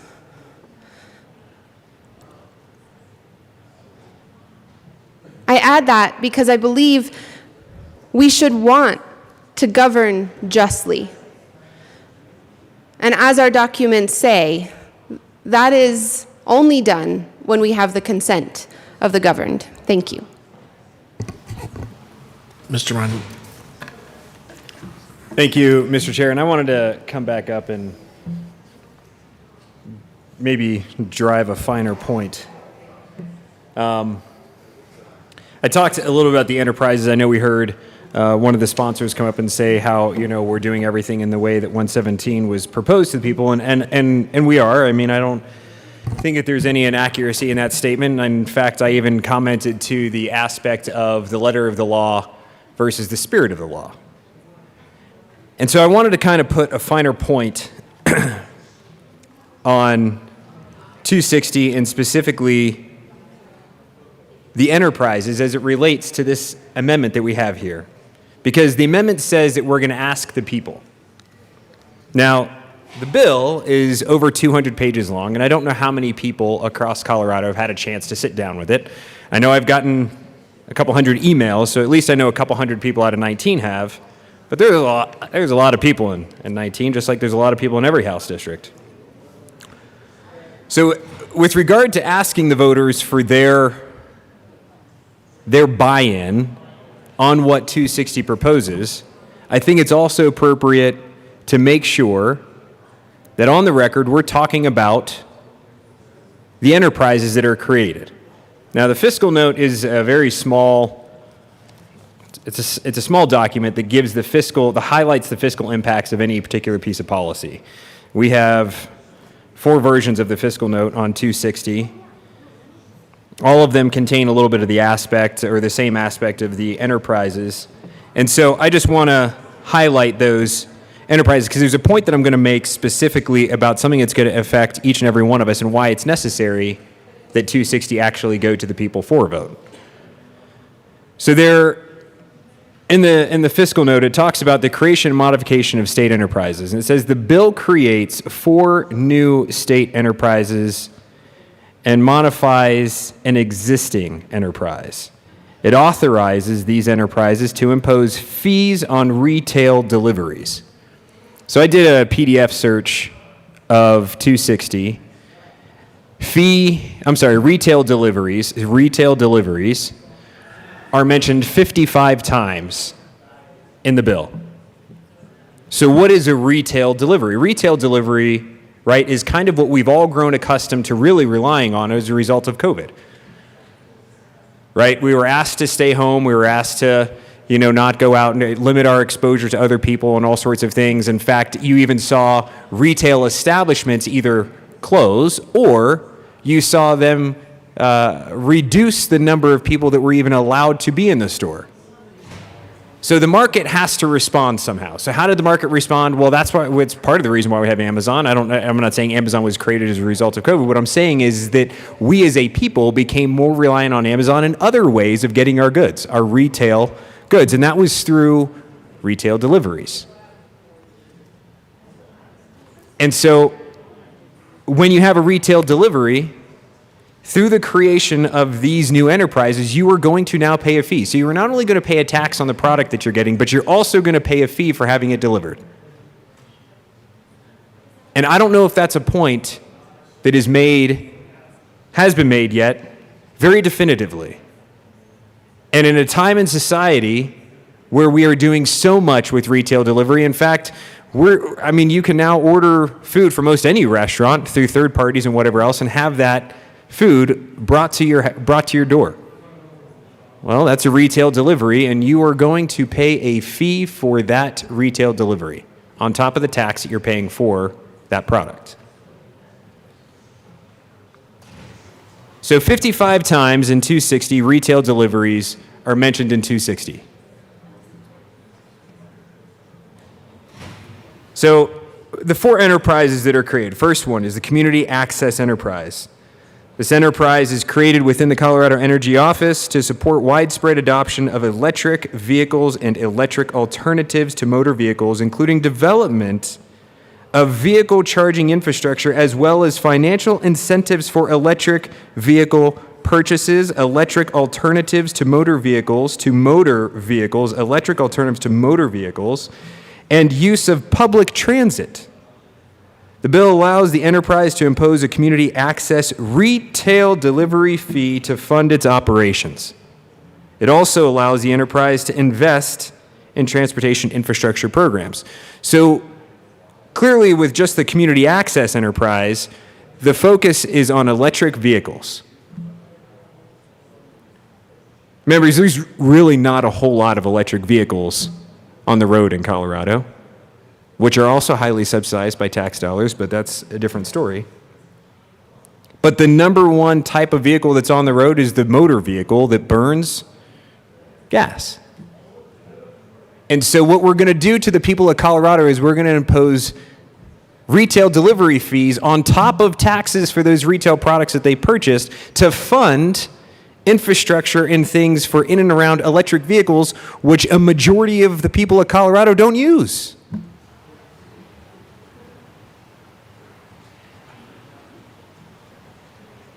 The Clean Fleet Enterprise. This enterprise is created within Colorado Department of Public Health and Environment. It incentivizes and supports the use of electric motor vehicles and other technologies in private and government vehicle fleets by providing financial assistance for electric motor vehicles to fleet operators, and by providing or supporting related services. The bill allows the enterprise to impose a clean fleet fee on retail deliveries and rides provided by TNCs. TNCs are transportation network companies to fund its operations. It may also issue grants, loans, and rebates to incentivize and support the adoption of electric motor vehicles in motor vehicle fleets. Members, a majority of the people of Colorado do not drive electric vehicles. They just don't. But all these fees that we're generating through both the Community Access Enterprise and the Clean Fleet Enterprise will fund things in and around electric vehicles. That's why we need Amendment 108. Here's another fee. The Clean Transit Enterprise. Here's another enterprise, the Clean Transit Enterprise. This enterprise is created within the Colorado Department of Transportation to support public transit electrification planning efforts, facility upgrades, and fleet motor vehicle replacement. I'm guessing that fleet motor vehicle replacement is going to be replaced with electric vehicles, as well as construction and development of electric motor vehicle charging and fueling infrastructure. The bill allows the enterprise to impose a clean transit retail delivery fee to fund its operations and to issue grants, loans, and rebates to support electrification of public transit. So a majority of the vehicles that we see on the road now are motor vehicles. They're not electric vehicles. And you can see where public transit is not doing as well as I think some people would like to see it, because there's a lot of issues in and around public transit. But we're going to fund the things that aren't used through retail delivery fees. So that was the Clean Transit Enterprise. The Non-Attainment Area Air Pollution Mitigation Enterprise. This enterprise is created within CDOT to mitigate transportation-related emissions in ozone non-attainment areas by funding projects that reduce traffic, right? Or directly reduce air pollution through congestion mitigation and air quality improvement programs. What happens with the air that flows into Colorado from Kansas, from California, from Texas, from China? But we're going to keep the air clean in Colorado. It's not like there's a barrier that goes above us and we can keep Colorado's air clean, but I digress. So those are the 4 fees that are created. The Non-Attainment Area Pollution Mitigation Enterprise, the Clean Transit Enterprise, the Clean Fleet Enterprise, and the Community Access Enterprise. Most of them are funded through retail delivery fees. And then here's something that I'm not sure everyone is really thinking about. You don't need permission to increase a fee.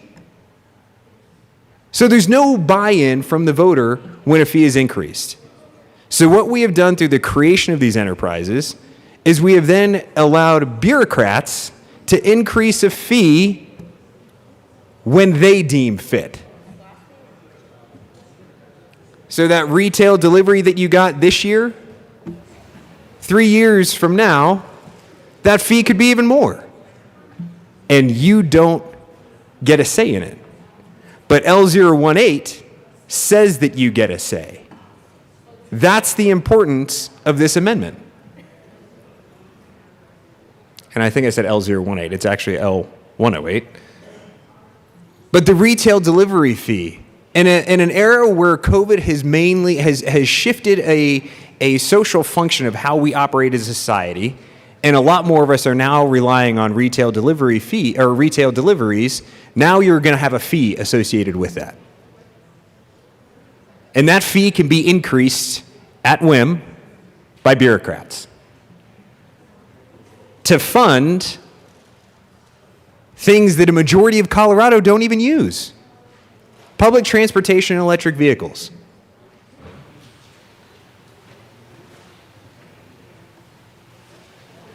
I think that there's a little bit that, and I spoke to the letter of the law, I spoke to the spirit of the law, and so, yeah, certainly as you read 117 and that indicator that the people told us, sure, we're not violating it. I mean, I heard one member say that maybe by the creation of 4 fees and 4 different enterprises to generate fees to fund electric vehicles and public transportation that by and large aren't used by a majority of the people of Colorado, but by God, we're gonna fund it. Is that is basically a workaround. And I've seen that in the emails that I have received for the people that have actually taken the time to actually read this over 200-page document. Like I said, the retail delivery fee, it's referenced 55 times in the bill. We rely more now on retail delivery than we ever have. And now there's a fee on it that can be increased by a bunch of bureaucrats whenever they want. In my opinion, that's probably one of the most egregious pieces of 260. So L108 says, not without the people's voice. And that's the critical piece that we need to recognize. And that's why 108 is so important, because it honors the people of Colorado before this is all dumped in their lap that they have to deal with. 4 new enterprises. Members, I urge us to adopt 108. Let's give the people the opportunity to say, do they want these fees? Do they want to fund electric vehicles for government fleets? I can bet you that they're probably trying to figure out how to make a repair on their own motor vehicle before they ever are even concerned about making sure that the government can fund their electric vehicle fleet or replace their electric vehicle fleet, motor vehicle fleet. Certainly, 108 honors that. And if the people of Colorado say great, well then great. The people of Colorado spoke. But a bunch of fees on the back of retail delivery, I guess maybe we all got to think twice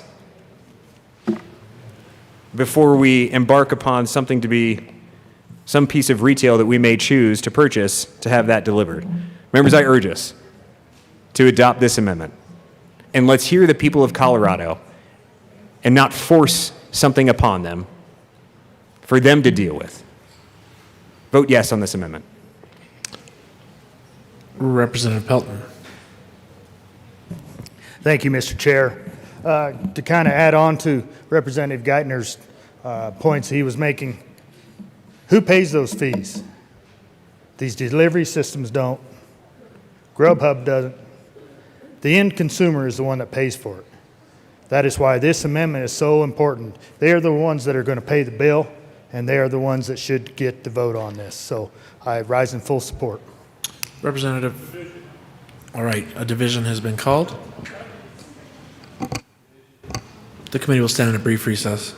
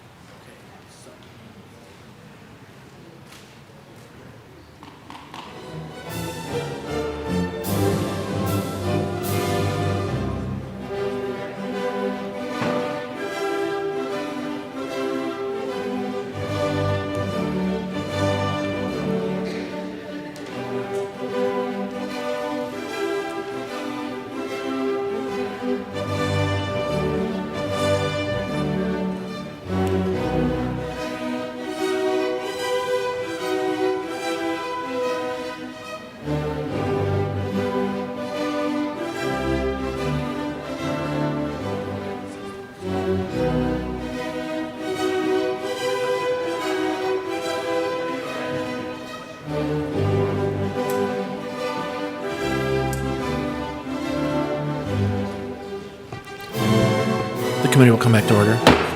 The question before us is the adoption of Amendment L108. A division has been requested and will be in a brief recess.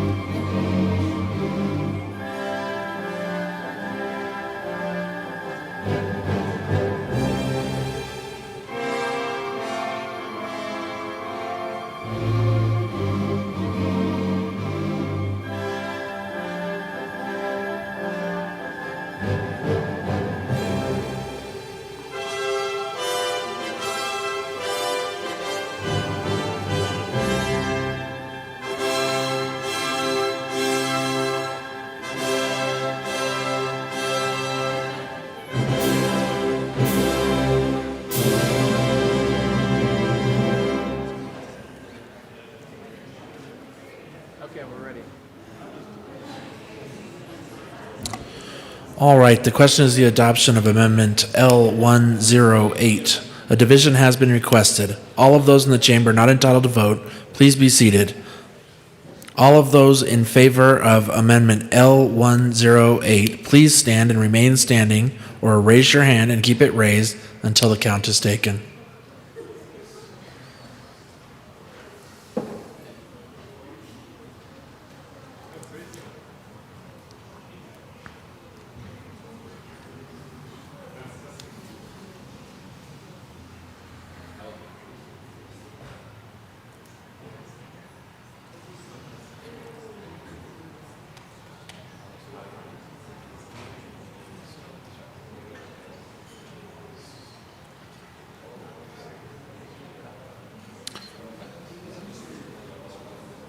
You may be seated. All those opposed, please stand and remain standing in one place until the count is taken.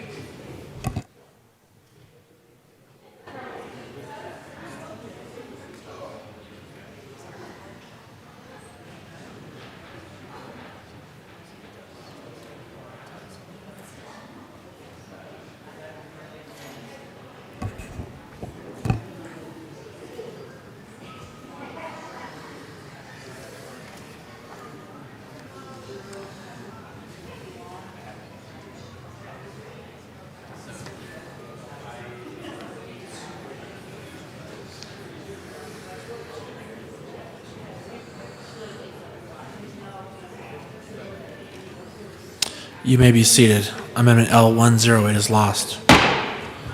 To the bill. Representative Luck. Thank you, Mr. Chair. Along those lines, if we're not going to be proactive in seeking permission from our voters, then we would request an amendment be made in accordance with L109, which I now move and ask that it be displayed. All right, L109 has been moved.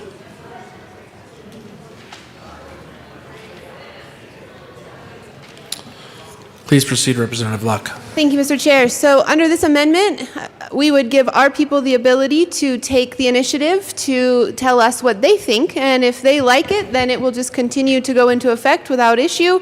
But if they don't, then they can gather the necessary 125,000 signatures, I do believe that's the number, and ask that it be put on the ballot. So I would ask for an aye vote, and once again, ensure that we are a just government and acquiring proper consent from our people. Thank you.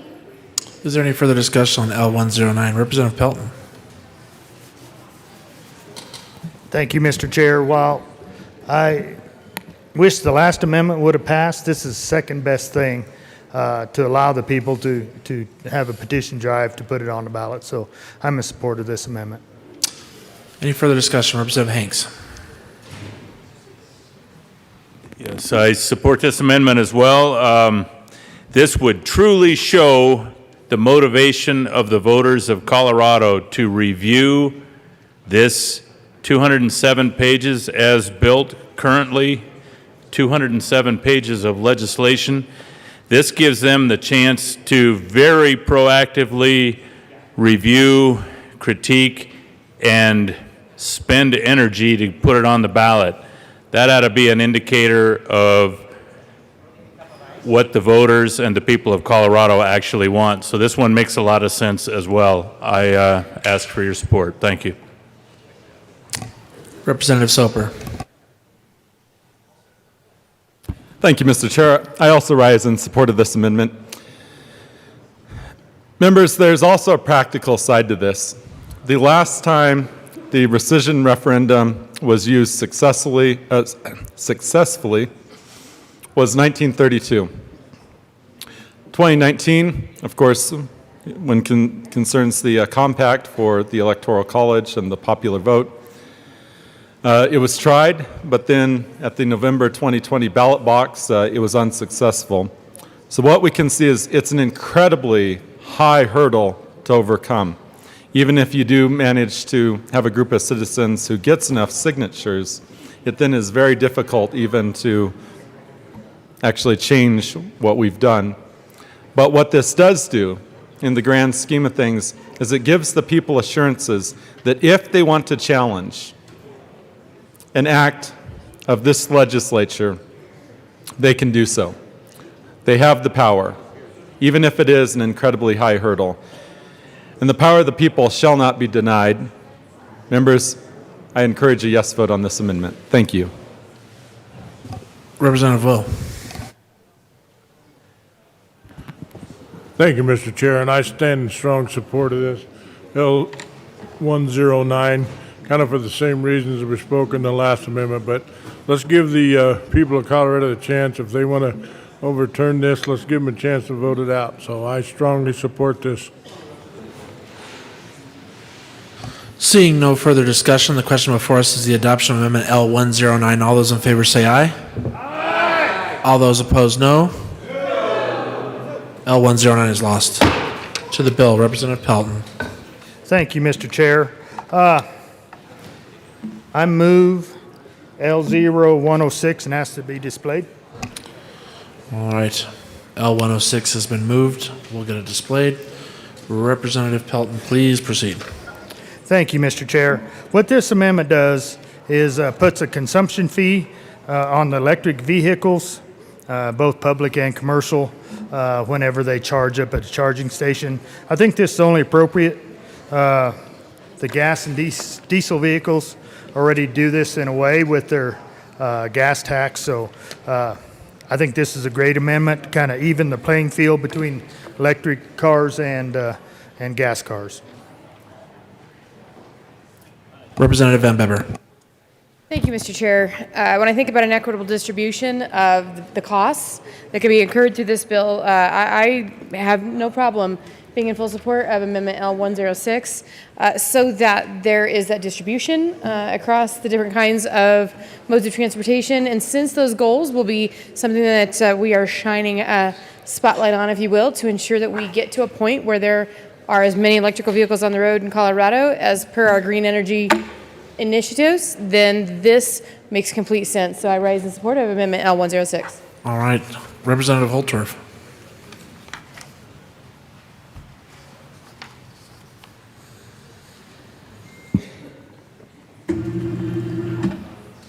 Thank you, Mr. Chair, esteemed colleagues. It seems like people in the electric vehicle space, they kind of get a free ride. Get tax credits, really low registration fees, don't have to pay any tax on the energy that operates to operate their vehicle. You know, we pull up to the pump, and a lot of states have these stickers on the fuel pumps. I like it.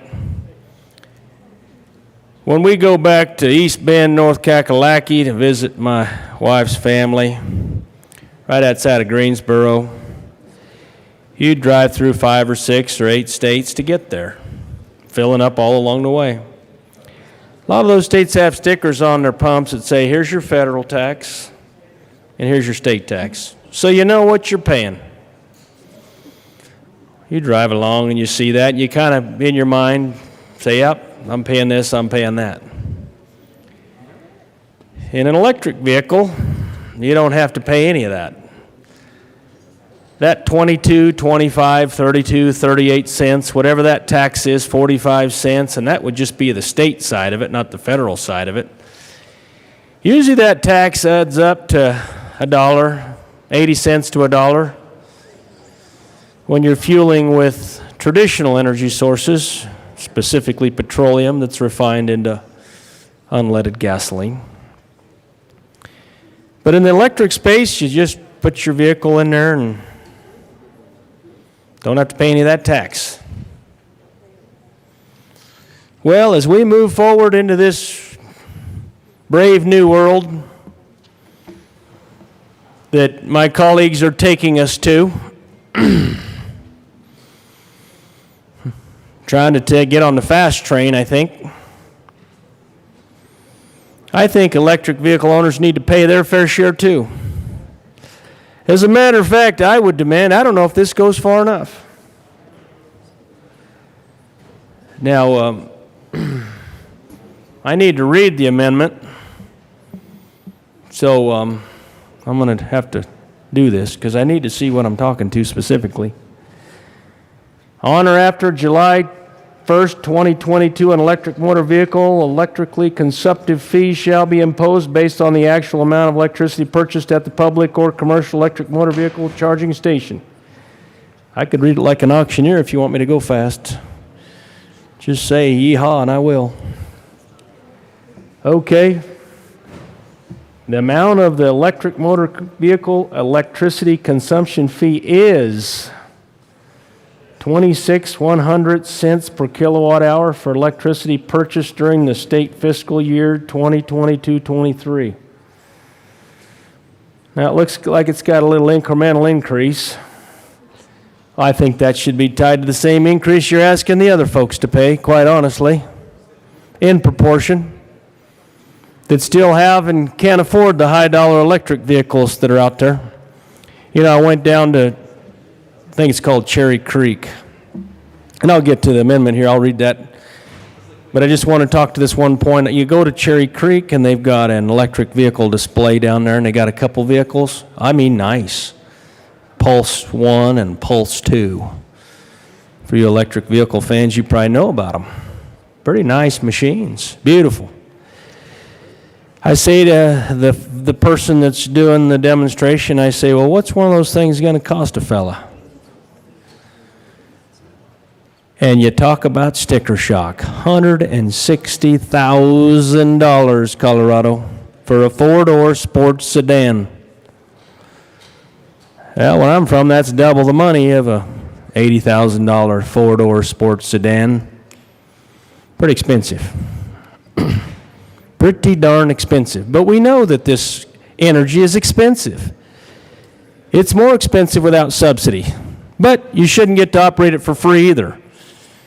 You ought to carry the same fee load or tax load or fee load, whatever word you're gonna use, because they're almost synonymous now, at least from my perspective, as the rest of everybody. But I'll go to the next one here. So then we're gonna jump up to the 39 cents per kilowatt hour for electric purchased during state fiscal year 23-24. Then 52 cents per kilowatt hour for electricity purchased during state fiscal year 2024-25. So we're just going to kind of, we're being awful kind to electric vehicle folks. We're just kind of ratcheting it up slowly. 65 cents per kilowatt hour for the electricity purchased during the state fiscal year 2025-26. 78 cents per kilowatt hour for electricity purchased during state fiscal year 2026-27. 91 cents per kilowatt hour for the electricity purchased during the state fiscal year 2027-28. Now this is just at this charging station. But for you folks that own one of these, I'll give you a little hint. When you get home, maybe after a good night out on the town, had a little too much to drink, maybe you're forgetful. If you don't plug that car in and you decide you need to get up the next day and get to work, maybe your head's a little throbby and you're kind of not hitting on all cylinders, and you get in that car and, boy, if you didn't plug it in, you just can't run down to the gas station and fill it up real fast. You got to plug that thing in and wait. Oh, boy. Boy, that's going to make a lot of people tardy if they have that situation, because you just can't run down there. 5 minutes, 10 minutes later, you got a tank of gas and you're heading to work or heading to wherever you want to go. So Colorado, make sure you understand that as we go down this road, because it's different. You're going to have to think a little more and plan a little better. But I digress. Getting back to this. 91 cents per kilowatt hour for electricity purchased during the state fiscal year 2027-2028. Now we're going to over $1. That'll be year 2028-29 through 2031-32. 1 4 cents per kilowatt hour for electricity purchased during those years. Then finally, the amount of the charge imposed for electricity purchased during the prior state fiscal year, adjusted for inflation, for electricity purchased during the state fiscal year 2032, 33, or during any subsequent state fiscal year. Well, I'm glad to have that inflationary factor in there. That's important. But here's the question I'd ask the amendment sponsors. Does this align with what folks are going to have to pay for all these fee increases when they go to the pump? Penny per penny, nickel for nickel, dime for dime, quarter for quarter, dollar for dollar. Because that's fair and equitable. That's fair and equitable. Everybody should pay the same in the energy space when you're talking about fees and taxes. Particularly the rich folk that are going to get into these things. Because my people aren't going to have the opportunity. They're not going to be in the market. We don't have that kind of money. And if we do, we're going to spend it on tractors and trucks, not on cars and pickups. But wait a minute. We don't have even electric technology that can run the trucks and tractors. Doesn't even exist. You can't get the horsepower. You can't get the pulling power. You can't get the torque. And if you try, in eastern Colorado in a tractor, you get to spend about 30 minutes in the field. And you're looking for a charging station and waiting another day to charge your tractor. So I walk into this with with a lot of help from my colleagues. But I also have a lot of reservations where we're going and what we're trying to do. Now, for those of you farm boys out there, and we got a few of them in this chamber, you know you're getting a tractor and you'll be in there for a long time trying to work that ground and turn that dirt. I've gotten a tractor at sunup and haven't got out till, with a few exceptions, till sometimes after midnight. You ask your lovely dear spouse to bring you food because you can't get out of the tractor, because you can't stop. Because if you don't have the right conditions, soil conditions, to do your work, things could get really far behind. Like my wife, my dear sweet wife, told me, hey, it's going to rain this weekend. We got more rain coming. And I'm trying to get out there and disc my fallow fields because I want to plant golden German millet. I've got to get that seed in the ground. And I may not get that work done. And it's going to be put back even more and more and more. And then you start getting crowded on the growing season because it's a 60-day crop, but you got to have those heat units to raise that crop. Those heat units are so important, and they only come at a certain time in the summer. But I digress. Being the farm boy that I am, I want to go back to, and this is a question for the amendment sponsors, is this equitable? Or do the electric vehicle folks still get a discount? Or maybe the bill sponsors can help me. I know they're awfully astute and well-versed and well-educated in this stuff, probably a great deal more than me. So thank you for the time and the attention and listening to my concerns and reservations as we make this journey. Representative Gray, sorry. Thank you, Mr. Chair. Just quickly, I'm going to ask for a no vote here, but the reason is all of the issues being discussed are already addressed in this bill. There are electric vehicle fees exist right now that are just a fee to offset the fact that they don't pay the fuel tax, and we are increasing those incrementally the same way we're increasing the charges that other folks are paying incrementally as well. So this issue here is actually already addressed in the bills we have now, so I'd ask for a no vote. I'd also note that most of the charging of electric vehicles doesn't happen at public stations. So if we took out the charges we have in the bill right now and we use this, we bring in a lot less money from electric vehicle owners because industrial ones get charged at the business and consumer ones get charged at the home, and that's already in the bill as it exists right now. Thank you. Representative Larson. Thank you, Mr. Chair. So I did feel compelled to come down and talk about electric vehicles as one of the few people that drives them in the chamber. And I agree with the bill sponsor on this particular point in that there is a alternative funding mechanism in the bill to adjust for EV drivers such as myself so that we can pay our fair share of wear and tear that we put on the roads, which right now we do not under law because we pay I believe it's currently at $50, and under this bill it will go to $130, which is about averaging to make up for fuel consumption. So I actually think that while I disagree with the bill for other reasons, that the EV equalization mechanism in here is actually designed appropriately. I also would like to point out precisely, as Representative Gray alluded to, the vast majority of charging of EVs, especially at the consumer level, takes place at the home. So this is not reflective of the reality if we want EV users to pay their fair share in this.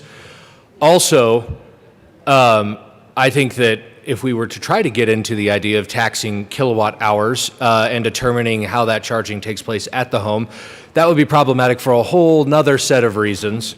So I would actually urge a no vote here, as I would on the rest of the bill, but particularly to this amendment, just because I do think that the mechanisms specific to EVs are more equitable as designed in the bill. And by equitable, I mean I will be paying a lot more, and I'm okay to do that as an EV driver, but I don't think that this is a good way to structure this.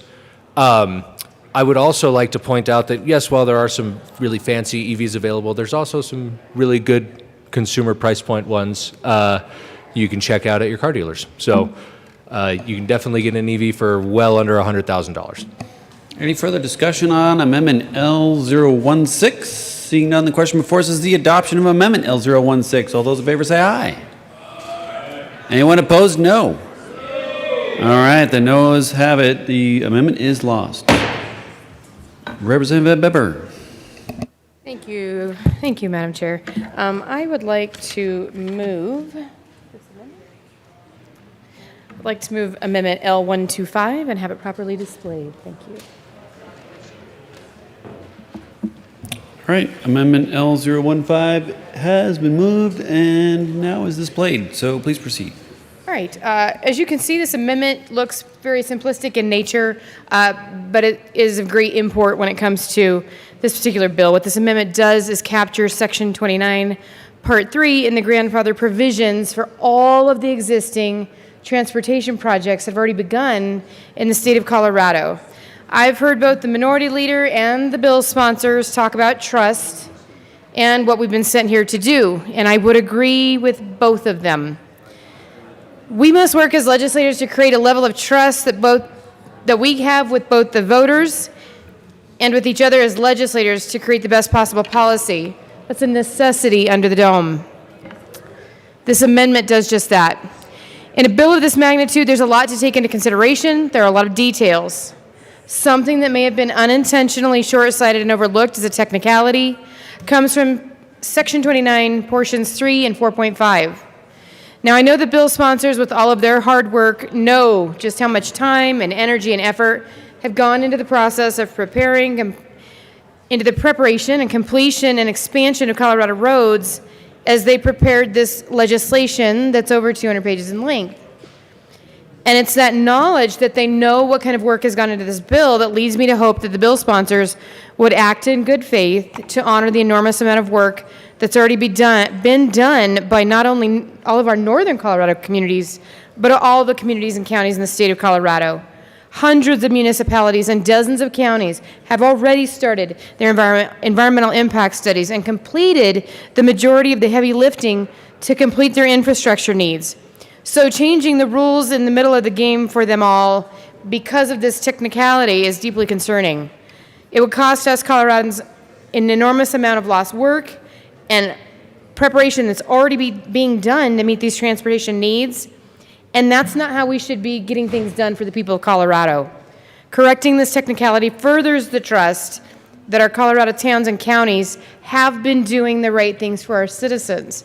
So as a fee payer, and on behalf of all future fee payers, I ask for a yes vote on L125. Any further discussion on Amendment L125? Seeing none, the question before us is the adoption of Amendment L125. All those in favor say aye. Aye. Anyone opposed? No. Well, the noes clearly have it. The amendment is lost. Representative Catlin. Thank you, Chair. It's an honor to serve with you. It's an honor to serve with you, too. Thank you. I'd like to move Amendment L107 and have it properly displayed. Oh, but I got to display it, sorry. Hang on a minute. I'm giving away all my reading.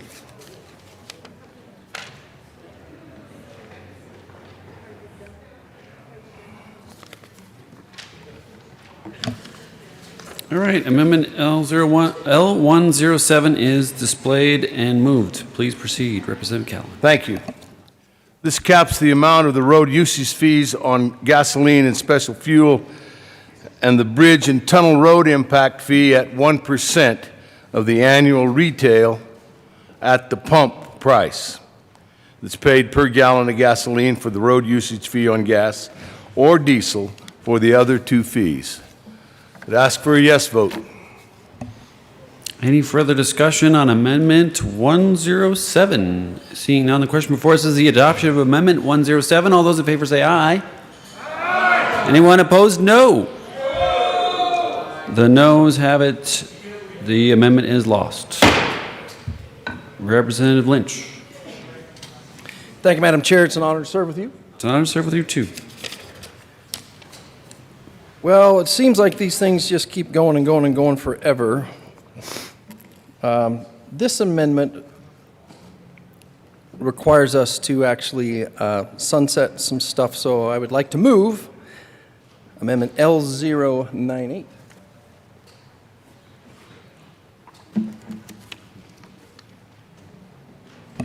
All right, Amendment L098 has been moved and is displayed. Please proceed. Representative Lynch. Thank you, Madam Chair.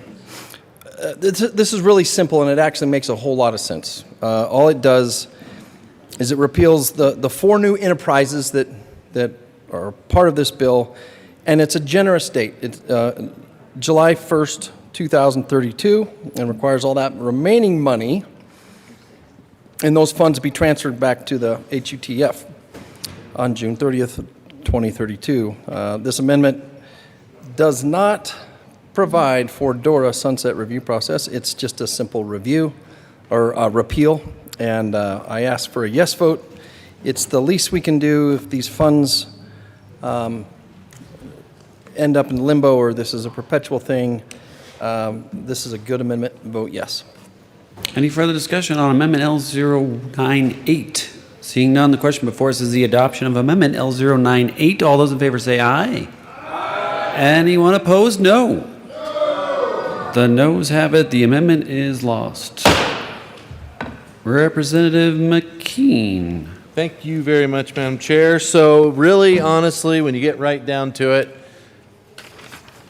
the simplest thing we can do is do what we do for so many other things that we start out here. I move Amendment L103 to Senate Bill 260. Ask for it to be displayed. It's a multi-page amendment. It's been on your desk for a couple of days.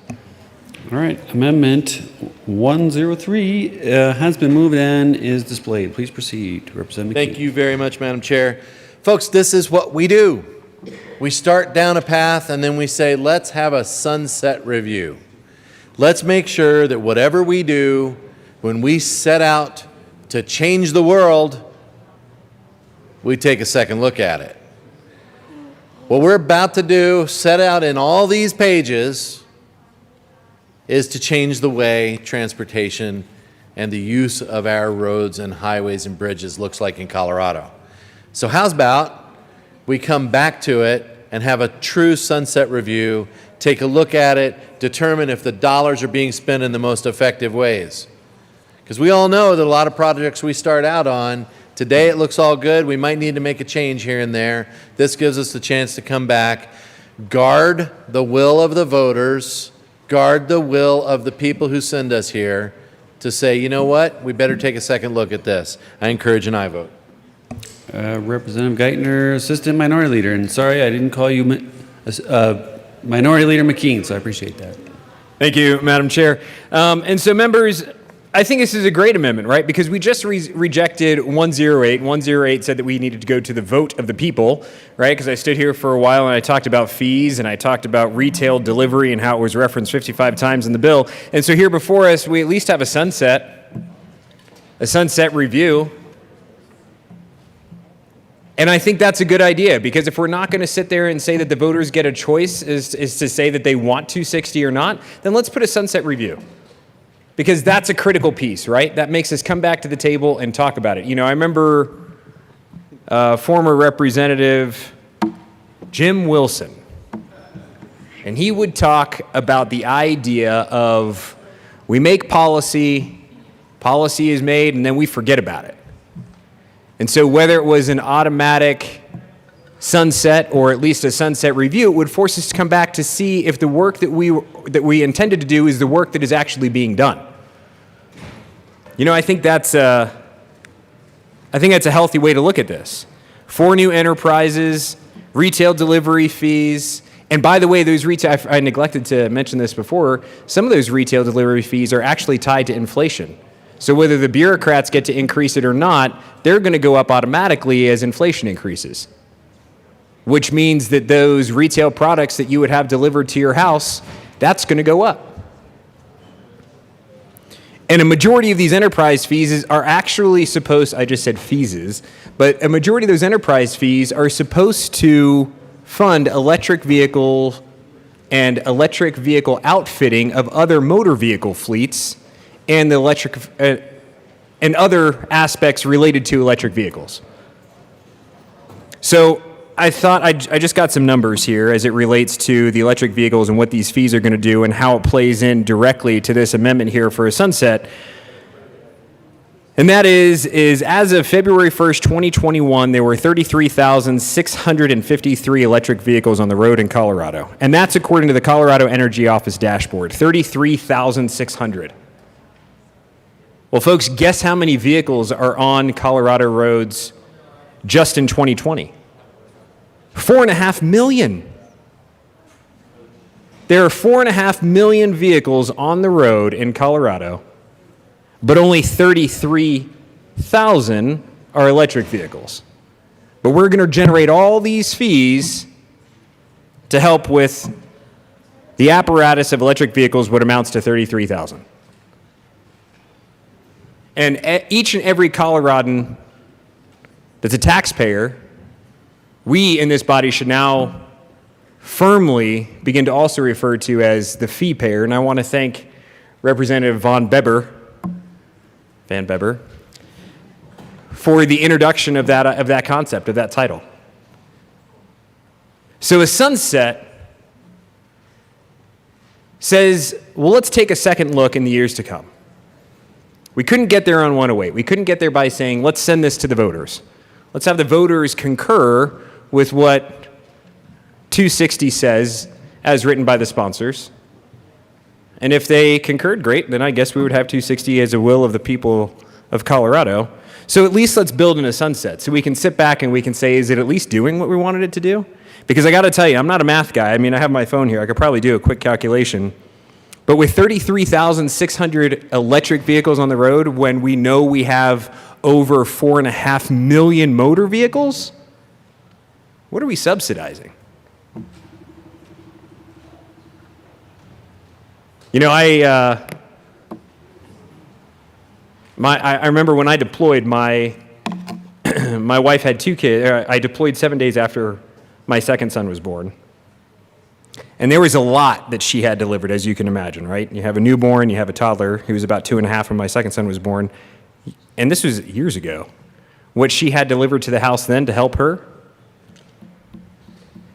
And here we are in a society on the tail of COVID, where a lot of people are starting to really rely on retail delivery. I think a sunset is a good idea. The impact on this and what it is going to subsidize, the impact is huge, and it's going to subsidize the most minute of things. 33,653 electric vehicles are on the road in Colorado as of February of this year. And over 4.5 million vehicles are on the road. That is an incredibly small percentage. But yet everybody in Colorado is going to take a hit to fund electric vehicles. So let's have a sunset. We can't get the people's voice involved to say that they want 260 or they don't. So let's do a sunset review. Let's bring it back before this body and see if it's doing what we want. Let's take the time to even hear from the constituents of Colorado, the people of Colorado who are happy or not happy with the passage of 260 and the fees that they are going to then begin to pay and firmly become fee payers. Let's have a sunset review. Because I can guarantee you when the reality really starts setting in on becoming a fee payer as a result of retail delivery, I'm just suspecting there's going to be a lot of angry people. And those angry people should have a second go at it through an automatic sunset review. So I rise in full support of this amendment. 33,653 electric vehicles on the road, 4,590,000 total registrations on the road. It's an incredibly small percentage. I'm not even sure that it's even 1 full percent. But everybody in Colorado is firmly going to become a fee payer, thanks to 260. Any further discussion on Amendment L103? Seeing none, the question before us is the adoption of Amendment L103. All those in favor say aye. Anyone opposed? No. The noes have it. The amendment is lost. To the bill. Mr. Speaker. Thank you, Madam Chair. I move L115. And I ask for it to be displayed. All right. Amendment 115 has been moved and displayed. Please proceed, Mr. Speaker. Thank you, Madam Chair. And members, this is an important amendment. I'm proud to bring it. We've heard from a lot of people who have been disproportionately impacted from big projects that have happened in our state. And this just creates a process to make sure that they can fully participate in the planning process within CDOT. And I would urge an aye vote. Any further discussion on Amendment 115? Representative Benavides. Thank you, Madam Chair. And members, I rise in support of this amendment.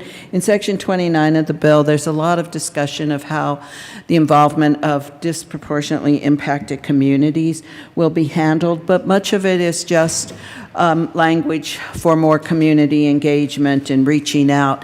And the reality is when we do roads, when we do highways, it has a huge impact on communities. I mentioned in committee that in my lifetime when I-70 was put, I remember when those were just neighborhoods. It went through between Federal and Sheridan. It broke up even the lake, Berkeley Lake. Any of you that have been there, those were all neighborhoods. There was a large orphanage that was right there that all went away, all because of that. The areas of Globeville, Swansea, Elyria were cut off. And this completely hurts these disproportionate impacted communities. And a lot of those, even in rural areas, have to do with not just ethnic diversity, but economic diversity. People that don't have the means aren't able to speak up. This didn't happen in Colorado, but in Chama, New Mexico, where my family was from, my aunt and uncle had a restaurant that went right along the highway. If any of you ever been there, where the Cumbres Toltec Railway is, that's where the highway was, or what it was when they changed the highway. They moved it like 2 blocks away, so their restaurant was there, and it lost all of the people stopping by. So that's why it is so important that this be raised up and we speak to those impacted communities and get their voice and do more than just say, let's have a public meeting. So I think the sponsors listened and saw the importance of listening to people on these major projects. So I would urge a yes vote for this amendment. Representative Ransom. Thank you. I'm actually going to speak in opposition to this amendment. It sounds like there's a whole new branch being created within the division, and I understand that we need to make sure that roads go everywhere through all kinds of economically disadvantaged and advantaged areas. I guess I'm trying to figure out if we need to hire more people, or, why we need the name of a new branch within a division that already exists, or if we're going to have people doing, it sounds like there's people doing actual analysis, but looking at this amendment, I guess I would need more information in order to support it, and I don't know if the sponsors would like to answer if there's going to be more people hired, or even anybody, or if it's just you're going to assign somebody to address this issue. Thank you. Mr. Speaker. Thank you, Madam Chair, and thank you, Representative Ransom. And this would be funded through the State Highway Fund. And so, again, this money isn't appropriated. This is an opportunity to increase the community's voice when it comes to these big projects. So we've talked to CDOT. This is not something that they anticipate being a burden at all. And so I would urge an aye vote on the amendment. Oh, there's a lot there. Assistant Minority Leader Geithner. Thank you, Madam Chair. And so members, I'm not sure if anybody who all is watching, but I'll read a little bit of this. The Environmental Justice and Equity Branch is created in the Engineering, Design, and Construction Division. The function of the Environmental Justice and Equity Branch is to work directly with disproportionately impacted communities, as well as with other department programs in the project planning, environmental study, and project delivery phases of transportation capacity projects. The Environmental Justice and Equity Branch shall identify and address technological language and information barriers that may prevent disproportionately impacted communities from participating fully in transportation decisions. I wonder if we are all impacted communities from participating fully in transportation decisions because we didn't adopt Amendment 108. Members, I would urge a no vote. Minority Leader McKean. I think we're already doing this. And in fact, I think the I-70 project is the exact example of how the community has been reached out to and a really good understanding of what those impacts were, where those concerns were addressed, how we could do it better in terms of language barriers and everything else. I often take a look at things like this and say, well, do we need this? Do we need to create this parens in our functionality of our departments and in our law to say, well, you must do this if it's something we're already doing? I-70 project actually is the project that you could call out to this, because I'm very aware of some of the projects in the past. You know, if you ever took I-70 past Busch Stadium, you were driving over the old Italian neighborhoods in St. Louis. And they put I-70 right through those neighborhoods and it broke them up. So to Representative Benavidez's point, it tends to have this great disturbance in communities when we do these projects. And of course, nobody really asked back then. Nobody thought about it. And since we have developed more and more process in making sure that we have those voices, when the new Busch Stadium was built, there was a huge conversation about whether or not those things should be taken into effect or into account and how we would go about that, how that roadway could be improved so that those neighborhoods could be knitted together again. But of course, what has been rended often cannot be put back together. And so those neighborhoods aren't there anymore. The Italians in St. Louis moved up to the Hill, broke up a few other neighborhoods. Most of those ethnic groups moved to some other small part. But I think we're already doing this. I think that we have a very recent example of exactly how CDOT has heard the voice of the people of this state and have incorporated those decisions into their process and their design. So I would urge a no vote because we do this already. Representative Holtorf. Thank you, Mr. Chairman. It's Madam Chair. Madam Chairman, excuse me.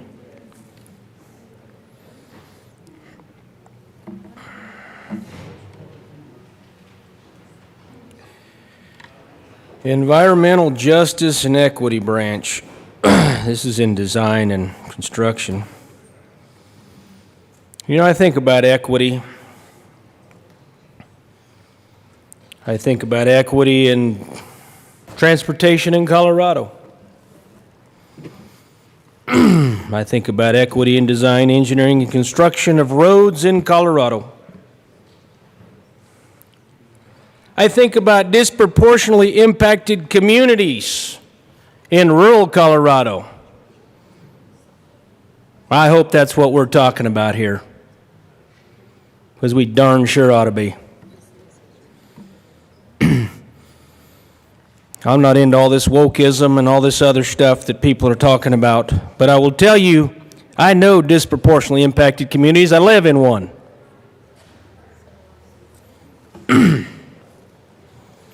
Department programs, studies, delivery phases, capacity. I tell you what, 287, ladies and gentlemen, in my district runs more trucks through there supplying Denver, Colorado with everything and anything than most any other state highway. But I don't think that's in the equity equation in this particular amendment. I'm 110% sure it will be overlooked. And that's why this representative from House District 64 has a problem. I got many problems where I'm from, but some of the things we do in this chamber just give us more problems. See, it's not what you do for us, it's what you do to us. Or what you don't do for us, and then what you do to us. Because you're not doing stuff for us. Because you forget about us. You know, those aren't even my words. Those are the words of a Democrat that held my seat years ago. Actually, a good friend of mine, another cowboy. Some things don't change. Year after year, decade after decade, some things don't change in the Gold Dome. I'm just going to walk down this a little bit. Environmental justice, equity branch, technical language information. Well, we already have an information barrier because y'all aren't listening. Maybe that's a communication barrier. That may prevent disproportionately impacted communities. Well, I'll tell you what, you already got disproportionately impacted communities, and people like me live in them. You go out to where I'm from and run our roads. You don't need all this mess. I imagine there's a few FTE assigned to this, too. Another couple $100,000 to build this branch, maybe more. A couple $100,000, maybe million, maybe a couple million, who the heck knows. I will tell you that I am very troubled. Now we get to the bottom here, prevent disproportionately impacted communities. Well, you aren't preventing them now, but let's get a new department and branch so we can prevent them. Well, ladies and gentlemen, that's almost insulting to my people. One of the largest issues when I go through my district is about what are you going to do about the roads, Representative? What are you going to do about the roads? Well, I'll go to the Capitol and I'll speak to it and I'll try to help and I'll try to do what I can for Colorado and my people in the largest geographical House district in the state. But what kind of investment do you make in my backyard? What about Representative Pelton's backyard? What about Representative Catlin's backyard? What about Representative Will's backyard? I think I got all four corners covered. Oh, wait, what about Representative Bockenfeld? Representative Holtorf, can we talk to the amendment, please? Yes, sir. Yes, ma'am. I would love to. Disproportionately impacted communities.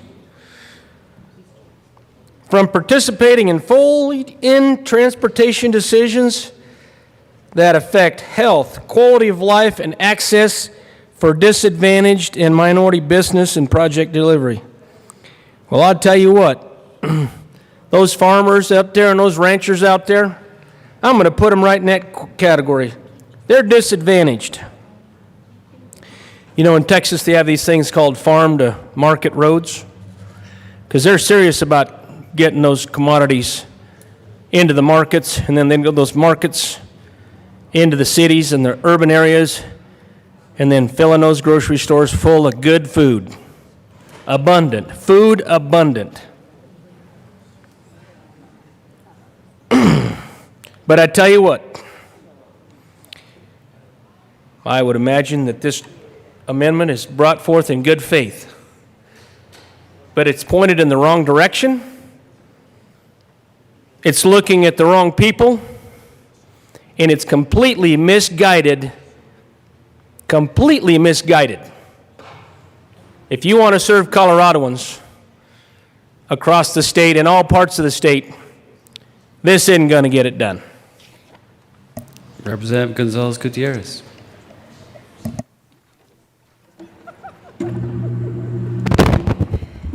Thank you, Madam Chair, and I really want to applaud the bill sponsors for bringing this particular amendment. The fact that they are listening to the very communities that have expressed their concerns with how historically a lot of these communities have been left out of the process, as we heard from other members right up here, is that how people have not always been brought to the table and not always been consulted when things are being done in their communities and to the people that live there. And so I really appreciate this amendment. I am going to support this amendment. And I think just to speak to the fact that when we talk about disproportionate impact, we're also talking about rural parts of our state. We're also talking about the very roads that we just heard about in this well. And so I just want to point that out, that we're not only talking about disproportionate impact to communities in urban areas. We're talking about across this entire state.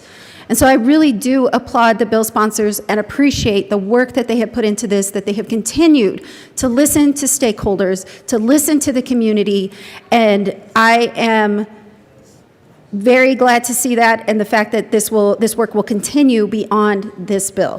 Thank you. Representative Benavides. Thank you, Madam Chair. And members, just to clarify, disproportionately impacted community is defined on page 98 of the original bill.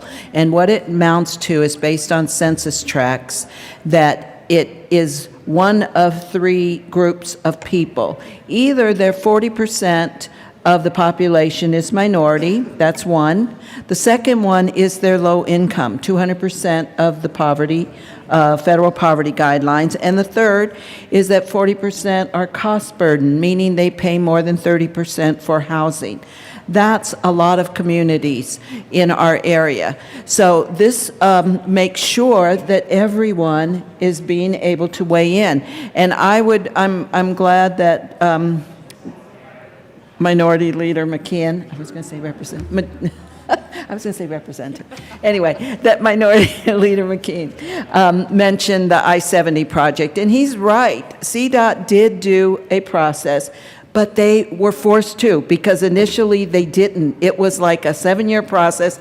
They had to be sued, and I can tell you, even the plans they put out to get workers to work on the project once it was decided, they left out the Adams County area, which was my district, right next to that project, and we had to get them to change that to say, wait a minute, you have to do specific outreach to get workers to work on this project from the nearby areas. That was left out. If our community had not spoken up about that, they wouldn't have put those outreach areas to get workers to work on that project.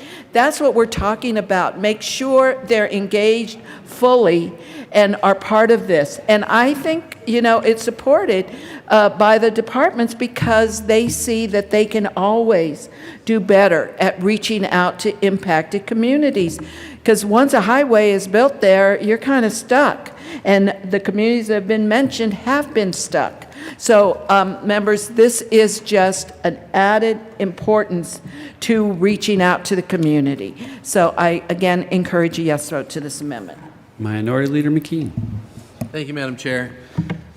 I want to be clear about this because what you heard were terms, and with all due respect, were terms that are more terms that affect communities where you have a higher density population. So what you're really looking at is what's the income level? What are other categories there? But I'll tell you, what you heard from rural folks is that there isn't as much a consideration about whether or not a field gets cut in half. You have any idea how hard it is to hay a field when you got to go 1.5 miles down the road to find the underpass to come back over and hay the other 40 acres? Those are the kinds of disproportionate impacts that I think we are trying to consider. But if we codify only the things that we're here to codify, and then we leave things like that out, that gets to be a tough sell. And it's a tough sell because by including this language, I think in many ways we think, well, we solved that problem, when I think the process currently is robust, takes into account the areas, the neighborhoods, the communities of interest. So I still urge a no vote, and it's not because we leave people out, it's because we have a process that includes them now. Any further discussion on Amendment 115? Assistant Minority Leader Geithner. Thank you, Madam Chair. And I appreciate the description offered by the Speaker of the House Pro Tem regarding those communities that spend more than 30% of their income on housing. And I just wonder, do those retail delivery fees also impact those communities that are also paying more than 30% of their income on housing? Any further discussion on Amendment 115? Seeing none, the question before us is the adoption of Amendment 115. All those in favor say aye. Anyone opposed? No. Oh, the ayes have it. Amendment 115 is adopted. Any further discussion on Senate Bill 260? Minority Leader McKean. I'll make it quick. Thank you, Madam Chair. I'll make it quick, folks. We have talked around the edges, right straight through the meat of this bill. I think it comes down to simple things. I think this bill comes down to, yes, we want a solution. Thank you for your work. Thank you, thank you, thank you for the number of discussions you've had. But if we do the right thing in the wrong way, I think we fail at our most important job, and that is to nurture and further and foster the trust relationship we have with the voters of the state of Colorado. I think we can say, well, look, we got this solution to a problem that's been, best word of the day, vexing us for so long. And yet, when we do that, and it adds cost, and it adds burden, and it adds to a mom and a dad, a couple's kitchen table talk about how are we going to manage to pay these bills, and it inserts more difficulty there than I think we've failed at our job here. Because truly, we don't have a seat at that table yet. The seat at that table is on a ballot that says this is what we're going to do, this is how we're going to do it, this is how much it's going to cost.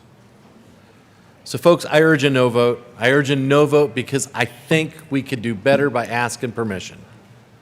And I think we should.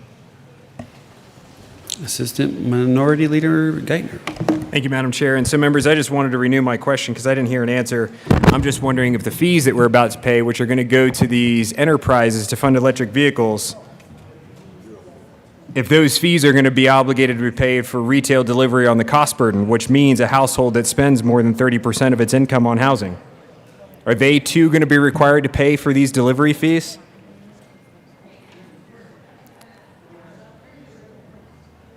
Just wondering.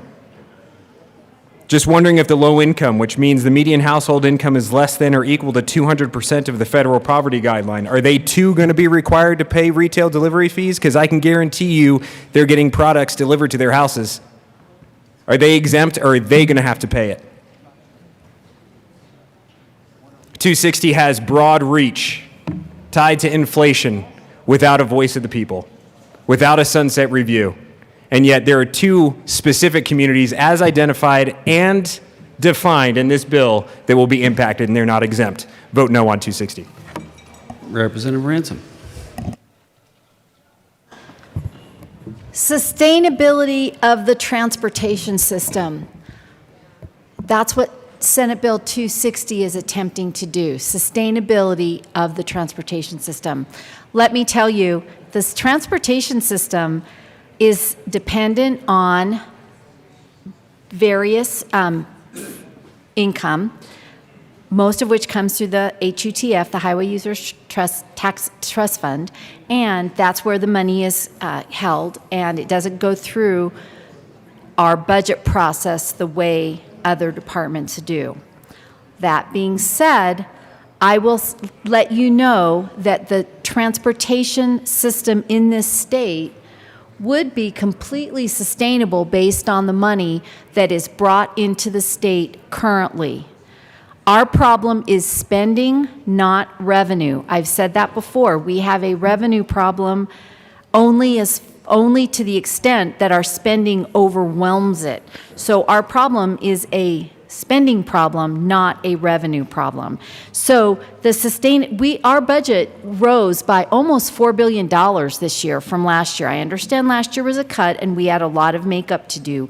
That being said, we are overspending on so many different areas, and I'm not going to go through and list them right now. I know I've done that in the past. I've given specific lists at various times.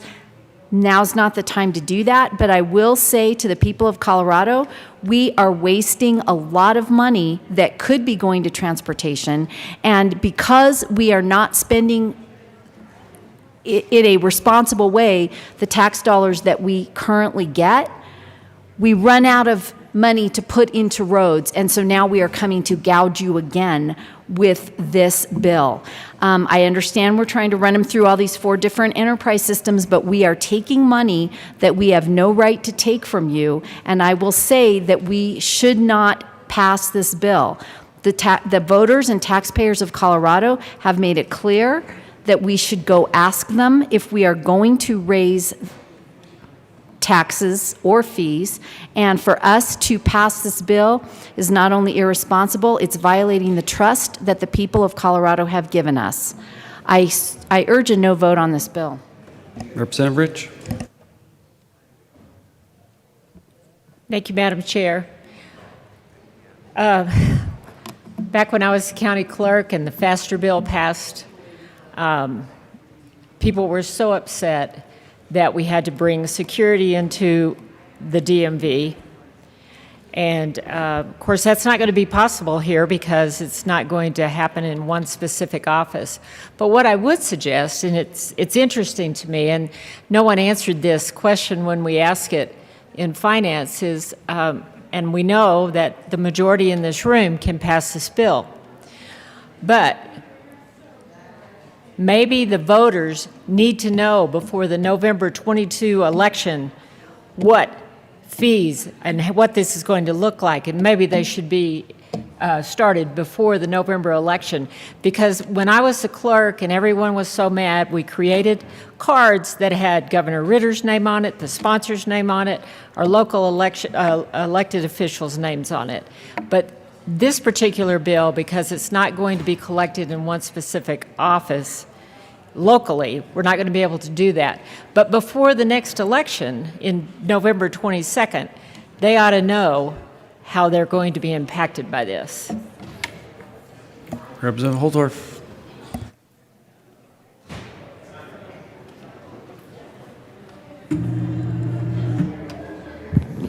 Thank you, Madam Chair. I want to make sure I get that right, and I apologize if I made any errors. It was not my intention. Everyone here knows that has been here listening when I come forth my objections and my concerns. I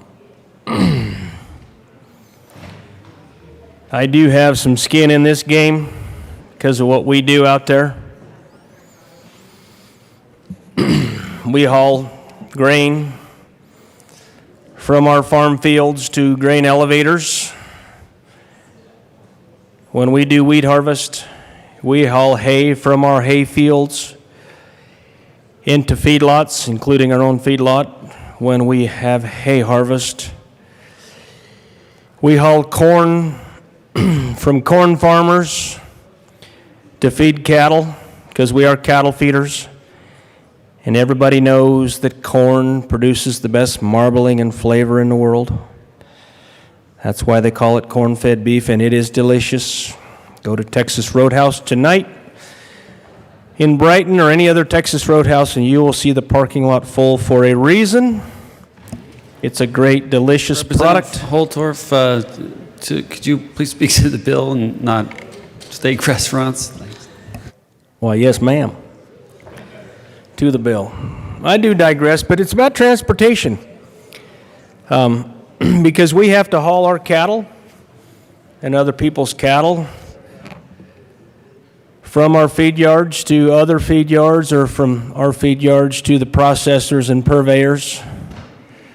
We know what it is to drive trucks and trailers We pay HVUT tax, and I will tell you today, well, it's not today, it actually happens in January of every year. When I write that check, I wince. I told one of my colleagues, I wince when I write that check because it's a lot of doggone money. And now it's going to be a lot of doggone more money. And that's just one of the fees. So I do have concerns. This is going to affect me and all the people around me that do the same things that I do. And what we do in eastern Colorado, a lot of us all do the same things to survive out there. Because that's what we do in that part of the state. And I would like to ask for some respect for what we do, some consideration for what we do. In transportation, those transportation needs that bring your food to the grocery store fall short and are unmet. Now, I know that we had working groups and we had meetings, and Department of Transportation, the governor's office, majority leaders, we came up with this plan or scheme or new policy that found a way. I know we worked hard, we thought, we studied, we counseled, found a way to get around Tabor. Yep, that's what we did. We got around Tabor, we got these new enterprises. We said, well, that 200 million is a pretty important mark. So what do we got to do to get that money? So we started whittling and scratching, sharpening our pencils. Now we've got that money figured out on all these fees that are going to fill those enterprises full of money, and we're going to go out and do all kinds of great things.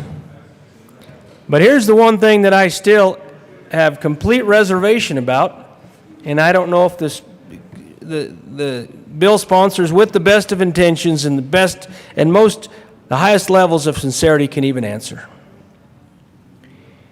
Will my people in eastern Colorado continue to disproportionately be impacted by the lack of transportation resources applied to my communities? Where is the equity for rural Colorado? Where is the inclusion in these projects? The inclusion of projects along the many roads that we have to travel.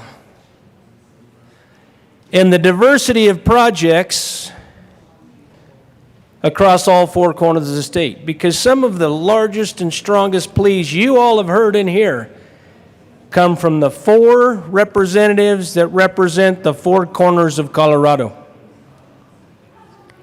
We all like to say equity, diversion, and inclusion. Well, this country boy's asking you to put us in that bucket and shake it around and give us some. Give us some inclusion. Be equitable and take care of us. Because I'll tell you right now, the state has fallen short and continues to fall short. And I don't think this big project here, the largest spending bill, I believe, this session, other than the long bill, correct me if I'm wrong, is going to do what I ask for my people. Is there any further discussion? Representative Soper. Thank you, Mr. Chair. And I think we've had a great conversation, but it is good to talk about where we are as far as process. And we talk about process a lot here. We have a constitutional issue with the process here and which chamber this particular bill started in. See, members, if you turn to Article 5, Section 31 of our state constitution, it reads, "Revenue bills, all bills for raising revenue, shall originate in the House of Representatives, but the Senate may propose amendments as in the case of all other bills." In 2019, President Leroy Garcia of the Colorado Senate issued a memo talking about revenue-raising bills. And in this, there were 5 guidelines that were issued for revenue-raising bills. Guideline number 3 states, Article 5, Section 31 of the Colorado Constitution may require the introduction of a revenue-raising bill in the House of Representatives, even if it does not increase or decrease revenue, so long as the bill amends an act that was originally revenue-raising and relates to the levying and collection of taxes and the procedures thereof. This means that if a bill amends an act that originally raised revenue, it will be considered revenue-raising. Well, for example, House Bill 05-1194, which was the bill that raised the constitutional revenue cap, also known as Referendum C, by increasing the revenue cap, the bill allowed for the government to keep more of the citizens' tax dollars, thus increasing the revenue cap and Coloradans' tax burden. 1194 started in the House of Representatives, this body, and then was referred to the voters. This bill increases the revenue cap again by $225 million and should also start in the House of Representatives and then go to the voters from there. So, members, definitely we have a process foul here. This should have begun in the House of Representatives and then should be referred to the voters since it does raise the cap. We did talk about some other issues, but I do want to dive down to the boards that are associated with the enterprises and how there aren't any requirements for who's going to serve on those. And I'm very grateful that earlier this week we did get signed into law some guidance as to who should be on these boards to add more diversity. But certainly it would be good to see just a little bit more guideline here as well. Members, I can't stress enough that something this big, we really should follow process. It should have started in this body in the House of Representatives first. It should be referred to the people. We should let the people weigh in to decide if they want fees increased and where that money is going to go to. And I do believe that this is a mechanism to circumvent Proposition 117 by creating 4 different pools of money as enterprises as a means to get around it. That was something that probably the authors of 117 didn't envision, is that you just create more enterprises to spread out the money gathering to stay under the 100 million cap over 5 years. For these reasons, I will be a no vote, and I would encourage this body to consider those factors as well. Thank you. Representative Will. Thank you, Mr. Chair. It's an honor to serve with you. It's an honor to serve with you. So I'm also going to be obviously no on this bill. I don't think it's, and I'd encourage everyone to vote no on it. I truly do see this bill as an end around to taxpayer safeguards that are already in place, meaning Tabor and Prop 117. It's going to hurt all Colorado. It's going to hurt all Coloradans, families, taxpayers, businesses. All those people in this great state is going to hurt. And we've got, I got to tell you, we got some potholes over in northwest Colorado that we're stationing lifeguards around just in case someone falls in. So I think we can all agree that we got some problems with our roads. But today we offered some really great amendments and that I think would have really made this bill better, but weren't accepted. But I think we all agree we need to fix our roads. We do. We can do that, but this bill isn't the way to do it. So I encourage a no vote. Thank you. All right, Representative Exlin. Thank you, Mr. Chair. It's an honor to serve with you. It's an honor to serve with you, Representative Exlin. Thank you. I rise in support of this bill because it attempts to solve one of the biggest problems we have in Colorado, our poorly funded transportation system. For the first time, this future-looking package advances a comprehensive transportation funding plan to modernize our state transportation system. This bill makes much-needed improvements to roads, highways, all across Colorado. The bill reduces traffic and congestion through improvements to key corridors. The bill electrifies our transportation system by investing charging in infrastructure and cleaner vehicles. And the bill expands transit options statewide. This bill will save Colorado's money and will save time spent on roads. It will also increase or create a transportation system which supports a dynamic economy while improving our air quality. And it will establish a sustainable funding source for our transportation system. This bill is what Colorado needs. This bill will drive Colorado's transportation system into the right direction.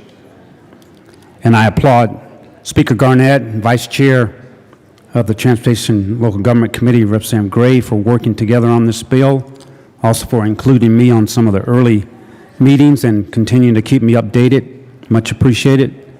And for working with all our stakeholders for a long time to get this bill where it needs to be. I support this bill and ask for your yes vote. Thank you. Is there any further discussion on Senate Bill 260? Seeing none, the question before us is the passage of Senate Bill 260. All those in favor say aye. Aye. All those opposed, no. No. Senate Bill 260 is passed.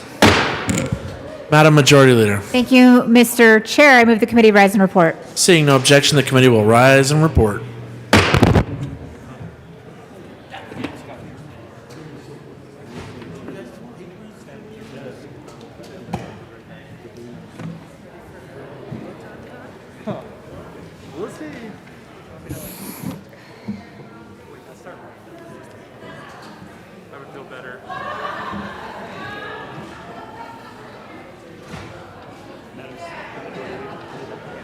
Ted?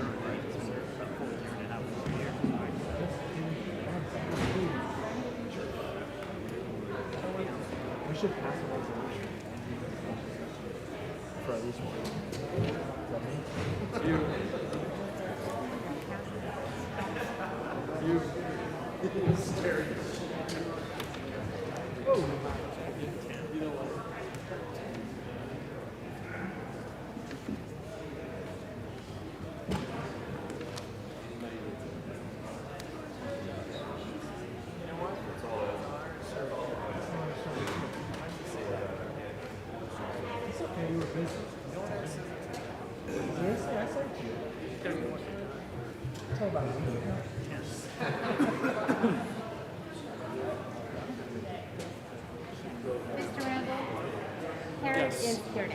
Okay, thank you. Thank And thanks you. for cleaning the podium. Somebody's got. Grosses me out.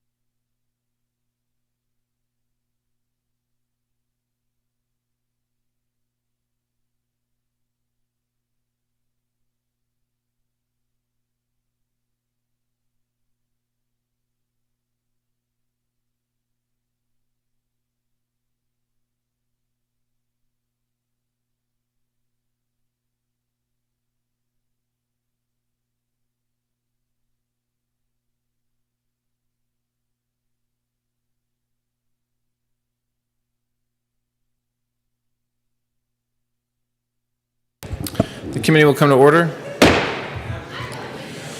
Mr. Randall, please read the report of the Committee of the Whole.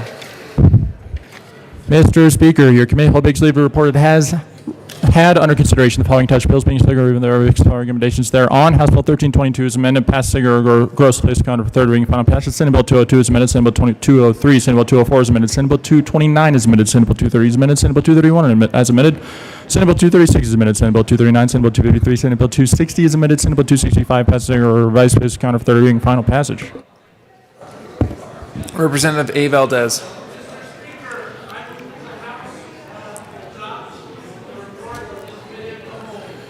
Members, you have heard the motion. There are amendments at the desk. We will start alphabetically. They are all on Senate Bill 260. Mr. Randall, please read the title to the Geithner Amendment to, which is L097 to Senate Bill 260. Representative Geithner moved to amend the report of the committee to hold to reverse the action taken by the committee in not adopting the following McKeon Amendment, L097 to Senate Bill 260 shows that amendment passed, and that Senate Bill 260 is amendment passed. Mr. Assistant Minority Leader. Thank you, Mr. Speaker. Members, I move the Geithner Amendment to the Committee of the Whole and ask for an aye vote. Thank you, Representative or Assistant Minority Leader Geithner. Has been properly moved and displayed. Mr. Randall, please open the machine, and members, please proceed to vote.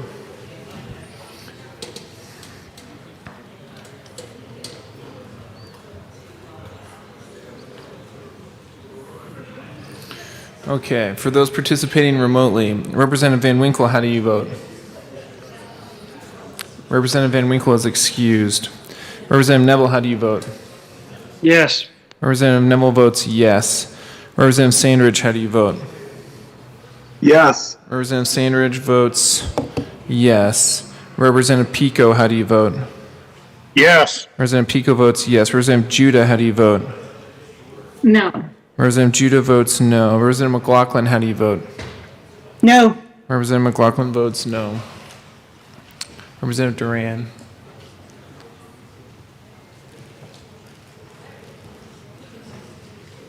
Representative, please close machine. With 21 aye votes, 40 no votes, and 4 excused, the Geithner Amendment to the report of the Committee of the Whole is lost. Mr. Gregorio, please read the first Holtorf Amendment to the report of the Committee of the Whole, which is L102. Representative Holtorf moved to amend the report of the committee to hold to reverse the action taken by the committee in not adopting the following McKeon Amendment, L102 to Senate Bill 260 shows that amendment passed, and that Senate Bill 260 is amendment passed. Representative Holtorf. Thank you, Mr. Speaker. I move the, let me get this right here. I move to amend the Committee of the Whole and ask for a favorable vote. It has been properly moved and displayed. Mr. Randall, if I called you Mr. Gregorio, I am sorry about that. I get up here with my cadence and I try to go fast, so I won't make that mistake again. And for all of you who weren't here, Mr. Randall was our reader. Here, here. We all love Mr. Gregorio, but there's a special place in my heart for Mr. Randall. All right. That has been properly moved and displayed. See no further discussion on the first Holtorf Amendment to the report of the Committee of the Whole. Mr. Gregorio, please open the machine and members. Shh, gosh, dude. All right. Dude, it is. Okay. All right. That's fine. It's $5. I don't have any money, but I will put $5 in the pot. Fair enough. Ooh. All right. Mr. Randall, please open the machine and members, please proceed to vote. The brain is a funny thing. All right. Oh, no, I got it. Just wait. I'm sure it's going to happen again. Representative Exum.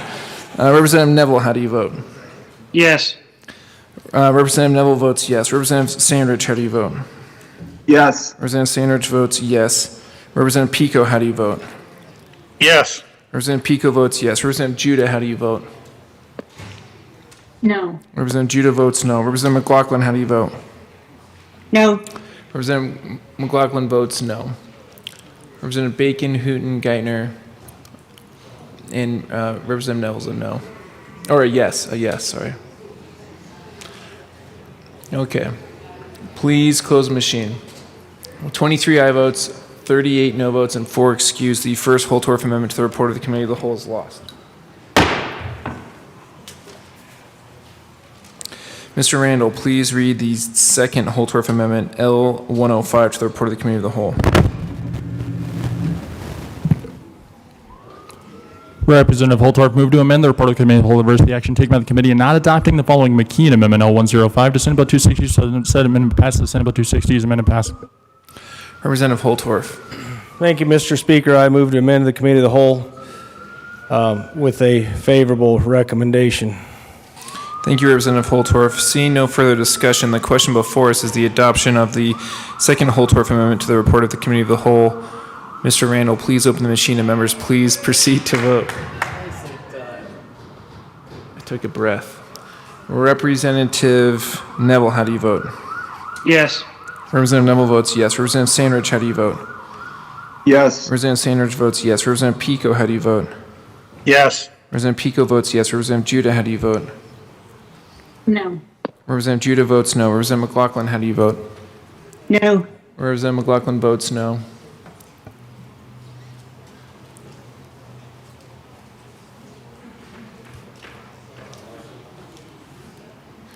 Please close machine. With 22 aye votes, 39 no votes, and 4 excused, the second Holtorf amendment to the report of the Committee of the Whole is lost.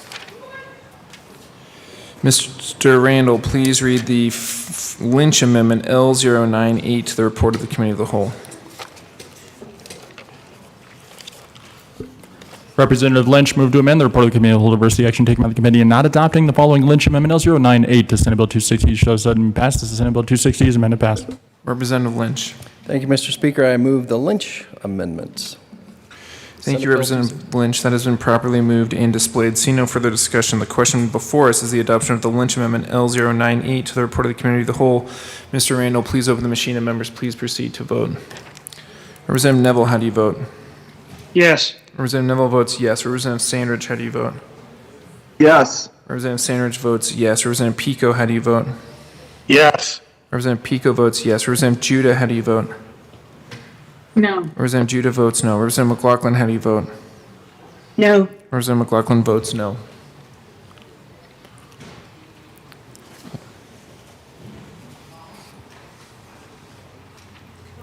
Please close the machine.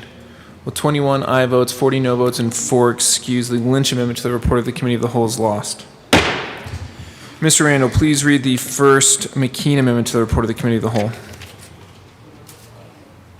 which is L018. 108 is what I have. Sorry. Representative McKean moved to amend the report of the Committee of the Whole to reverse the action taken by the committee in not adopting the following McKean Amendment L108 to Senate Bill 260. Shows sudden passed. The Senate Bill 260 is amended passed. Minority Leader McKean. Thank you, Mr. Speaker. Thank you, Mr. Randall.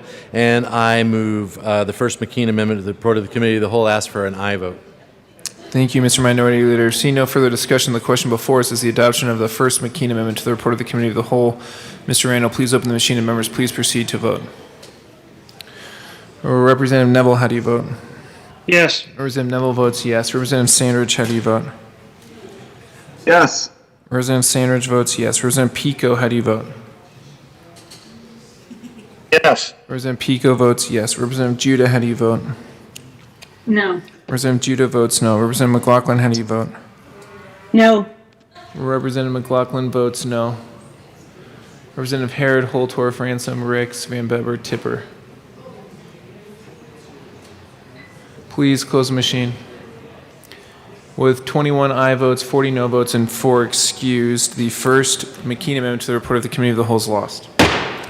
Mr. Randall, please read the second McKean Amendment to the report of the Committee of the Whole. Representative McKean moved to amend the report of the Committee of the Whole to reverse the action taken by the committee in not adopting the following McKean Amendment L103 to Senate Bill 260. Shows sudden passed. The Senate Bill 260 is amended passed. Minority Leader McKean. Thank you, Mr. Speaker. Thank you, Mr. Randall. I move the second McKean Amendment to the report of the Committee of the Whole and ask for an aye vote. It's been properly moved and displayed. See no further discussion. The question before us is the adoption of the second McKean Amendment to the report of the Committee of the Whole L103. Mr. Randall, please open the machine. Members, please proceed to vote. Representative Neville, how do you vote? Yes. Representative Neville votes yes. Representative Sandridge, how do you vote? Yes. Representative Sandridge votes yes. Representative Pico, how do you vote? Yes. Representative Pico votes yes. Representative Judah, how do you vote? No. Representative Judah votes no. Representative McLaughlin, how do you vote? No. Representative McLaughlin votes no. Representative Ricks. Please close the machine. With 21 aye votes, 40 no votes, and 4 excused, the second McKean amendment to the report of the Committee of the Whole is lost. Mr. Randall, please read the ransom amendment to the report of the Committee of the Whole. Representative Ransom moved to amend the report of the Committee on Diversity Action taken by the committee in adopting the following Garnett Amendment L115 to Senate Bill 260, so said amendment lost, and that Senate Bill 260 is amended passed. Representative Ransom. Thank you, Mr. Speaker. I move the ransom amendment to the Committee of the Whole and ask for an aye vote. Question before us, see no further discussion, is the ransom amendment to the report of the Committee of the Whole. Mr. Randall, please open the machine and members please proceed to vote. Representative Neville, how do you vote? Yes. Representative Neville votes yes. Representative Sandridge, how do you vote? Yes. Representative Sandridge votes yes. Representative Pico, how do you vote? Yes. Representative Pico votes yes. Representative Judah, how do you vote? No. Representative Judah votes no. Representative McLaughlin, how do you vote? No. Representative McLaughlin votes no. Representative Larson. Please close the machine. With 21 aye votes, 40 no votes, and 4 excused, the ransom amendment to the report of the Committee of the Whole is lost. Mr. Randall, please read the first Rich amendment to the report of the Committee of the Whole. L099 is what I got. Representative Rich moved to amend the report of the Committee on Diversity Action taken by the committee in not adopting the following Rich Amendment L099 to Senate Bill 260, so said amendment passed, and that Senate Bill 260 is amended passed. Representative Rich. Thank you, Mr. Speaker. I move the Rich Amendment to the Committee of the Whole, to the report of the Committee of the Whole, and ask for an aye vote. Thank you, Representative Rich. That has been properly moved and displayed. Seeing no further discussion, Mr. Randall, please open the machine and members please proceed to vote.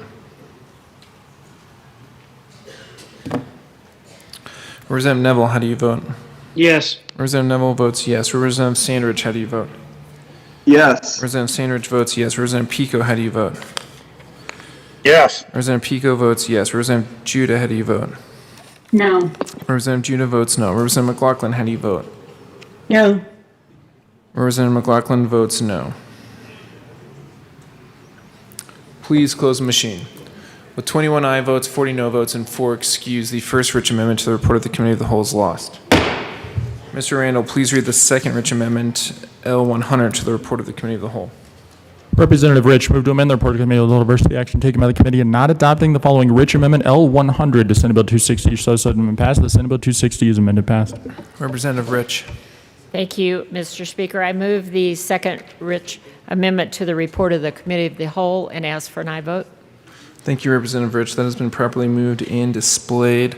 Seeing no further discussion, the question before us is the adoption of the second Rich Amendment L100 to the report of the Committee of the Whole. Mr. Randall, please open the machine and members please proceed to vote. Representative Neville, how do you vote? Yes. Representative Neville votes yes. Representative Sandridge, how do you vote? Yes. Representative Sandridge votes yes. Representative Pico, how do you vote? Yes. Representative Pico votes yes. Representative Judah, how do you vote? No. Representative Judah votes no. Representative McLaughlin, how do you vote? No. Representative McLaughlin votes no. Please close the machine. 21 aye votes, 40 no votes, and 4 excused. The second Rich Amendment to the report of the Committee of the Whole is lost. Mr. Randall, please read the Van Bember Amendment to the report of the Committee of the Whole. Representative Van Bebber moved to amend the report of the Committee on Diversity Action taken by the committee in not adopting the following Van Bebber Amendment L125 to Senate Bill 260, so said amendment passed, that Senate Bill 260 is amended passed. Representative Van Bebber.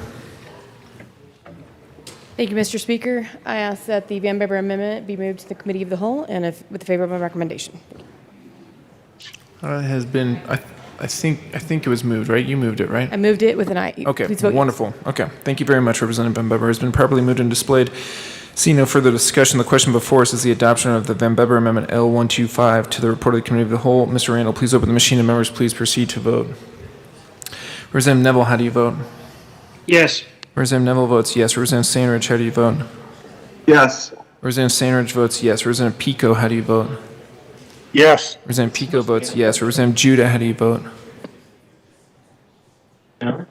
Representative Judah votes no. Representative McLaughlin, how do you vote? No. Representative McLaughlin votes no.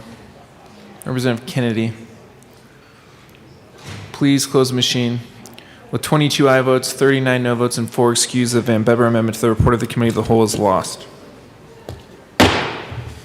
There are no more amendments at the desk. The question before us is the adoption of the report of the Committee of the Whole. Mr. Randall, please open the machine, and members, please proceed to vote.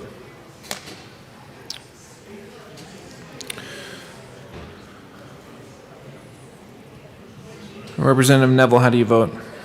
No. Representative Neville votes no. Representative Sandridge, how do you vote? No. Representative Sandridge votes no. Representative Pico, how do you vote? No. Representative Pico votes no. Representative Judah, how do you vote? Sorry. Yeah. Representative Judah votes yes. Representative McLaughlin, how do you vote? Yes. Representative McLaughlin votes yes. Please close the machine. With 40 aye votes, 21 no votes, and 4 excused, the report of the Committee of the Whole is adopted. I believe that brings us to third reading of bill's final passage on the calendar, right? Mr. Randall, please read the title. Say that again? I am not aware of that.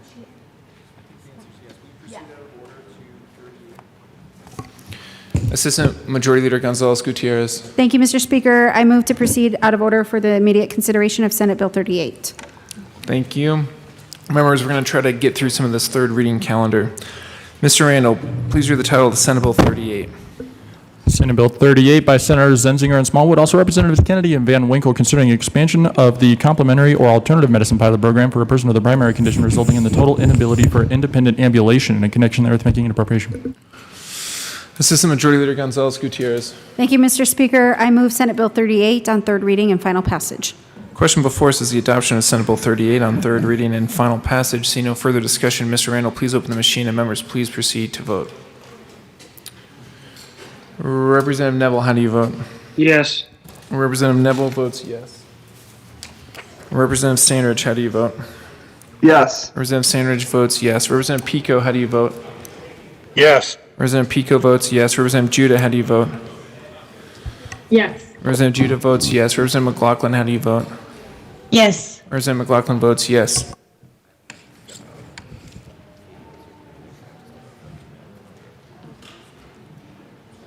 Majority Leader Escar is excused.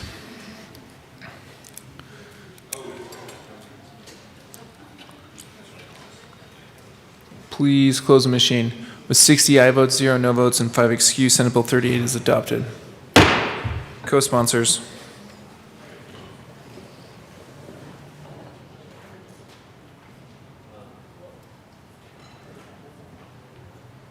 Representative Judah, co-sponsor. Please close the machine. Mr. Gregorio, please read, or Mr. Randall, $5 more. Mr. Randall, please read Senate Bill 29. Senate Bill 29 by Senator Fenberg, also Representatives Garnett and Benavides, concerning in-state tuition classification for members of American Indian tribes with historical ties to Colorado. Assistant Majority Leader Gonzalez Gutierrez. Thank you, Mr. Speaker. I move Senate Bill 29 on third reading and final passage. Question before us is the adoption of Senate Bill 29 on third reading and final passage. See no further discussion. Mr. Randall, please open the machine, and members, please proceed to vote. Representative Neville, how do you vote? No. Representative Neville votes no. Representative Sandridge, how do you vote? No. Representative Sandridge votes no. Representative Pico, how do you vote? No. Representative Pico votes no. Representative Judah, how do you vote? Yes. Representative Judah votes yes. Representative McLaughlin, how do you vote? Yes. Representative McLaughlin votes yes.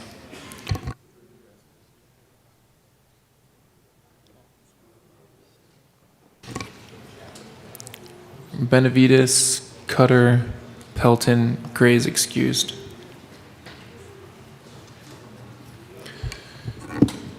Majority Leader.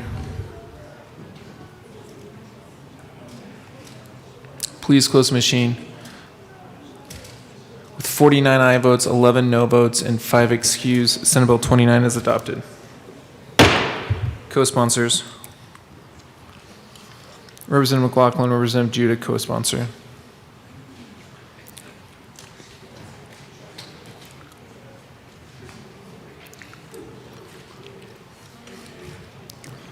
Please close the machine. Mr. Randall, please read the title of Senate Bill 71. Senate Bill 71 by Senator Buckner, also Representatives Doherty and Basenecker, concerning measures to limit the detention of juveniles in connection therewith making and reducing an appropriation. Majority Leader Escar. Thank you, Mr. Speaker. I move Senate Bill 71 on third reading, final passage. Representative Carver. Thank you, Mr. Speaker. I just needed to put on the record that subsequent to Judiciary Committee, where I had been a yes, I received additional information from my judicial district, which consists of El Paso and Teller County. And with the additional information, it appears that the limit on juvenile beds, and these are juveniles that have serious charges, that the lower cap and the flexibility for reallocation is not sufficient to meet what we currently have in Fourth Judicial, and for that reason, I am a no vote. Thank you. Thank you, Representative Carver. Seeing no further discussion, the question before us is the adoption of Senate Bill 71 on third reading and final passage. Mr. Randall, please open the machine, and members, please proceed to vote. Representative Neville, how do you vote? No. Representative Neville votes no. Representative Sandridge, how do you vote? No. Representative Sandridge votes no. Representative Pico, how do you vote? No. Representative Pico votes no. Representative Judah, how do you vote?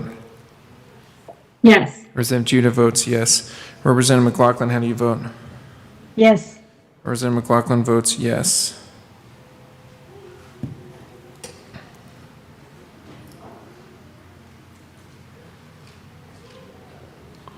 Please close the machine. With 38 aye votes, 22 no votes, and 5 excused, Senate Bill 71 is adopted. Co-sponsors.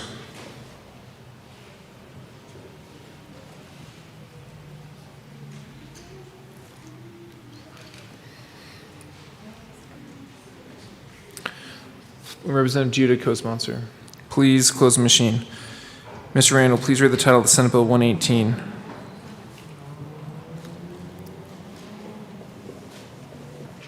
Senate Bill 118 by Senators Janal and Gardner, also Representatives Belton and Snyder, concerning the creation of an alternative response pilot program for county departments of human and social services to address a reported mistreatment of an at-risk adult in connection with making an appropriation. Majority Leader Escar. Thank you, Mr. Speaker. I move Senate Bill 118 on third reading, final passage. Question before us is the adoption of Senate Bill 118 on third reading and final passage. Seeing no further discussion, Mr. Randall, please open the machine, and members, please proceed to vote. Representative Neville, how do you vote? No. Representative Neville votes no. Representative Sandridge, how do you vote? No. Representative Sandridge votes no. Representative Pico, how do you vote? No. Representative Pico votes no. Representative Judah, how do you vote? Yes. Representative Judah votes yes. Representative McLaughlin, how do you vote? Yes. Representative McLaughlin votes yes.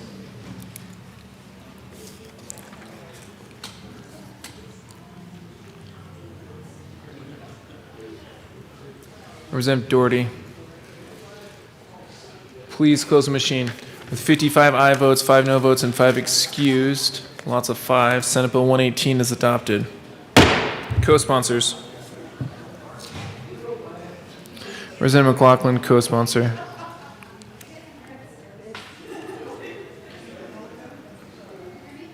Please close the machine. Mr. Randall, please read the title of the Senate Bill 94.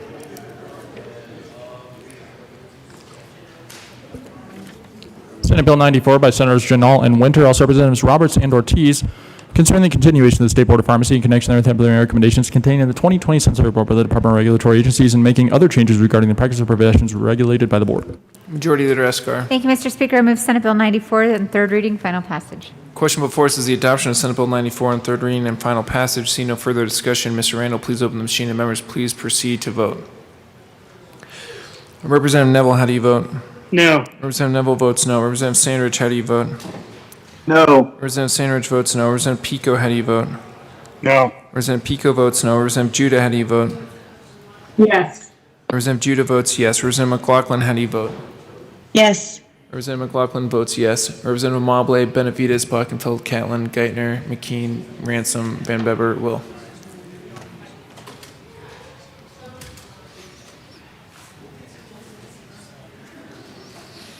Please close the machine. With 47 aye votes, 13 no votes, and 5 excused, Senate Bill 94 is adopted. Co-sponsors.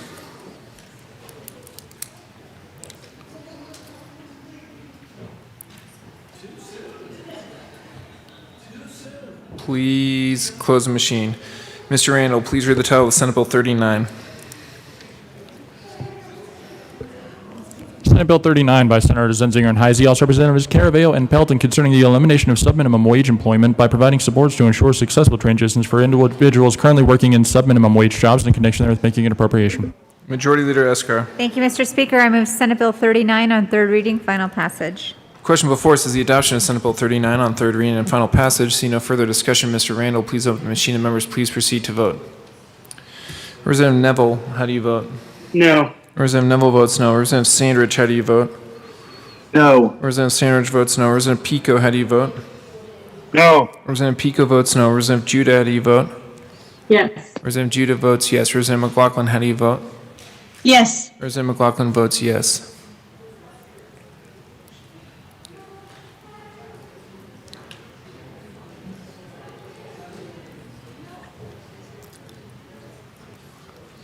Please close the machine. With 47 aye votes, 13 no votes, and 5 excused, Senate Bill 39 is adopted. Co-sponsors. Representative Judah, co-sponsor.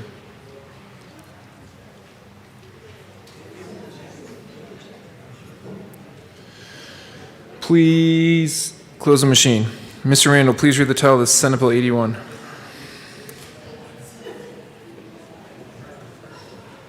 Senate Bill 81 by Senator Coker, also Representatives Michelson, Janay, concerning procedural measures to prevent the misuse of the Safe to Tell program.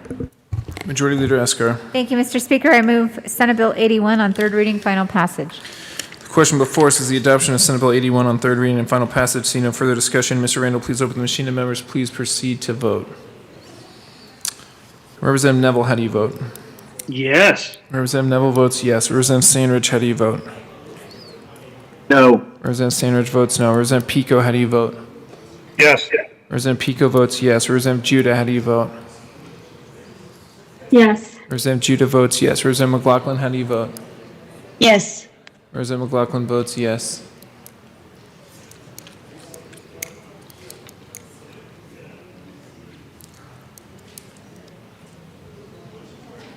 Please close the machine. 52 aye votes, 8 no votes, and 5 excused. Senate Bill 81 is adopted. Co-sponsors.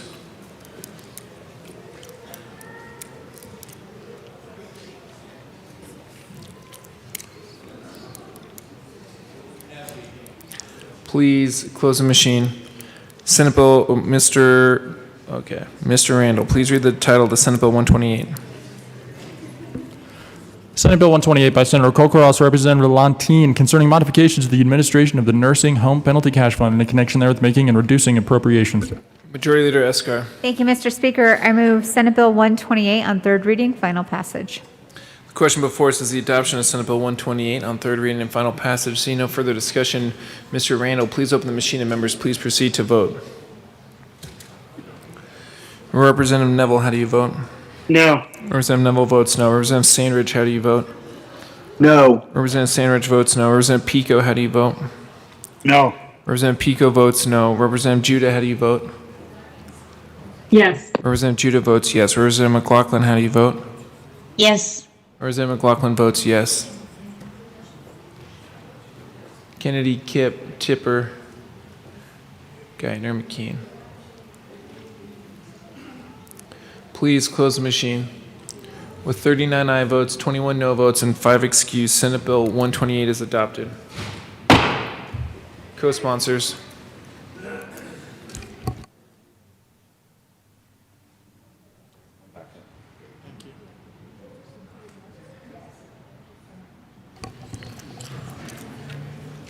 Please close the machine.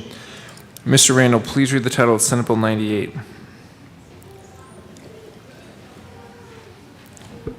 Senate Bill 98 by Senators Hawkes, Lewis, and Pedersen, also Representatives Mullica and Rich, concerning the continuation of the prescription drug monitoring program. Majority Leader Escar. Thank you, Mr. Speaker. I move Senate Bill 98 on third reading, final passage. Question before us is the adoption of Senate Bill 98 on third reading and final passage. See no further discussion. Mr. Randall, please open the machine and members, please proceed to vote. Representative Neville, how do you vote? No. Representative Neville votes no. Representative Sandridge, how do you vote? No. Representative Sandridge votes no. Representative Pico, how do you vote? No. Representative Pico votes no. Representative Judah, how do you vote? Yes. Representative Judah votes yes. Representative McLaughlin, how do you vote? Yes. Representative McLaughlin votes yes.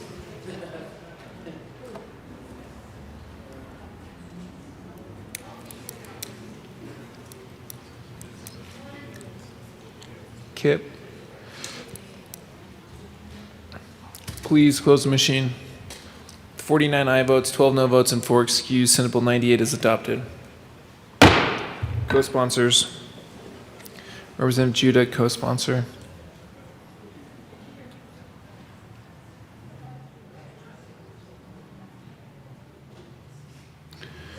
Please close the machine. Mr. Randall, please read the title of Senate Bill 201. Senate Bill 201 by Senators Danielson and Pedersen, also Representatives Young and Bastenecker, concerning stricter enforcement for child care facilities and in connection therewith making an appropriation. Majority Leader Escar. Thank you, Mr. Speaker. I move for the passage of Senate Bill 201 on third reading, final passage. The question before us is the adoption of Senate Bill 201 on third reading and final passage. See no further discussion. Mr. Randall, please open the machine and members, please proceed to vote. Representative Neville, how do you vote? No. Representative Neville votes no. Representative Sandridge, how do you vote? No. Representative Sandridge votes no. Representative Pico, how do you vote? Oh. Representative Pico votes no. Representative Judah, how do you vote? Yes. Representative Judah votes yes. Representative McLaughlin, how do you vote? Yes. Representative McLaughlin votes yes.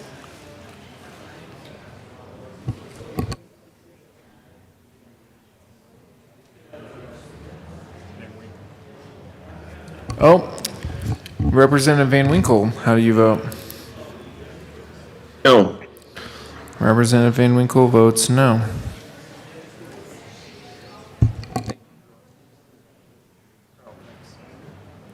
Please close the machine. With 51 aye votes, 11 no votes, and 3 excused, Senate Bill 201 is adopted. Co-sponsors. Representative Judah, co-sponsor. Representative McLaughlin, co-sponsor. Please close the machine. Mr. Randall, please read the title of the Senate Bill 95.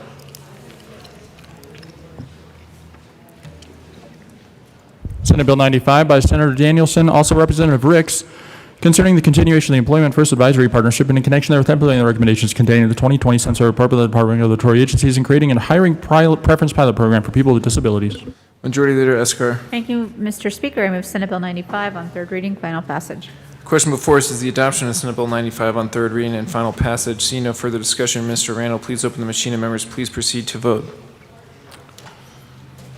Representative Van Winkle, how do you vote? Yes. Representative Van Winkle votes yes. Representative Neville, how do you vote? No. Representative Neville votes no. Representative Sandridge, how do you vote? No. Representative Sandridge votes no. Representative Pico, how do you vote? No. Representative Pico votes no. Representative Judah, how do you vote? Yes. Representative Judah votes yes. Representative McLaughlin, how do you vote? Yes. Representative McLaughlin votes yes.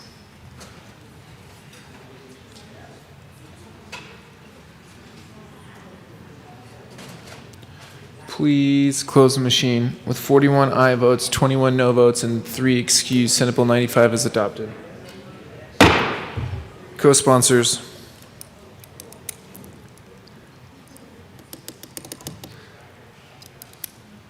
Please close the machine. Mr. Randall, please read the title of Senate Bill 126. Senate Bill 126 by Senator Fields, also Representatives Michelson, Janae, and Soper, concerning credentialing of physicians as participating physicians in health coverage plan provider networks and in connection therewith making an appropriation. Majority Leader Esker. Thank you, Mr. Speaker. I move Senate Bill 126 on third reading, final passage. The question before us is the adoption of Senate Bill 126 on third reading and final passage. Seeing no further discussion, Mr. Randall, please open the machine and members please proceed to vote. Representative Van Winkle, how do you vote? No. Representative Van Winkle votes no. Representative Neville, how do you vote? No. Representative Neville votes no. Representative Sandridge, how do you vote? No. Representative Sandridge votes no. Representative Pico, how do you vote? No. Representative Pico votes no. Representative Judah, how do you vote? Yes. Representative Judah votes yes. Representative McLaughlin, how do you vote? Yes. Representative McLaughlin votes yes.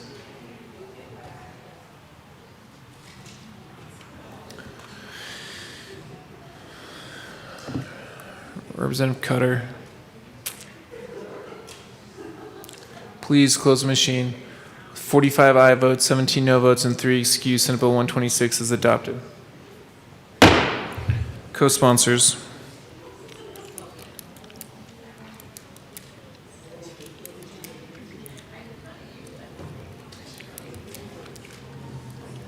Please close the machine. Mr. Randall, please read the title of Senate Bill 181. Senate Bill 181 by Senators Fields and Quorum, also Representatives Harrod and Caraveo, concerning state agencies addressing health disparities in Colorado in connection therewith making an appropriation. Majority Leader Esker. Thank you, Mr. Speaker. I move Senate Bill 181 on third reading, final passage. The question before us is the adoption of Senate Bill 181 on third reading and final passage. See no further discussion. Mr. Randall, please open the machine and members please proceed to vote. Representative Van Winkle, how do you vote?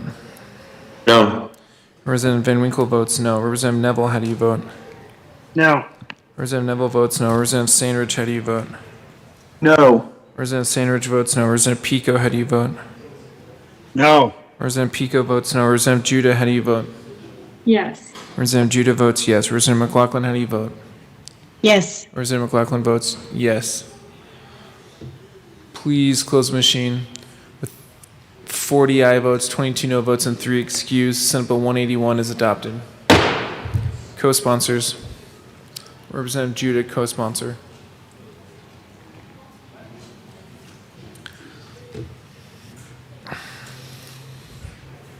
And Representative McLaughlin, co-sponsor.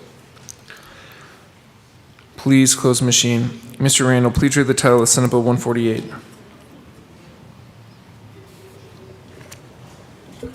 Senate Bill 148 by Senators Gonzalez and Coker, also Representatives Askar and Tipper, concerning the creation of the Financial Empowerment Office in the Department of Law and in connection therewith making an appropriation. Majority Leader Esker. Thank you, Mr. Speaker. I move Senate Bill 148 on third reading, final passage.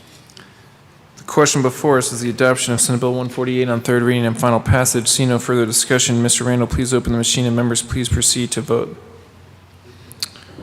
Representative Van Winkle, how do you vote? No. Representative Van Winkle votes no. Representative Neville, how do you vote? No. Representative Neville votes no. Representative Sandridge, how do you vote? No. Representative Sandridge votes no. Representative Pico, how do you vote? No. Representative Pico votes no. Representative Judah, how do you vote? Yes. Representative Judah votes yes. Representative McLaughlin, how do you vote? Yes. Representative McLaughlin votes yes. Please close the machine. With 40 aye votes, 22 no votes, and 3 excused, Senate Bill 148 is adopted. Co-sponsors. Representative Judah, co-sponsor.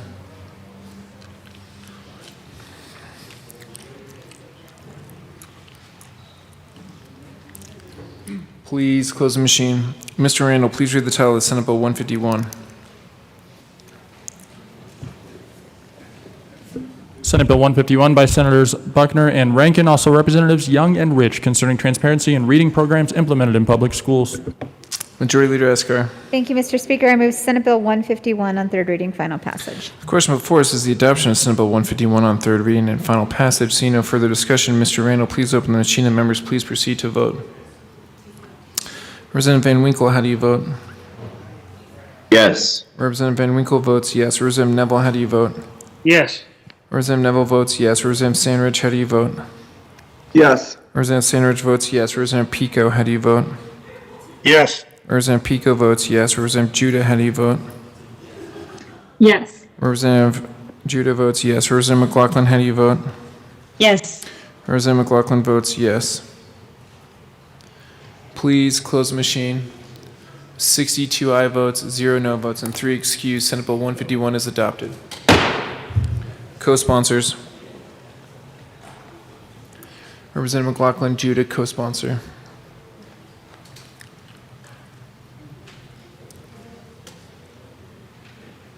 Please close the machine.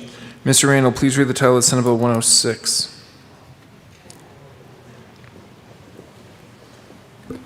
Senate Bill 106 by Senators Coleman and Priolas, Representatives McLaughlin and Baisley concerning measures to improve successful transitions from high school to post-high school training in connection with making an appropriation. Majority Leader Escar. Thank you, Mr. Speaker. I move Senate Bill 106 on third reading, final passage. Representative Ransom. Thank you, Mr. Speaker. We had some discussion on this bill, and I know that there was some question about whether or not private schools were included. I remember that question being asked from my side of the aisle. I don't believe we ever received a firm answer on that. I'm going to ask that the bill be read at length.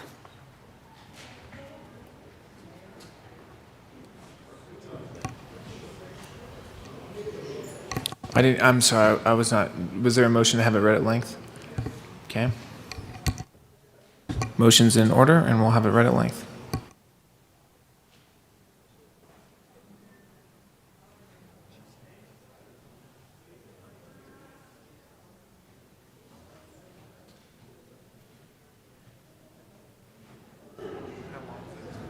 Note, this summary applies to this bill as introduced and does not reflect any amendments that may be subsequently adopted. If this bill passes third reading in the House of Introduction, a bill summary that applies to the re-engrossed version of this bill will be available at http://leg.colorado.gov.ment. The bill amends the High School Innovative Learning Pilot Program, ILOP, that authorized school districts, district charter schools, and institute charter schools, local education providers, to count as full-time students high school students participating in innovative learning opportunities regardless of whether they meet the number of teacher-pupil. House second reading unamended May 26, 2021. Senate third reading unamended May 3, 2021. Senate amended second reading April 30th, 2021. Senate sponsorship Coleman and Priola, Bridges, Buckner, Danielson, Donovan, Fenberg, Garcia, Gonzalez, Hansen, Jacquez Lewis, Lee, Moreno, Peterson, Rankin, Rodriguez, Scott, Simpson, Smallwood, Sonnenberg, Story, Winter, Zenzinger. House sponsorship McLaughlin and Baisley. Shading denotes House amendment. Double underlining denotes Senate amendment. Capital letters or bold and italic numbers indicate new material to be added to existing statute. Dashes through the words indicate deletions from existing statute. Instruction and contact hours for full-time enrollment. The bill allows a school of a school district to participate in an ILOP with the district or independently and requires all applicants to demonstrate how their innovative learning plan disproportionately benefits underserved students. In selecting applicants to participate in the pilot program, the bill requires the Department of Education, Department, and the State Board of Education, State Board, to consider whether the innovative learning plan includes opportunities for students to participate in registered or unregistered apprenticeships, internships, and technical training or skills programs through an industry provider, teacher training opportunities, concurrent enrollment, and industry certificates. Further, subject to available appropriations, the State Board is encouraged to select up to 20 applicants and is not limited to choosing applicants that had part-time students in the prior year and that enroll fewer than 5,000 students. The bill creates the fourth-year Innovation Pilot Program, in the Department of Higher Education to disburse state funding to post-secondary education and training programs on behalf of low-income students who graduate early from a high school participating in the pilot program prior to enrolling in the fourth year of high school or prior to enrolling in the second semester of their fourth year in high school. The state funding awarded to a student graduating prior to enrolling in the fourth year of high school is equal to the greater of 75% of the average state share amount of the statewide average per pupil funding for public elementary and secondary schools, or $3,500. The state funding for a student graduating prior to the second semester of their fourth year in high school is equal to the greater of 45% of the average state share amount of the statewide average per pupil funding for public elementary and secondary schools, or $2,000. The state funding is dispersed to the post-secondary program on behalf of the eligible graduate and may be used for the eligible graduate's cost of attendance for the post-secondary program, as determined by the Department of Higher Education. The local education provider from which the student graduated early prior to the fourth year of high school receives a portion of the state savings for school finance obligations due to the early graduation. An eligible graduate must enroll in a post-secondary program and use the state funding award before the eligible graduate's 21st birthday, at which time the unused portion of the state funding is forfeited.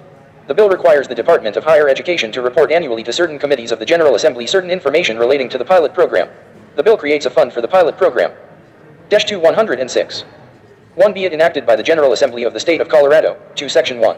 In Colorado Revised Statutes, 2235.6-102, Amend 3, 6, as follows. For 2235.6-102. Definitions. as used in this Article 35.6, unless the 5 context otherwise requires. 6. Local education provider means 7a. A school district organized pursuant to Article 30 of this Title 822. 9b. A school of a school district, as described in 10 subsection 6a of this section. 11c. A board of cooperative services created pursuant to Article 512 of this Title 22. 13d. A charter school authorized by a school district pursuant to 14 Part 1 of Article 30.5 of this Title 22, or 15. An institute charter school authorized by the state charter 16 school institute pursuant to Part 5 of Article 30.5 of this Title 22. 17 Section 2. In Colorado Revised Statutes, 2235.6-103, Amend 18, 2, as follows. 192235.6-103. High School Innovative Learning Pilot Program. 20 Created, Rules. 2. The state board shall promulgate rules as necessary. 21 To implement the pilot program, including, at a minimum, application 22 timelines and any information to be included in the application in addition 23 to the information required in section 2235.6-104, 1. In adopting rules, 24 The state board shall ensure, to the extent possible, that a local education 25 provider that is a school district that enrolls fewer than 2,026 students, a school of a school district or of a board of 3-106. 1 Cooperative services, a district charter school, or an institute charter 2 school may submit a simplified application. 3 Section 3. In Colorado Revised Statutes, 2235.6-104, Amend 4, 1, Introductory Portion End, 1d, and add 4, as follows. 5 2235.6-104. High School Innovative Learning Pilot Program. 6 Application, Requirements, Rules. 1. To participate in the Pilot 7 program, a local education provider or a group of local education 8 providers must apply to the department in accordance with the timelines 9 and procedures established by rule of the state board. A school of a 10 school district may participate in the pilot program as part of 11 the school district or apply to participate in the pilot program 12 independently. A district charter school may participate in the pilot 13 program as part of its authorizing school district or apply to participate in 14 the pilot program independently. A board of cooperative services may 15 apply on behalf of its member school districts or to implement an 16 innovative learning plan in a public high school operated by the board of 17 cooperative services. An application must include 18d. A description of the innovative learning plan that the applicant 19 expects to implement, including an explanation of how it aligns with at 20 least 2 of the principles specified in subsection 2 of this section and 21 why those principles were selected or an explanation of how it meets the 22 research-based design principles described in subsection 3 of this 23 section and how the applicant's innovative learning plan 24 disproportionately benefits underserved students. 25. 4. In selecting applicants to participate in the Pilot 26 program, the department and state board shall consider 27 whether the innovative learning plan includes opportunities for 4-106. 1 students to participate in registered or unregistered 2 apprenticeships, internships, technical training, or skills 3 programs through an industry provider, teacher training 4 opportunities, concurrent enrollment, and programs leading to 5 industry recognized certificates. 6 Section 4. In Colorado Revised Statutes, 2235.6-105, Amend 7, 2b, 2c, and 3b, and add 2d, as follows. 82235.6-105. High School Innovative Learning Pilot Program. 9 Department, State Board, Duties, Legislative Declaration. 2. The 10 Department shall review the applications received and recommend to the 11 State Board applicants to participate in the pilot program. The State Board, 12 taking into account the recommendations of the Department, shall select 13 the applicants to participate in the pilot program beginning in the 2020 to 21-14 budget year. In recommending and selecting the local education providers. 15 to participate in the pilot program, the Department, and the State Board. 16 shall consider. 17b. The quality of the innovative learning plan and the likelihood 18 that it will result in meaningful innovative learning opportunities for 19 students that will significantly support them in the transition from high 20 school to post-secondary education or the workforce, and 21c. The degree to which the innovative learning plan aligns with 22 at least 2 of the principles specified in section 2235.6-104, 2, or meets 23 the research-based design principles described in section 2235.6-104, 3, 24 and 25. D. The degree to which the Innovative Learning Plan 26 offers students 1 or more opportunities described in section 2235.6-104, 4-5-106. 1, 3, B, I. Beginning in the 2021 to 22 budget year, it is the intent of 2 the General Assembly to increase annually the number of local education 3 providers that participate in the pilot program and, by the 2025 to 26 budget 4 year, to achieve 100% participation by local education 5 providers that meet the requirements of this Article 35.6. 6. 2. For the 2021 to 22 budget year, and each budget year 7 thereafter in which the State Board selects participating local aid education providers, subject to available appropriations, the 9 State Board is encouraged to select up to 20 applicants and 10 IS not limited to the criteria specified in subsection 3A, I, of 11 this section. 12 Section 5. In Colorado Revised Statutes, add Part 13 to Article 13 3.3 of Title 23 as follows. 14 Part 13 15 4th Year Innovation Pilot Program 1623-3.3-1301. Legislative Declaration.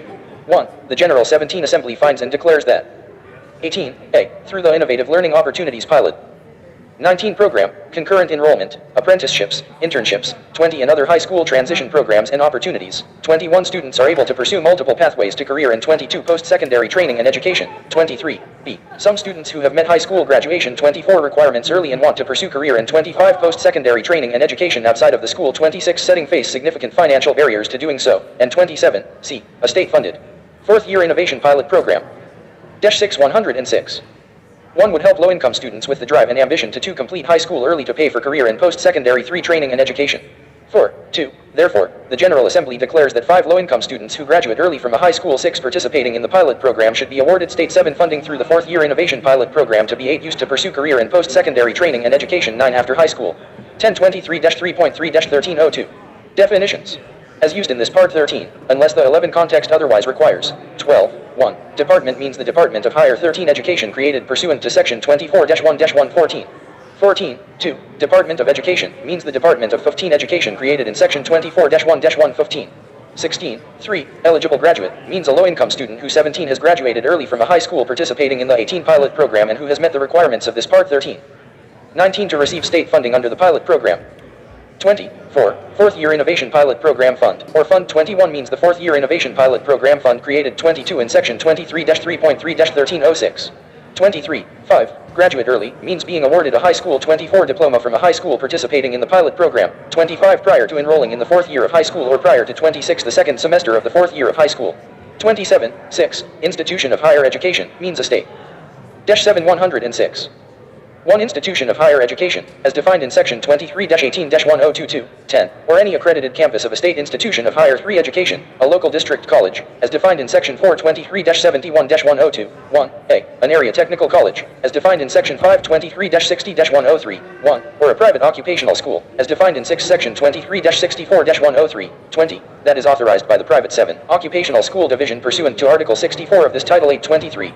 9. 7. Local education provider means 10a. A school district organized pursuant to Article 30 of 11 Title 22. 12b. A board of cooperative services created pursuant to 13 Article 5 of Title 22 that operates a high school. 14c. A charter school authorized by a school district. 15 pursuant to Part 1 of Article 30.5 of Title 22. Or 16d. An institute charter school authorized by the state. 17 Charter School Institute pursuant to Part 5 of Article 30.5 of 18 Title 22.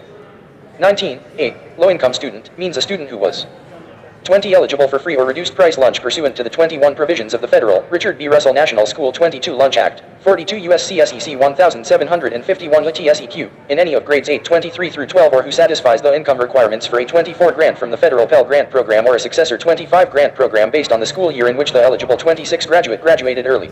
27. 9. Pilot program means the 4th year innovation. -8 106. One pilot program created in Section 23-3.3-1303. Thank you, Mr. Speaker. I've heard most of what I needed to hear, guys, and I read ahead on a paragraph, so I'll withdraw the motion to have the rest of it read. And thank you very much for everyone's attention. Thank you very much, Representative Ransom. See no further discussion on Senate Bill 106. The question before us is the adoption of Senate Bill 106 on third reading and final passage. Mr. Randall, please open the machine, and members, please proceed to vote. Representative Van Winkle, how do you vote? No. Representative Van Winkle votes no. Representative Neville, how do you vote? No. Representative Neville votes no. Representative Sandridge, how do you vote? No. Representative Sandridge votes no. Representative Judah, how do you vote? Yes. Representative Judah votes yes. Representative McLaughlin, how do you vote? Yes. Representative McLaughlin votes yes.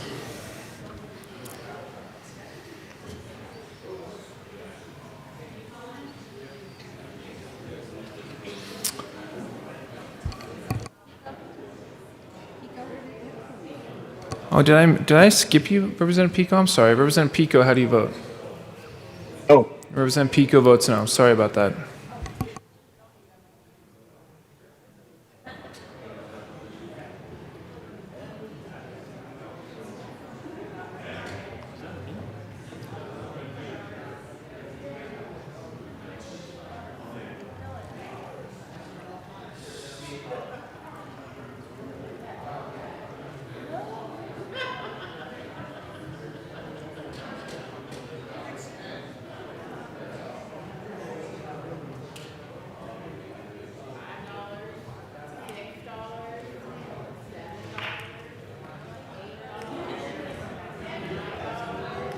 Representative Roberts is excused with a $7 fine. $7 fine. That has to be paid by Representative Mollica. Please close the machine. 53 aye votes, 8 no votes, and 4 excused. Senate Bill 106 is adopted. Co-sponsors. Representative Judah, co-sponsor.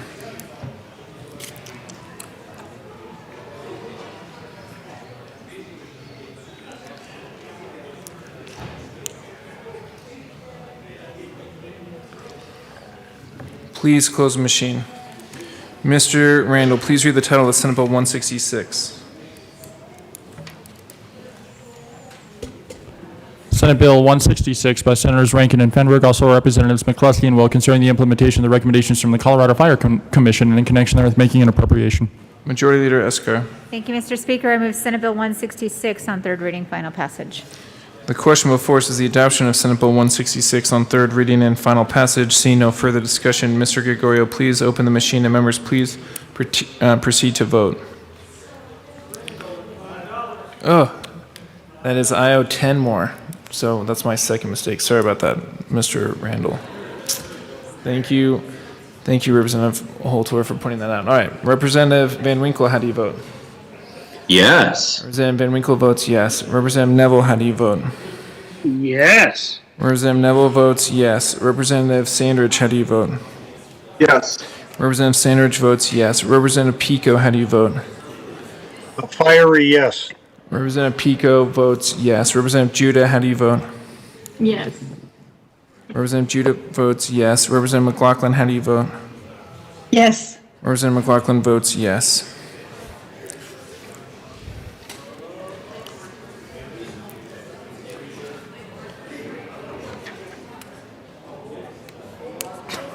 Please close the machine. With 62 aye votes, 0 no votes, and 3 excused, Senate Bill 166 is adopted. Co-sponsors. Representative Judah Van Winkle, co-sponsor. They did a broom.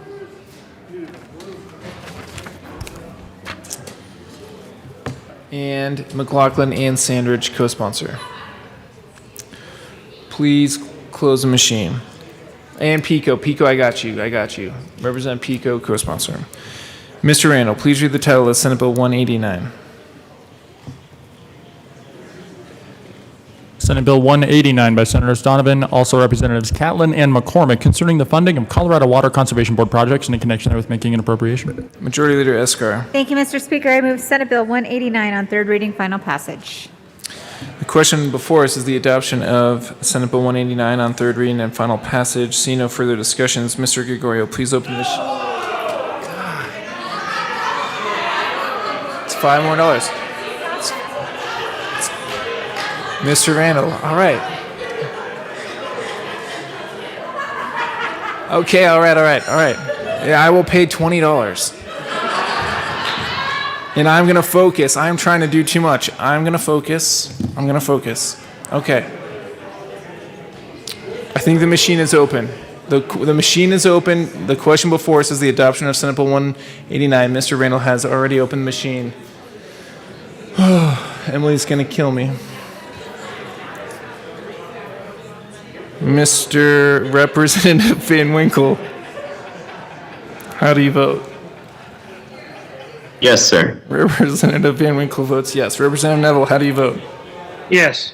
Representative Neville votes yes. Representative Sandridge, how do you vote? Yes. Representative Sandridge votes yes. Representative Pico, how do you vote? This might have been watered down a bit, but yes.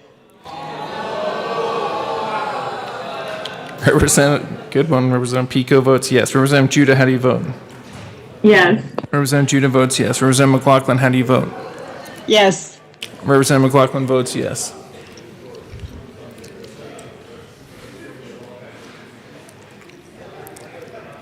Caravelle, Holtorf, Lontine. Please close the machine. With 62 aye votes, 0 no votes, and 3 excused, Senate Bill 189 is adopted. Co-sponsors.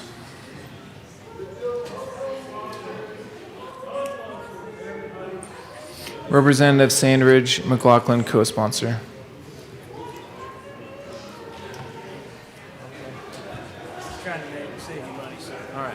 And Representative Pico, co-sponsor. All right. Thank you all very much. Please close the machine.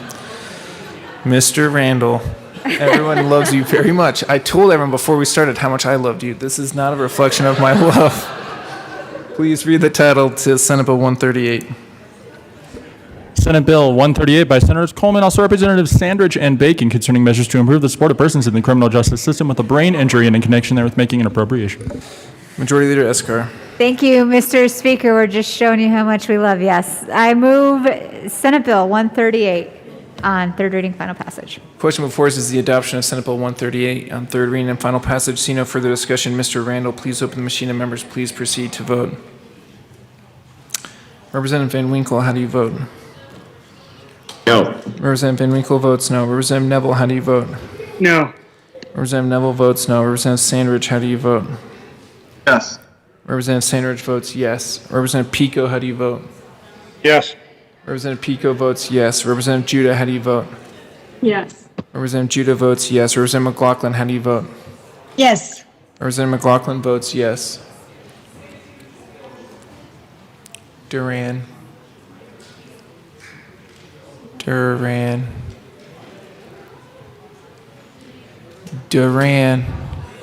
Thank you. Please close machine. Oh, is everyone on the wall voted the way that they meant to vote before? Sandridge, I just want to double check. Sandridge is a yes vote. Okay.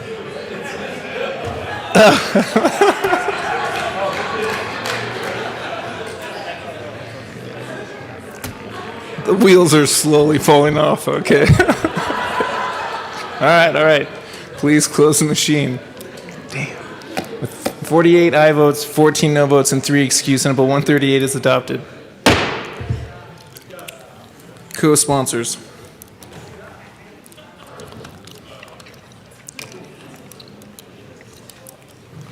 Representative Judah, co-sponsor.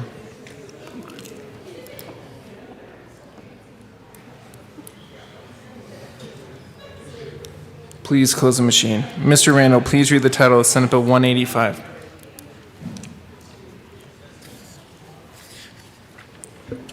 Senate Bill 185 by Senators Benzinger and Rankin, also Representatives McLaughlin and McCluskey, concerning supporting the educator workforce in Colorado in connection therewith making an appropriation. Majority Leader Escar. Thank you, Mr. Speaker. I move Senate Bill 185 on third reading, final passage. The question before us is the adoption of Senate Bill 185 on third reading and final passage. See no further discussion. Mr. Randall, please open the machine and members, please proceed to vote. Representative Van Winkle, how do you vote? No. Representative Van Winkle votes no. Representative Neville, how do you vote? No. Representative Neville votes no. Representative Sandridge, how do you vote? No. Representative Sandridge votes no. Representative Pico, how do you vote? No. Representative Pico votes no. Representative Judah, how do you vote? Yes. Representative Judah votes yes. Representative McLaughlin, how do you vote? Yes. Representative McLaughlin votes yes. Representative Catlin, yep. Please close the machine. With 41 aye votes, 21 no votes, and 3 excused, Senate Bill 185 is adopted. Co-sponsors. Representative Judah, co-sponsor.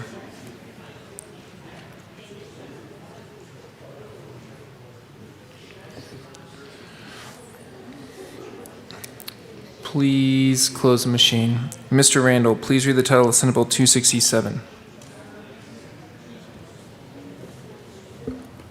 Senate Bill 267 by Senator Hansen, also Representative Harrod, concerning the extension of the Office of Public Guardianship. Majority Leader Escar. Thank you, Mr. Speaker. I move Senate Bill 267 on third reading, final passage. Question before us is the adoption of Senate Bill 267 on third reading and final passage. See no further discussion. Mr. Randall, please open the machine, and members, please proceed to vote. Representative Van Winkle, how do you vote? Yes. Representative Van Winkle votes yes. Representative Neville, how do you vote?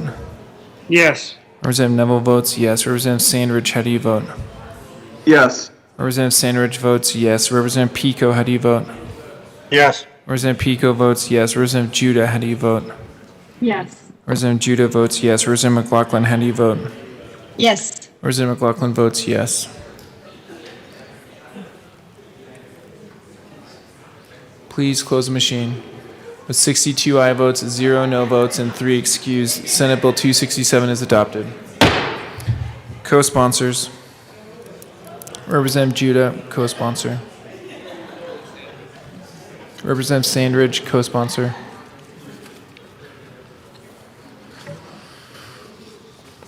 Please close the machine. Majority Leader Eskar. Thank you, Mr. Speaker. I move to lay over Senate Bill 250 till Tuesday, June 1st. Seeing no objection, Senate Bill 250 will be laid over until Tuesday, June 1st.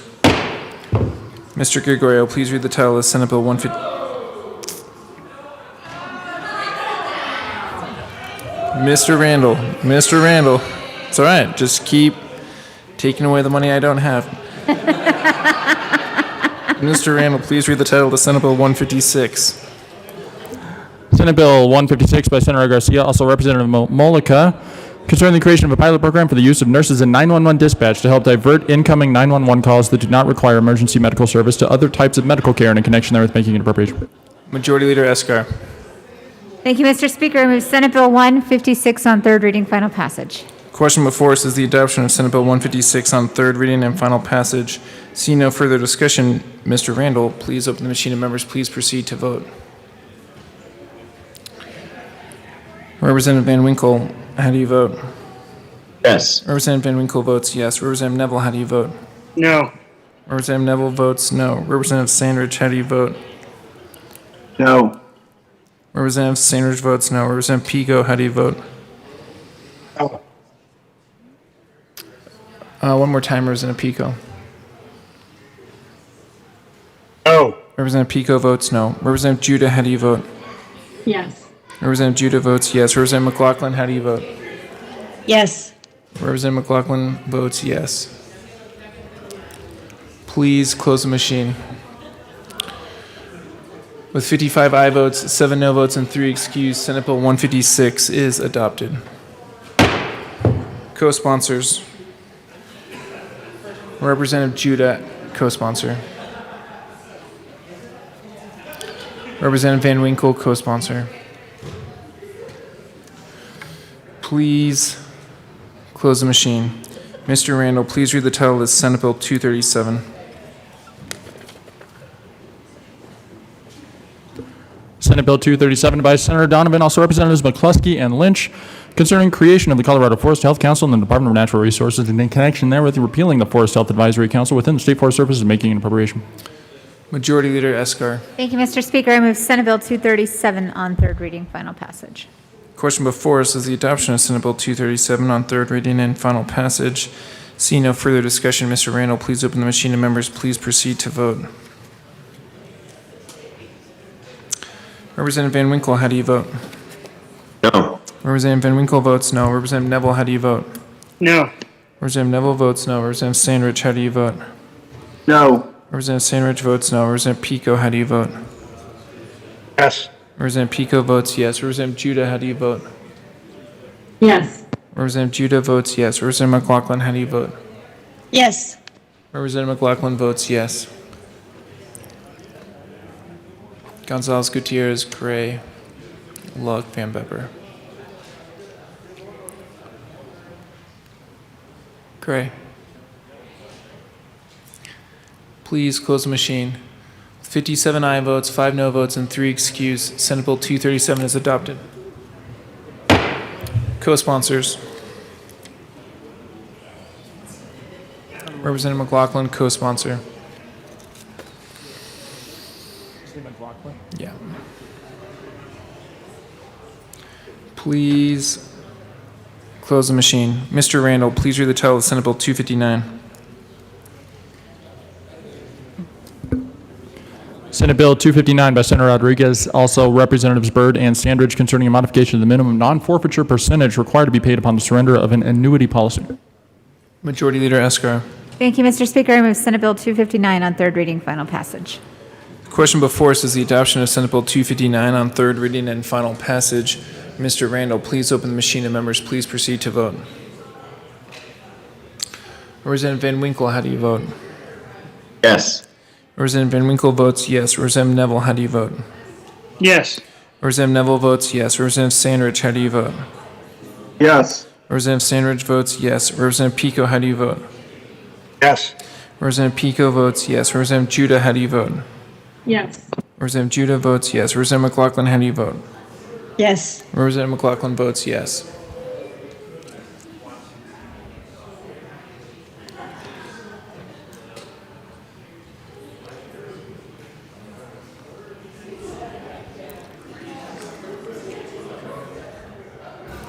Please close the machine. With 60, please close the machine. With 60 aye votes, 2 no votes, and 3 excused, Senate Bill 259 is adopted. Co-sponsors.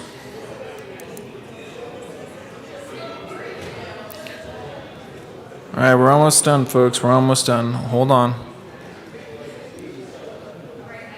Please close the machine. Mr. Randall, please read the title of Senate Bill 263. Senate Bill 263 by Senators Zenzinger and Smallwood, also Representatives Byrd and Van Winkle, concerning the regulation of outdoor advertising.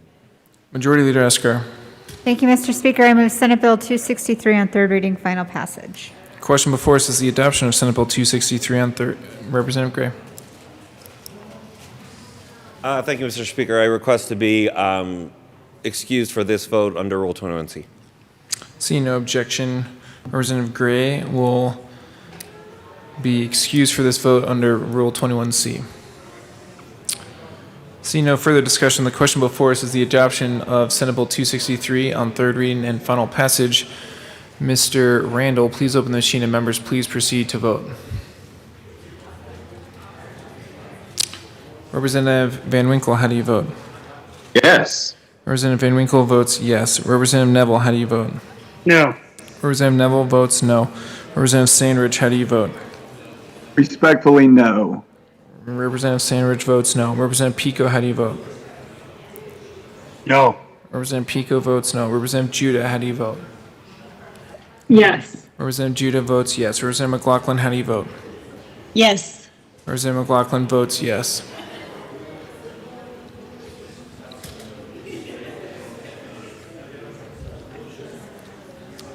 Please close the machine.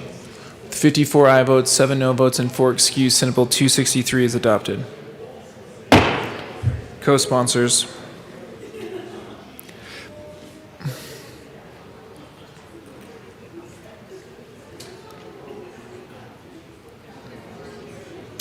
Please close the machine. Mr. Randall, please read the title of Senate Bill 266. Senate Bill 266 by Senators Gardner and Lee, also Representatives Weissman and Soper, concerning the non-substantive revision of statutes in the Colorado Revised Statutes is amended in connection therewith, amending or repealing obsolete, imperfect, and inoperative law to preserve the legislative intent, effect, and meaning of the law. Majority Leader Escar. Thank you, Mr. Speaker. I move Senate Bill 266 on third reading, final passage. Question before us is the adoption of Senate Bill 266 on third reading and final passage. Seeing no further discussion, Mr. Randall, please open the machine and members please proceed to vote. Representative Van Winkle, how do you vote? Yes. Representative Van Winkle votes yes. Representative Neville, how do you vote? Yes. Representative Neville votes yes. Representative Sandridge, how do you vote? Yes. Representative Sandridge votes yes. Representative Pico, how do you vote? Yes. Representative Pico votes yes. Representative Judah, how do you vote? Yes. Representative Judah votes yes. Representative McLaughlin, how do you vote? Yes. Representative McLaughlin votes yes. Ortiz and Tipper. Tipper. Please close the machine. 62 aye votes, 0 no votes, and 3 excused. Senate Bill 266 is adopted. Co-sponsors. Representative Judah, co-sponsor. Representative Pico, co-sponsor. Please close the machine. Mr. Randall, please read the title of Senate Bill 63. Senate Bill 63 by Senators Sonnenberg and Fields, House Representatives Hooten and Pelton, considering an expansion of the ability of an existing association consisting of multiple employers to offer health care benefits to the members of the association in connection therewith making an appropriation. Majority Leader Escar. Thank you, Mr. Speaker. I move Senate Bill 63 on third reading, final passage. Question before us is the adoption of Senate Bill 63 on third reading and final passage. Seeing no further discussion, Mr. Randall, please open the machine and members please proceed to vote. Representative Van Winkle, how do you vote? Yes. Representative Van Winkle votes yes. Representative Neville, how do you vote? Yes. Representative Neville votes yes. Representative Sandridge, how do you vote? Yes. Representative Sandridge votes yes. Representative Pico, how do you vote? Yes. Representative Pico votes yes. Representative Judah, how do you vote? Yes. Representative Judah votes yes. Representative McLaughlin, how do you vote? Yes. Representative McLaughlin votes yes. Representative Rich. Please close the machine. 62 aye votes, 0 no votes, and 3 excused. Senate Bill 63 is adopted. Co-sponsors. Representative Van Winkle, co-sponsor. Representative Sandridge, co-sponsor.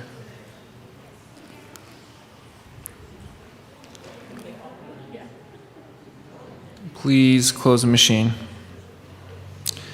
Mr. Randall, please read the title of Senate Bill 193.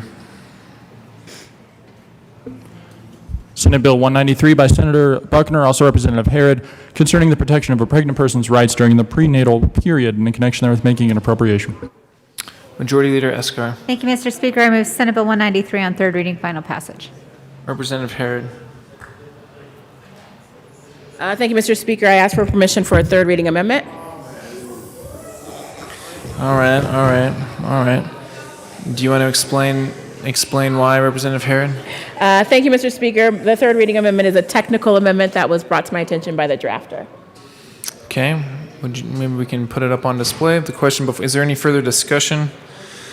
Seeing none, the question before us is You're too excited about it. to grant permission to offer a third reading amendment on Senate Bill 193.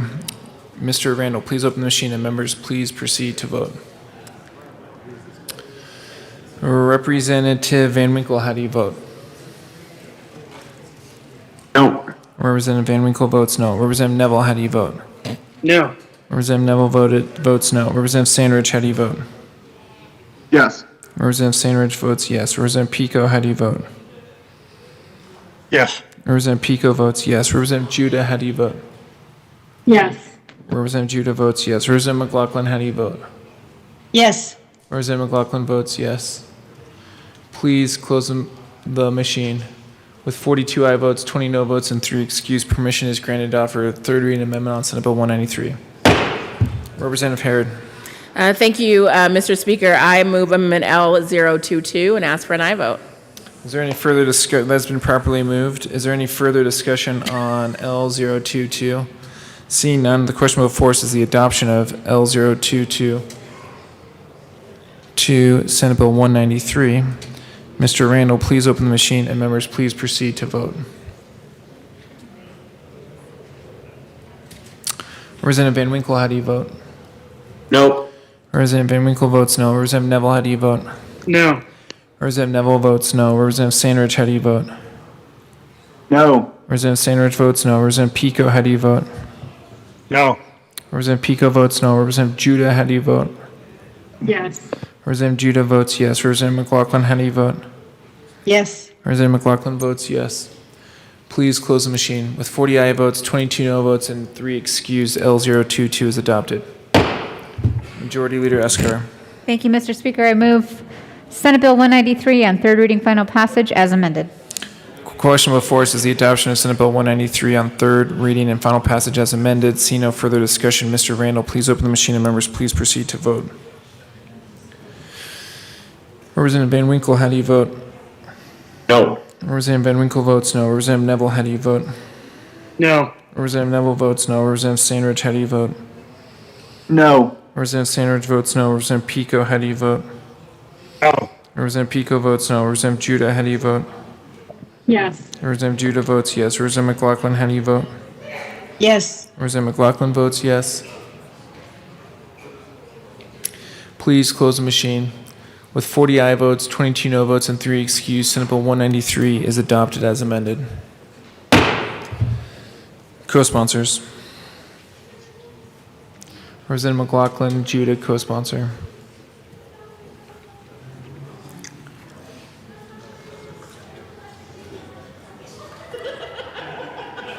Please close the machine. Mr. Randall, please read the title of Senate Bill 108.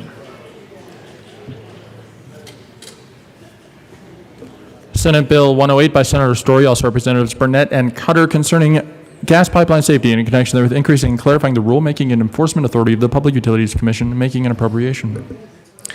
Majority Leader Eskar. Thank you, Mr. Speaker. I move Senate Bill 108 on third reading, final passage. Question before us is the adoption of Senate Bill 108 on third reading and final passage. Seeing no further discussion, Mr. Randall, please open the machine and members, please proceed to vote.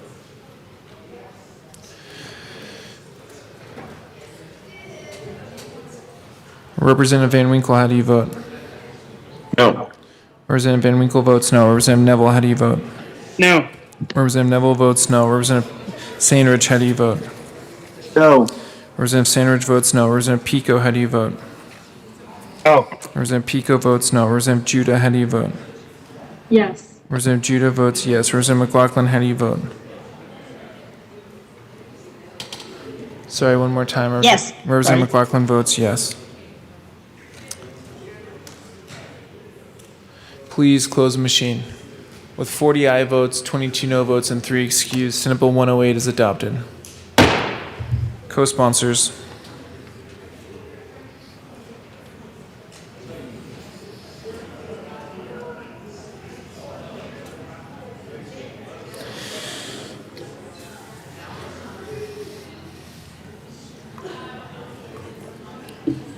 Please close the machine.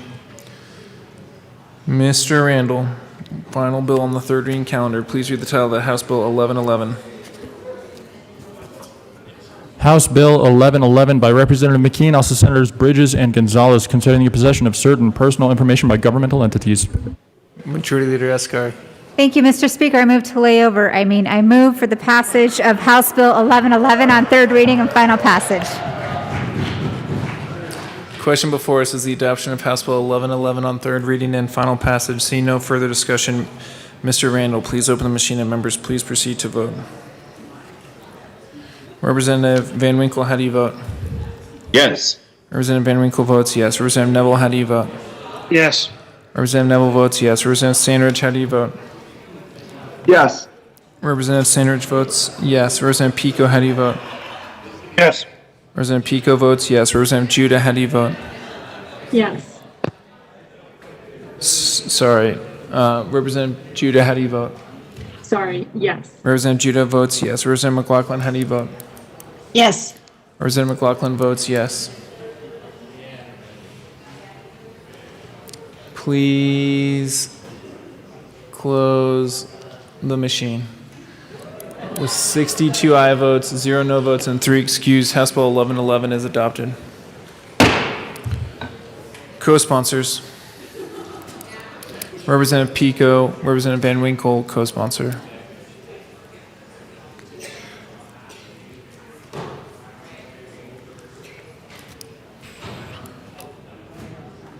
Please close the machine. Majority Leader Eskar. Thank you, Mr. Speaker. I move to lay over the balance of the calendar till Tuesday, June 1st. Seeing no objection, the balance of the calendar will be laid over until Tuesday, June 1st. Announcements and introductions.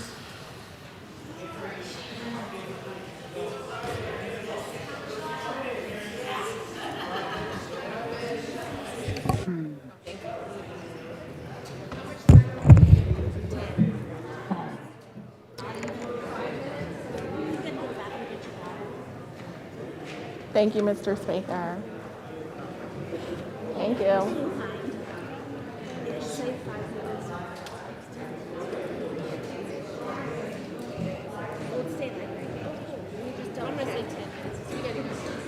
Representative Herod. Thank you, Mr. Speaker. Members of the Appropriations Committee, we will be meeting Tuesday morning at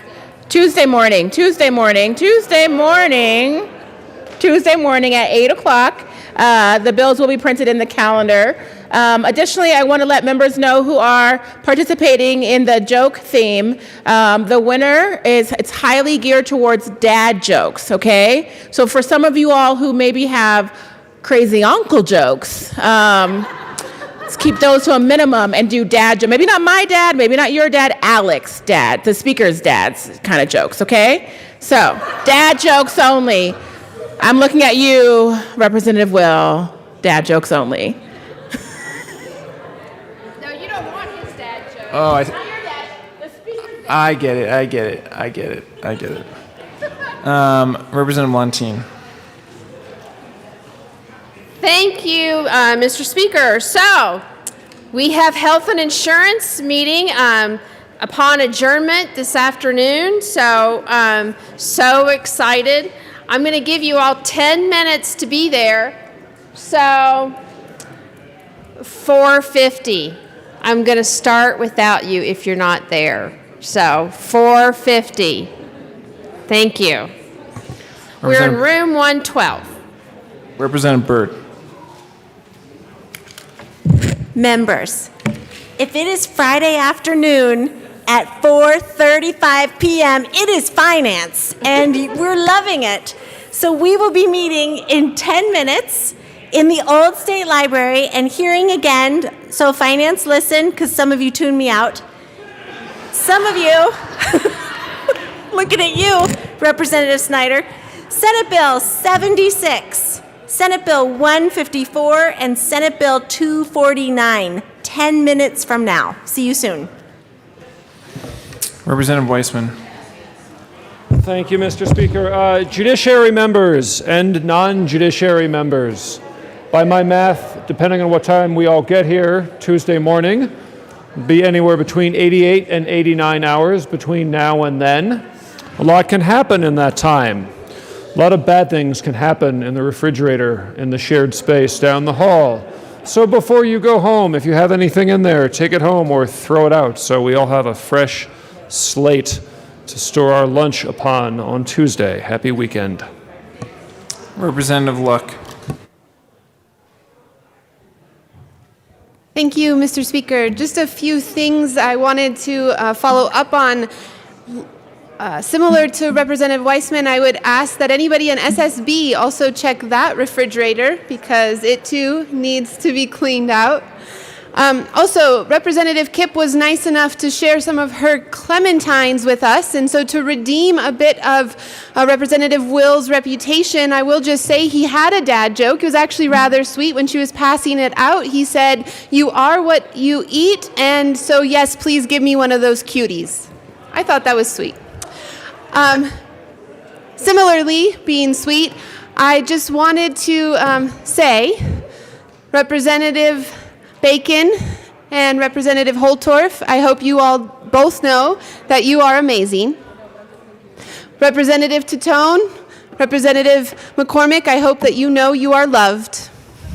Representative Michelson-Janae, Representative Pelton, I hope you know that you are worthy.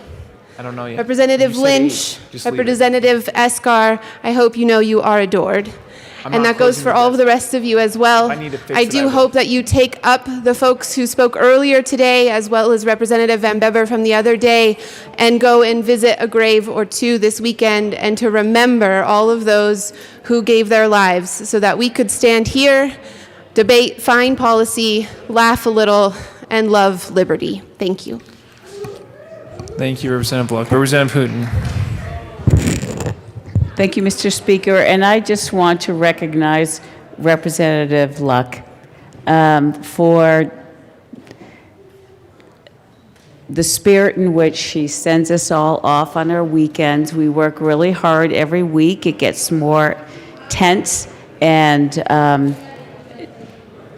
it really at least for me, and I know for you, gives us some levity and keeps us all thinking about each other and really what we're all doing on behalf of the state of Colorado. We represent our districts very well, but we're all here together to do that in as coordinated fashion as we can. And so I just once again want to say how much I appreciate working with you and Representative Lynch for her really kind, encouraging words to all of us. So have a great weekend. Well, I said, well, Representative Lynch, you're really a fantastic person too. No, I just didn't want to leave you out here. So, but Representative Luck, thank you. Representative Luck. Thank you, Mr. Speaker, and thank you for those words. I did forget the end part of my statement, which is I can't wait to see you all again soon. And that goes for the staff as well. So thank you, guys. Seeing no further announcements or introduction. Majority Leader Escar. Thank you, Mr. Speaker. I move the House stand in recess until later today, but you all can go. Seeing no objection, Enjoy your the House. weekend. Seeing no objection, the House will stand in recess until later today.